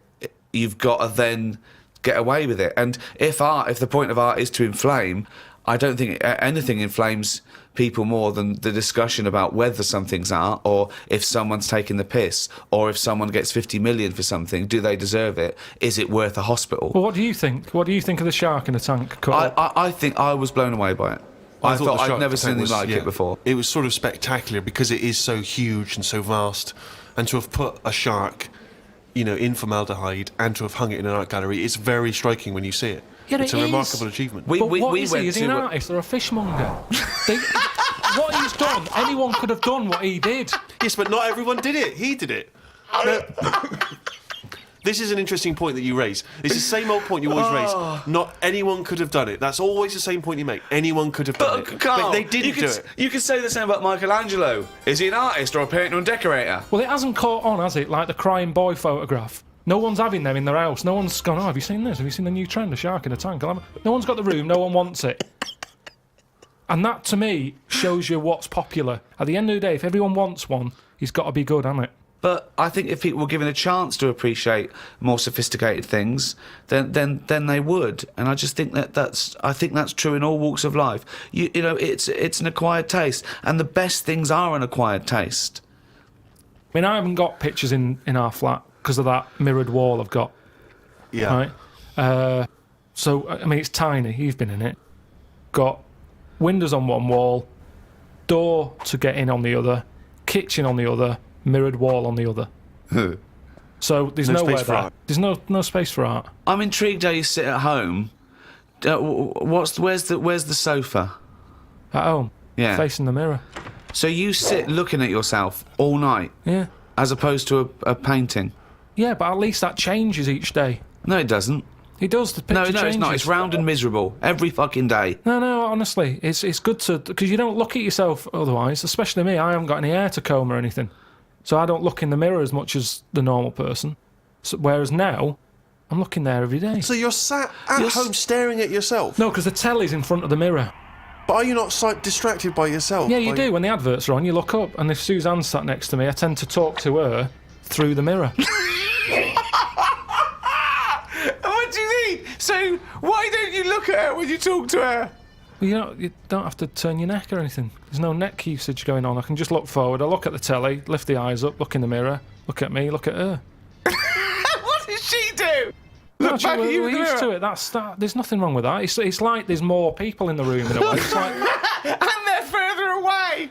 there's nothing odd about that. Why wouldn't you use... It doesn't matter. Your Sorry, eyes, remember, your why eyes wouldn't are you still... talk to your girlfriend via a mirror all the time? Is that your question? Well, no, I think it's quite normal. If your head is facing a mirror where you can see everything in that room, remember, it's a small flat, I can see everything that's going on in there without moving my head. Stephen Hawking would be well happy.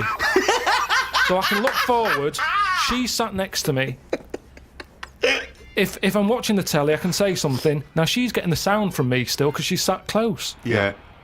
But yeah, we're further away, but things look better from a distance anyway. So that's how you managed to keep this relationship alive. Maybe. You're such an odd little man. But no, Yeah. it's not odd. You see, there was a woman on the estate who did use... Have I told you about Miss Peggy before? No. It rings a bell. Go on. I think I told you ages ago, it's this fat woman who used to be on the estate. She had a three-wheeler bike. And her Push husband's... bike, pedal bike. Yeah, like a tricycle thing, but a big one. Right. She used to sit her husband in the basket in the back. Cycle about, what have you. Yeah. She was known as Miss Piggy. Anyway, Oh, is this the one that she used to beat him up so your dad pretended to be a policeman? yeah, that's it.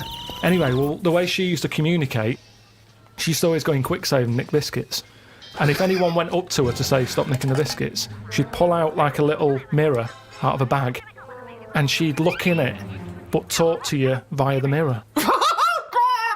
Oh, man. What? This So she was place you insane. put up, it's weird, isn't it? It's It was really weird. Like It used to scare me. It's like a Salvador Dali painting.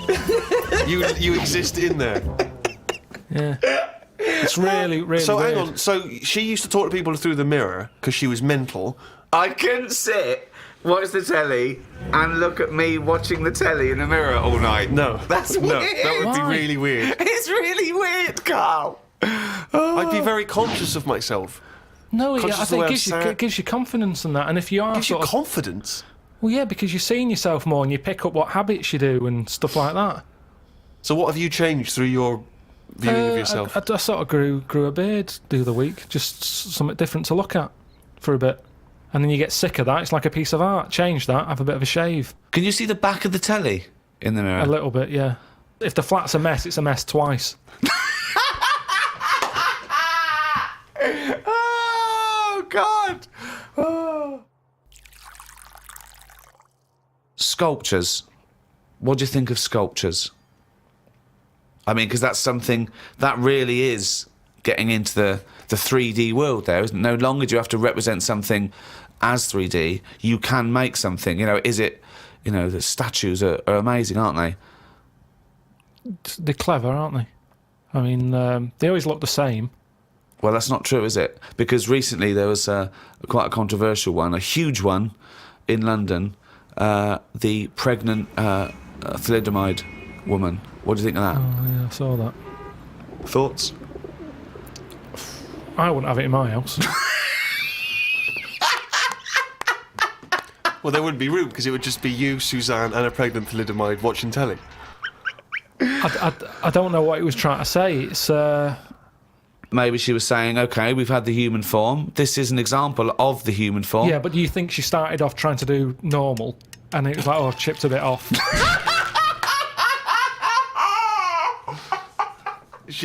One of the arms got chipped Well, off. it makes you wonder, doesn't it? And why? You see that square, Trafalgar Square, you've got that. Nelson's column, he's got one arm and a leg missing or something and a patch over his eye. Then you've got the thalidomide. Why can't they just do a full person?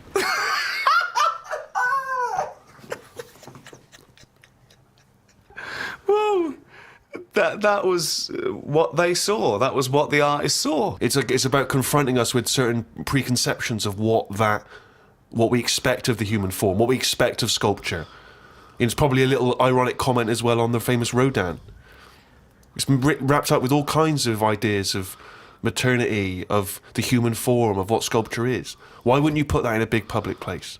But what about the subject? Did you think, who's that subject? Who is that woman? No, not really, because thalidomides are around and we've all seen one. It's not like a shocking image. It's one of life's little things that it chucks out. There's some out there, so it's not Amazing. shocking, is it? I don't understand what you mean. I think what I thought is it just goes to show we're sort of running out of ideas. What do you think of people who are so angry at art they try and censor it or they try and destroy it? Do you think art should ever be censored? It's where you put it. If it's in a gallery, then it doesn't have to be censored. If it's in Trafalgar Square, where everyone's wandering around having a nice time, you don't want a 12-foot cock. So it's all about where you put it. I think some art looks better because of where it is. Angel in the North, that's a bit of art, but it's a bit of a surprise, isn't it? You're driving along a miserable motorway. Yeah. Oh, what's that over there? Gives you something for your eyes to look at again. Motorways are the most boring place to drive. But you go, oh, look, there's a bit of art over there. Yeah, but Stick that then Angel again, in should the you be North. looking at art when you're going at 70 miles an hour along a motorway? Well, yeah, because it's really big. You can keep your eye on it and Look in the mirror. It's not a problem. Wait till you go past it and look in the mirror like normal. So you like the Angel of the North, Because it's something in the middle of nothing. right? But if you put it somewhere else, Stick it in Trafalgar Square, you'd go, oh, more clutter.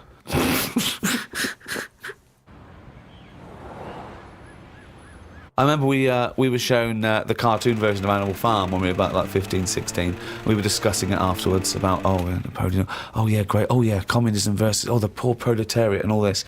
And this bloke went, you lot make me sick. It was just a nice film about some animals. Brilliant. Yeah. Perfect. What's your take on that, Carl?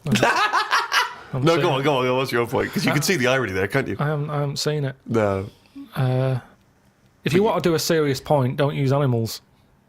No? Well, I disagree with that because I think my favourite is probably Charles Dickens, and I think the greatest story ever told is A Christmas Carol, and there's only one way that could ever be improved, and that is a Muppet Christmas That's Carol. absolutely right, yeah. So, and I think that you could, and I think people could take a lesson from that and maybe do other films with the Muppets.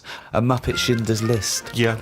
I mean, Yeah. you could make it so moving, couldn't you? Schindler's List in space. Miss Piggy's Choice. Have we talked about that? What?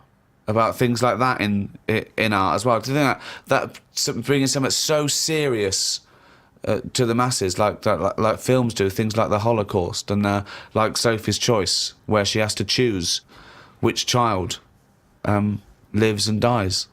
Why did she have to pick? Well, because the Nazis were horrible, nasty, evil people. And which one did she pick? I don't think that's the point. I don't think that's the point. I love the idea that this is not a betting game. No, but I imagine this is like Deal No Deal. It's kind of you down to the last two. Which one are you going to go for? God.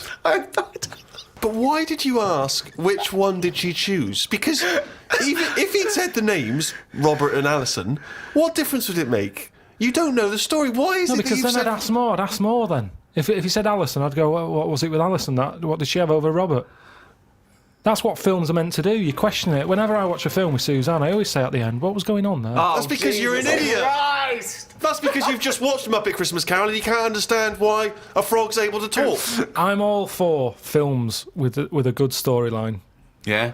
Brilliant. That's a perfect point. One extraordinary point. He's gonna follow this up, mate. He's gonna follow He's got this up. something there. He's got Come something on, here. Carl. Go on then. What's your No. take on films? Films are really good. You can get lost in them. Right. And You like one with a good story? I mean, whenever anyone asks, it's always the same. It's Elephant Man. It's Kez. Mission Impossible 2. Mission Impossible 2. These are what you consider the great works No, I'm of just film saying art. these are ones that I've enjoyed recently. There's so many films that I haven't seen, yet you always say, have you seen so-and-so? You What, love Mission it. Impossible 1? And there's good news for you. 3's out. That's true. One of the most striking art exhibitions that I ever attended, Carl, was an exhibition of outsider art. Something I'm sure you're very familiar with. Outsider art, of course, is work that is made by people who are often institutionalised for mental health problems, or they are just incredibly, the people who aren't in any way part of the art establishment. Right up to psychopathic murderers, clinically insane mass murderers would count as outsider art. I went to an outsider art exhibition in New York. It was incredible, and I bought a painting of this guy. He's a chronic schizophrenic, and he paints in tar, like road tar that he gets from roads, and he paints in that on wood he finds in sort of skips, and it's incredible because it's sort of like scratched in. And it's amazing. And there's this thing of Jesus being helped down off the cross. Admittedly, I was walking around there going, this is fucking mental. And James was going, you've got to stop saying that. Because, of course, some of the people are mental. There was one bloke doing a sculpture of a skull, right? And underneath, it was like a little head with his teeth. Underneath, he'd put a sign that said real teeth. Where did he get the real teeth from? What I think is interesting about that is how much therapy it provides for these often mentally unstable people, which is another important value of art, of course. People's self-expression, people being able to give a little piece of themselves through their work. Do you not see any value in that? How do you express yourself? Whistle. You whistle. Yeah, I found over Christmas I whistled a lot more than I usually do. And I think that was just freedom. What do you mean freedom? Sort of Right, freedom. expand on this point, if you would. Well, that's what art is, isn't it? It's you being free of all the world's heaviness on your shoulders. See, that's a great quote. That's great. That for art is freedom. I love that because I think you've really hit on something there. Would you include the free of all the world's heaviness? Well, I know what you meant. I know what you meant there. Would you include that one in it? I mean, I would include the world's heaviness in my freedom. You know, some artists are attracted to the dark side, the heaviness of the world. But I just want to return to you whistling as your artistic expression of freedom. I mean, why did you find yourself whistling more? That's what was weird. So just few take us days through a typical day. When would the whistling begin? So this was that you spent Christmas down in Kent with Suzanne and her parents. Yeah. Yeah. Could I suggest something? Your freedom was thinking, I'm in my own place now. I'm going to annoy them. Well, it was mainly it's when we were playing Scrabble, and they were taking ages to have their go, and couldn't have the radio on because the boiler affects the radio. You got boiler problems down in Kent as well? It works. It just gives something off every time it kicks in. The radio goes all staticky. Right. So I just was sort of supplying the soundtrack. And what kind of things would you be whistling? It was like I just sort of did a whistle medley. It was going from one thing to another. A Wedley. And a man was impressed. She was like, "Oh, you can whistle, can't you?" I was going, "Yeah." And then she was saying, "How loud can you go?" I was just doing all different levels. Sorry, this sounds like a scene from One Flew Over the Cuckoo's Nest. The boiler's setting off the radio. I can whistle. Oh, you're good whistling, aren't you? Oh, yeah, Scrabble. Talk about outsider art. I love the fact that Carl's life is like living in a home when you're in your 80s. Yeah. But you felt that this was your way of expressing yourself. I just found it odd because I don't whistle that much. I think just because I think I'm fed up most of the time when I'm in London, and you don't whistle when you're fed up. Whistling's a happy thing. You never get an angry man suddenly breaking into a Well, whistle. the people who aren't whistling are usually pissed off. But yeah, the bloke who's whistling, it's like, it's the least. He's the least annoyed person in the room when someone's whistling. Same as holding a drill. The only person that noise doesn't annoy is the bloke who's drilling. Everyone else wants to punch his face in. Same with whistling. Whistling, Goes to show there's no point in whistling. No, there is. No, there's not. Don't know. I mean, our window cleaner was known as that's how you knew he was there. He always whistled. And in the end, he fell off his ladder, broke his front teeth. Oh. Retired. Well, because he couldn't whistle. That was it. It was like, Well, yeah, he can't whistled whistle, all the time. Can't whistle, Well, yeah. can't clean windows. It's a bit tragic. Could he take along a whistle? Just pop that in his mouth. Yeah, I suppose he could have done. I didn't think of that. What about a flute? Or a recorder? Not London's burning again. Fucking clean the windows and then fuck off.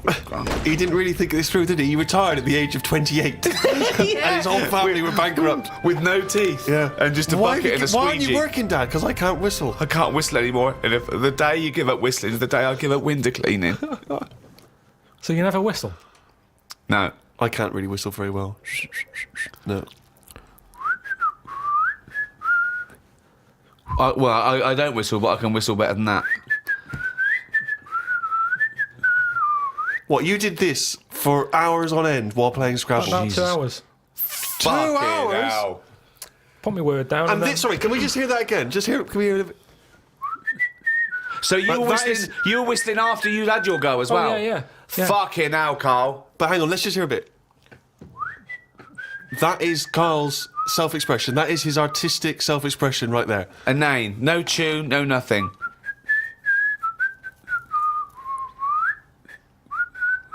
There's mental patients who have smeared canvases with shit who have expressed more than you have in that. Yeah, but it's not about other people. I'm not there to please other people.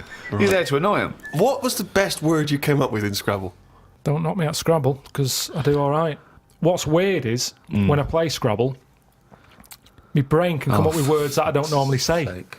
Okay, this isn't... No, I'm intrigued here. Your brain can come up with words you wouldn't normally say. Just words that I'd never drop into a sentence. Tree, cat. Go on. Squirm. That's using a Q. It's worth 10, that. It's not bad, is it? No, I'd never say that. I've never heard you. I don't think I've ever heard you say squirm, no. I don't think you're right, Carl. I've never heard you say squirm. Weird, isn't it? Yeah, it is weird. And yet your brain popped that one out. And then, yeah, when it wasn't my go, just... Anyway, so that's sort of doing art for yourself as opposed for other people. I don't think you can count what you just did then as art. Hobby maybe, craft, pastime. I don't think you can count that as art. I'm not being funny. I'm being a bit snobby here. But I think there's a difference between Beethoven and... Squirm. There's a cue in that. Did this thing that if you could go into a flotation tank and you led a whole virtual life and it was the best life possible, you did exactly what you've always wanted. You became the person you wanted to be. You did the best things you could ever dream of doing, and you literally couldn't tell the difference. So it was your life. Okay, and you lived your biological life out in that tank and died at 80 and had the best life any person could ever have. You could pre-program it. Would you get into that tank knowing what you know now, knowing that you would have the best life ever with no heartache, no upset, no loved ones dying? So what's happening when I'm sort of having a packet of munchies? Yeah. Am I having them, or are they imaginary? They're imaginary, but you can't tell the difference. It's the best packet of munchies you've ever had. I love the fact that you went into the flotation tank, and your one proviso was, "Are munchies as good?" Yeah. No, absolutely. I'm just taking it back to basics. That is Right. basic. You've got to yeah. pre-program your life. That's where you'd start, is it? Munchies must always taste magnificent. Well, it's just if you can still enjoy the basic things in life, then that's when you can't go wrong. You do. You enjoy them. It's the life you'd ever want to live, and Yeah, you're bit living dangerous, it. That. Bit Sorry? dangerous. Bit dangerous. Why? Go on. Why?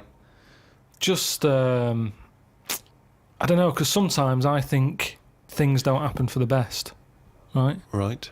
Sometimes you can sort of think, oh, I'll enjoy that if that happens. And then it doesn't happen, and you've had time to think about But what this would is have happened. perfect. No, this is built in, because whatever happens is for the best. So not only when you're in this flotation tank are you enjoying yourself, that things just keep getting better or staying as So you good. never have a bad day. You never have a bad day.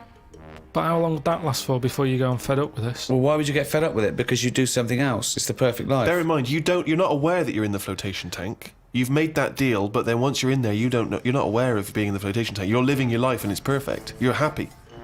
Well, we don't know how you would be happy.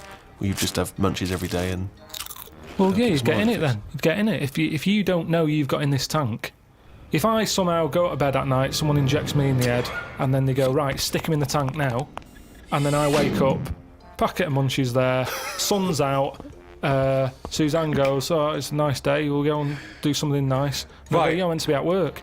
She goes, no, I don't have to go in today. I Right. go, all right, let's go out then. Now, what's interesting there is that within this scenario, I gave you any life, you could do anything, and you chose the exact life you've got now, except Suzanne's got a day off. Now, I both love that. Well, I was a and bit sort of- suspicious, though, that she's just taking a day off. No way, willy-nilly. it's not happening now. It's not happening, really happening. You could do anything you like. But I like the fact now you're even questioning it and you're not in the tank, and why has Suzanne got a day off, right? Now, I love that, because that suggests to me that you're a nice, happy, satisfied, whatever you want to do it, contented person who's got the perfect life. However, it's almost like you haven't fully understood the possibilities. For example, you wake up, there's the munchies, sunny day, Suzanne's not at work. You go, why aren't you at work? half She a goes day to off. you, hold on though, why are you flying? And you go, I just can. But you hadn't even thought that maybe you could fly or swim or hold your breath. you just No, gonna no, have some but munchies for Hang breakfast. on a minute, this is day one. Oh, okay. When you go on holiday, Yeah. like I've said before, you don't turn up and go, right, it's 1 o'clock, jet ski for half an hour, bungee jumping 40 minutes after that, let's have a nice roti, Yeah. and, try a little cocktail. And what do you do? What do you do when you arrive there? Well, you get there, Yeah. the fella takes your case to the room, Right. you have that panic of, am I going to give him too much money? I don't know the currency well enough yet, I don't know how much More things information are. than we asked for. Yeah. And No. the most mundane scenario I've ever heard. No, but this is what happens in real life. Okay, you're just telling us what happens when you go on holiday. What's your point? Okay. Because you don't want fun all in one go. You want to build to it because that's sometimes part of it. Right. Yeah. Right. Okay. So- anticipation. Yeah. Good. Yeah. Yeah. That little bit. Yeah. It's about things taking time in it, and looking back at the journey and going, Yeah. how did I get here? Okay, well, Right. can I ask a question? Because sorry, what I'm fascinated to know is if you decided to sign up to the float tank idea. Okay, you can design your perfect life. But I'd prefer not to Well, know I'm doing it. No, you won't don't. You know. won't. But I You want to won't ask know. this question. Imagine Ricky and I are the doctors. Okay, we can put you in this tank. All we need to know from you now is what your perfect life is. And we're going to program it in the computer. You're going to wake up tomorrow. You won't know this conversation's happened. You'll have the perfect life. What, if you don't mind, we're going to take notes now. What is the perfect life? You're still obviously living with Suzanne. We've got but munches. What else? We've got munches and we've got sunshine. But what else would you like in your magical life your ultimate life? Yeah, I don't like this idea. Suddenly Suzanne's never at work. I just think you need a bit of the badness to have the goodness. Right. right. But the difference is when I next get British Gas round, they go, "Oh, Mr. Wilkinson, yes, Oh my God! The boiler so is he's like fixed. to have a virtual life, so his boiler's fixed. No, Yeah, but no, so your no, no, boiler no. still goes wrong in your dream, but it gets fixed. But you don't Yes. even need a boiler. You could be the perfect temperature But all this the isn't time. the Earth Caribbean. anymore. I don't like the idea of too much change. I don't want that much of a change. But to you my life. won't realise. It won't feel like change. Yeah, but it's that old chestnut, isn't it? It's the thing of like, what's my problem then? You've got Right. the problem gene in your head. You've got to fill it with a problem. Yeah, he's not a geneticist. Got the problem hole in your head. No, it's Got not. a problem hole in your head. Shut up, Ricky. Let him say what he needs to say. He's got a said problem it. hole in his head. He's got a problem hole in his head. It's called his mouth. Yes. Right, that is your problem hole. So, if someone comes up and they go, "I've fixed your boiler," Sorry, could I just ask No, let him speak Let for- me ask one question, Steve. Is the problem hole different from the problem gene, or is that a new term for... You put things through the problem hole and they end up in the problem gene. You feed something in the problem hole. Is that right, Carl? It goes through the problem Yes. tube into the problem gene. Okay, so it's down the problem conduit. Okay, go on. then. Right. So it's better to have... You've got a problem hole in your head, right? Yeah. So you stuff in a problem into the problem Problems. hole. In Okay, it yeah, goes. okay. now all the little problems can't get in because of the big problem. Right. Right. Is that good or bad? It's a But good that's thing to not true, have is The it? problem hole is a standard size on everyone. Right. Right, no, but that's Shut not... up, Ricky. Let him Now, explain. now, Ricky, I'd say his problems are not even problems. Well, how big's his problem hole? Same size as mine. Same Right, size as okay. yours. But his problems are all little ones. They're like, you've got like a load of Skittles. I've got a big cream egg. Right, but why... Shut up! Let him but- speak. but He's I've just got- expanding on his idea. Why But do you what is keep his interrupting? problem? What is your problem that's so big Okay. compared to my little Skittles? Loads of problems. You get stressed out about things that I'm like, what's up with you? You get annoyed easily with stuff. People chewing loudly, or someone breathing loudly, or someone coughing. Whereas I'm like, oh, that doesn't matter. Like you say, to you, the boiler is like, get it ripped out, put a new one in. It's not as easy as that. It is. And that's why the problem ball is growing. He's got a gene, a ball, and a hole. So the problem No ball- wonder there's no fucking room for a brain. Right, shut up. Let me ask. I want to clarify this. The problem ball exists in life. That gets bigger and bigger and bigger. It has to go through the problem hole, down the problem tube, into And the problem bounce gene. into the problem gene. Right, now then. So you've got the problem ball. Everyone's problem hole is the same size. Everyone's. Okay. But some people's problems are smaller, so they can slip straight into the problem hole. I've got a question, Wait, Stephen. wait. And listen, has anyone got a pair of problem balls, or is it always just? Can ladies have a pair of problem balls? No, because Hitler had one problem ball, didn't he? But could anyone ever have a pair of problem balls? Is my question to you. And some people's problem balls are much bigger than another man's or another woman's, right? Yeah, Right. depending on the problem. So you could Right. have you could have a pair of problem balls and one problem hole.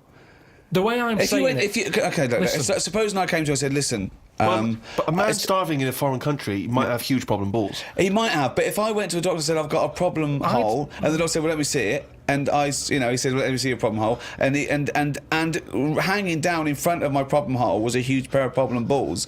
What would he treat first? Is my question. Well, would he look into the problem hole? He said, he'd say, right, take your problem genes off.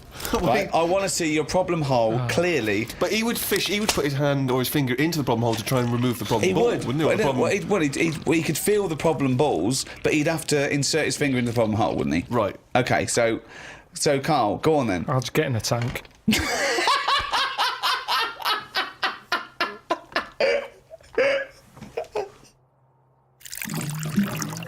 What do you do towards enjoying your life? I don't normally enjoy the thing when I'm doing it. It's after. It's like that holiday. When I What was do you on mean holiday. you don't enjoy the thing when you're doing it? It's after. What's an example of not enjoying the thing at the moment, but you do after? You didn't enjoy the holiday. Say but like you- the holiday. I've just So you been enjoy away. coming off hang on. holiday? What? I want to hear it. You enjoyed the holiday. You didn't enjoy the When I'm holiday. there, I had fleas biting me. Yeah. I had mosquitoes biting me. Yeah. There was a funny smell of damp in the bathroom. I was worrying, getting in the sea, thinking, is there stonefish in it? Right? Now, you've got all that going on. Yeah. When you get back, you forget about the damp smell. You forget Well, about you the haven't. fleas because the bites have gone. They're not as much of a problem. Yeah. So then your brain starts going, well, hang on, what did I enjoy? And you go, I enjoyed the dorada fish I had that I've never eaten. Yeah. That's an experience. At the time, I wasn't enjoying it because I'm thinking, when I get back, I'm going to have fleas on me again. Yeah. Now, when I get a menu given to me in a restaurant, Yeah. I go, right, what am I going to do here? Yeah. Right, well, when I came here, I thought I'd have some lamb chops. They've got lamb chops, great. Wonder how much to give you, because I quite fancy this pudding they've got. Right. Now, I have the lamb chops, it comes with extra veg. I eat it, I enjoy it. The pudding I wanted, it's gone out the window, I've got no room for it now. Yeah. But you enjoyed the lamb chops. You enjoyed lamb chops. You can only get packed so much. If you're enjoying all your life all the time, there's no point in regretting anything. That's just greed. No, but I was looking forward to the pudding. Well, you shouldn't have eaten all the veg. Yeah, but I was enjoying it at that point. But then you take the pleasure that you had at that point. No, because I wanted a pudding. Yeah, but you... But you didn't want to put in, or you've had to put in. No, because I would have had it for the sake of having it. And then it's Yeah, ruined. but I don't know what the whinge is there. You had a lovely meal. You had some lovely lamb chops. You enjoyed the hour. Because when I read that they had like profiteroles on there, I Yeah. thought I fancy a couple of them. Yeah, And the chance has gone. I'm probably not coming back to this restaurant now. yeah, but you 'cause haven't missed a chance. You had the chance. You didn't want to take it because you were full up with lovely lamb. It's What's not like the you problem? didn't... I had a spicy sausage in the Caribbean. Right. Now, the problem was, I was enjoying it, but I thought this is the spiciest sausage I've ever eaten. Right. Now, I could only enjoy that the next day night when I knew that it's The gone next day through my night. body, there hasn't been a problem. So that was a nice sausage, I'd have one of them again. Right. That was a nice sausage. But then the next time, surely you'd be enjoying it because you wouldn't have the trauma of the next night because you'd lived through it, and now you're just enjoying But the the lovely problem- spiciness and the sausaginess of the spicy sausage. Yeah, but the problem is, once you've enjoyed something, it's very difficult to replace what you got from that spicy sausage the first time. Then why are you looking forward to having another one? Because let me tell you, Go on.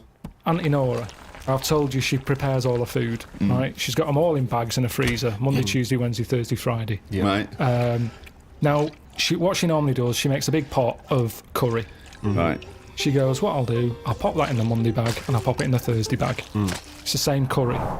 Now, she has it on the Monday. Yeah. She loves it. She thinks I got the mix just right there. The spices are good. The Yeah. chicken was tasty. I'm looking forward to Thursday. I'm looking forward to Thursday. I can't wait for Thursday. Yeah. Right. I'll call her up on the Thursday evening. I'll go, how was the curry that you had on Monday that you said you were having again on Thursday that you enjoyed?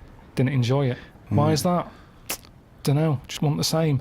She was expecting too much. And that's the problem. If I had that spicy sausage again, he's never going to live up to it. So forget the spicy sausage. I've had it. I've experienced it. So you're if never someone another one? says, well, it depends. So do you have anything twice ever? Maybe not. But this is insane, Carl, But because aside from you and your Auntie Norma and presumably all the other Pilkington clan, or all as weird as one another, why you phone her up and ask her what she's having for tea, I don't know. Yeah, that's one thing. What, and That that's shows not you that- only what it's that- happening on Monday, yeah. but what you're going to do on Thursday as well. I'll make a note of it in the Auntie Norma food diary. That's proof that you really aren't enjoying your life now. Exactly. To go, right, oh, fucking Well, hell. what else do you say But to then other he's people? phoning her up again late on the Friday to find out how the Thursday curry went down. I know, exactly. Yeah. That's two calls that week. Unbelievable. Well, it's just Just good to- read her journal. Now, the question is it better to enjoy something once and not again than not at all? But you're an What do you idiot mean? because No, you're the that's only not person who choice. experiences this. That's not the choice. That's not the choice for normal people. You can either never enjoy summer or only enjoy it once. You can enjoy things loads of times. you can't. That's what a hobby is. A hobby is enjoying things over and over again. I haven't got a hobby ever. That's why. I've had loads of hobbies in the past. I did the dancing, I did the boxing, I did. What else have I done? That is it. I think that's what. But that's what I'm saying now. I soon get bored. And it's like how you enjoy, I love munchies, Yeah. but I always enjoy the last one more than. But that doesn't make sense. That goes totally counter to your argument. No, because it's from one packet. What? It's from one packet. What difference does that make? The So first you- one's surely so- your favourite. No, So hold it's on. not. So if you were to have one munchie, I'll go as a munchie, mate. You'd No. go, I'm not going to take one unless I can have all of them, particularly the last one.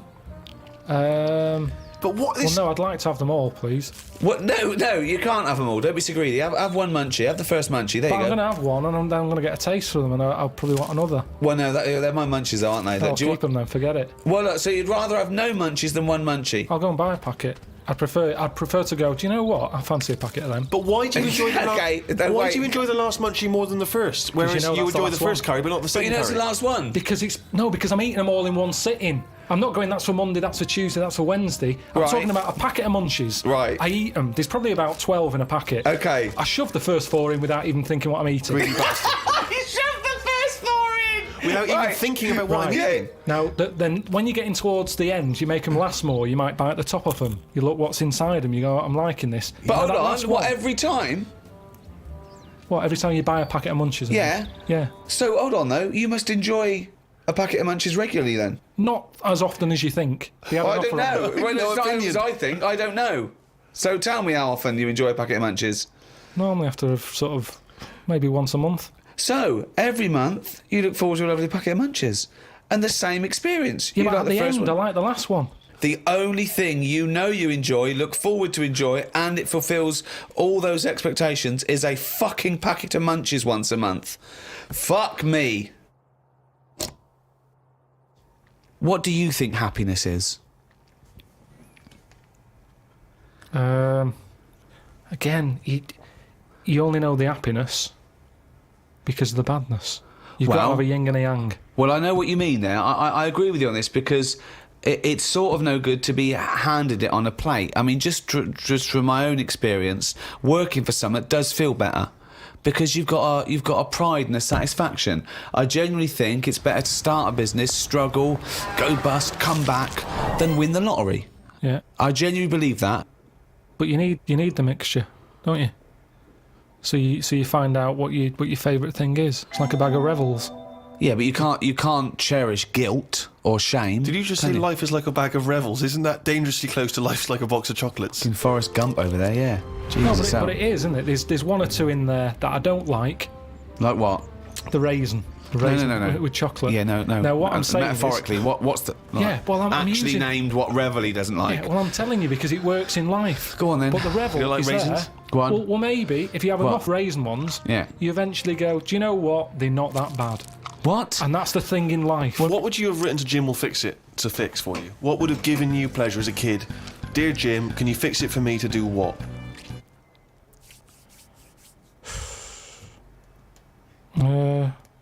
When I watched Jim will Fix It as a kid, they never really lived up to what the kid wanted, did they? But what would you have requested? But I don't think I would because I think I saw how disappointed most of the kids were. God, it's A kid like whistling, they brought out This is Roger Whittaker. exhausting. Yes, because they look at it and they go, can you fix it for me to go into space? No. Can I dance with Bananarama? No problem. That's the ones they pick. Yeah, so Do you know what that's I mean? why I wouldn't write in because whatever you ask for, you're always going to get a watered down version. But if Jim could fix it for you to do anything, what would you have chosen? There's not many things I wanted as a kid. One really. thing. Jesus Christ. Just one thing. To choose one thing, please. That my name was Brett. Oh, fucking hell! It's not unbelievable! I mean, it's extraordinary. There is no predicting that. Okay, you know what? I can make that dream come true for you right now, Brett. We can just call you Brett from now on. Not a problem, Brett. Brett Pilkington. It sounds good. I love the fact that it's the Carl bit he wants to replace, not the fucking No, but Pilkington. that doesn't work either because, like, then Why I not, told, Brett? because I told Okay. I told my mum and dad that that's what I wanted. They started calling me that, but then I forgot that. They went along with it. Yeah, So you said, Mum, Dad, call me Brett from now on. And they went, all right.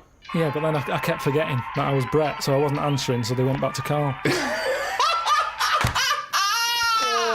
It's amazing! So you've had that dream come true. Yeah, and it wasn't that good. And that's what I'm saying to you. Things never live up to what you want.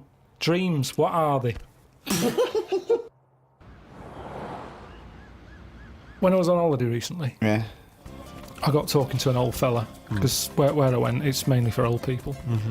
I got chatting with him. You could tell he had a lot of money. Yeah. He sort of tanned. He had that sort of rouge-coloured sort of jeans, Oh, yeah. which is always sort of... Telltale sign. It's kind of like he's got money. Yeah. And The red jeans are twice as much, sir. That's okay, I've got money. yeah, it's either that colour or yellow. But you Yeah. can carry it off when you're an old man, and especially with the tan, you think, yeah, he's got a few Oh, quid. I'm a millionaire. Do you have any yellow jeans? We've got one pair, sir. But But they no are the one... most expensive. Yeah, of they're in the back room. Could I just see your bank account first? There it is. Oh, yeah, you can afford yellow jeans, all right, sir. Come this way. So I got talking to him, and it turns out He had a cruise ship. Right. Loads of money. Now, I was chatting to him for about 10 minutes. Yeah. What colour was his jacket? Said he didn't have a jacket on, just a white shirt. He's wearing red jeans and a white shirt. Yeah, sort of leather slip-on shoes, what I can remember. And how old is he? It's hard to tell because he was well tanned. Right. Was he an attractive man? He's a good-looking fella. So he's rich. So you saw this rich, good-looking bloke with just a shirt on. No, he had a shirt and his pink Yeah. pants. His pigtails, and he just went over and struck up a conversation I with him. don't know. Why did you notice what colour the crotch area was? What? Why did you notice what You were colour looking very much at the arse I and the can see crotch why area. you could see if you're looking at his face, you could see a white shirt. I'll But tell why you could why. you see I'll tell you what why. colour This is what I'm the telling you. fabric around his This is what testicles I'm were? saying. You saw a good-looking old man sat at the bar. You went out and bought him a drink. Right? Yeah, I you was you waiting noticed for the it. barbecue to open. Right. Okay. And I you got noticed there a man's. early. So you noticed So a it was man's 9 in the morning. trousers. No. Yeah. No. I was annoyed. I Right. don't like late nights on holiday. Right, With okay. jet lag. Suzanne said, let's go down there early tonight. Right. I get there. I find out the barbecue's not for another 40-odd minutes. What time was The it? holiday rep. Well, I don't know. It starts at 8. You're so I have to noticing wait for people. 40 You're minutes. noticing old men's genital coverings, but you don't know what fucking time it is. Yeah, but what get I'm your saying- story What I'm straight. saying to you is the Right. reason I noticed his pants is because what he was talking about, Right. there was no reference points. I didn't have a clue what he was going on about. Right. What was he talking about for your eyes to wander down to his penis, is what I'm trying to say. What made you look at his penis? Because I got bored.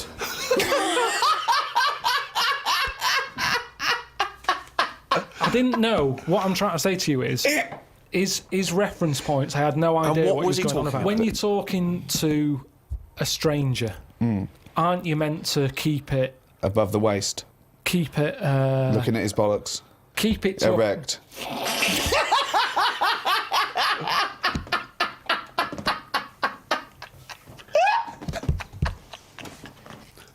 I made Carl laugh.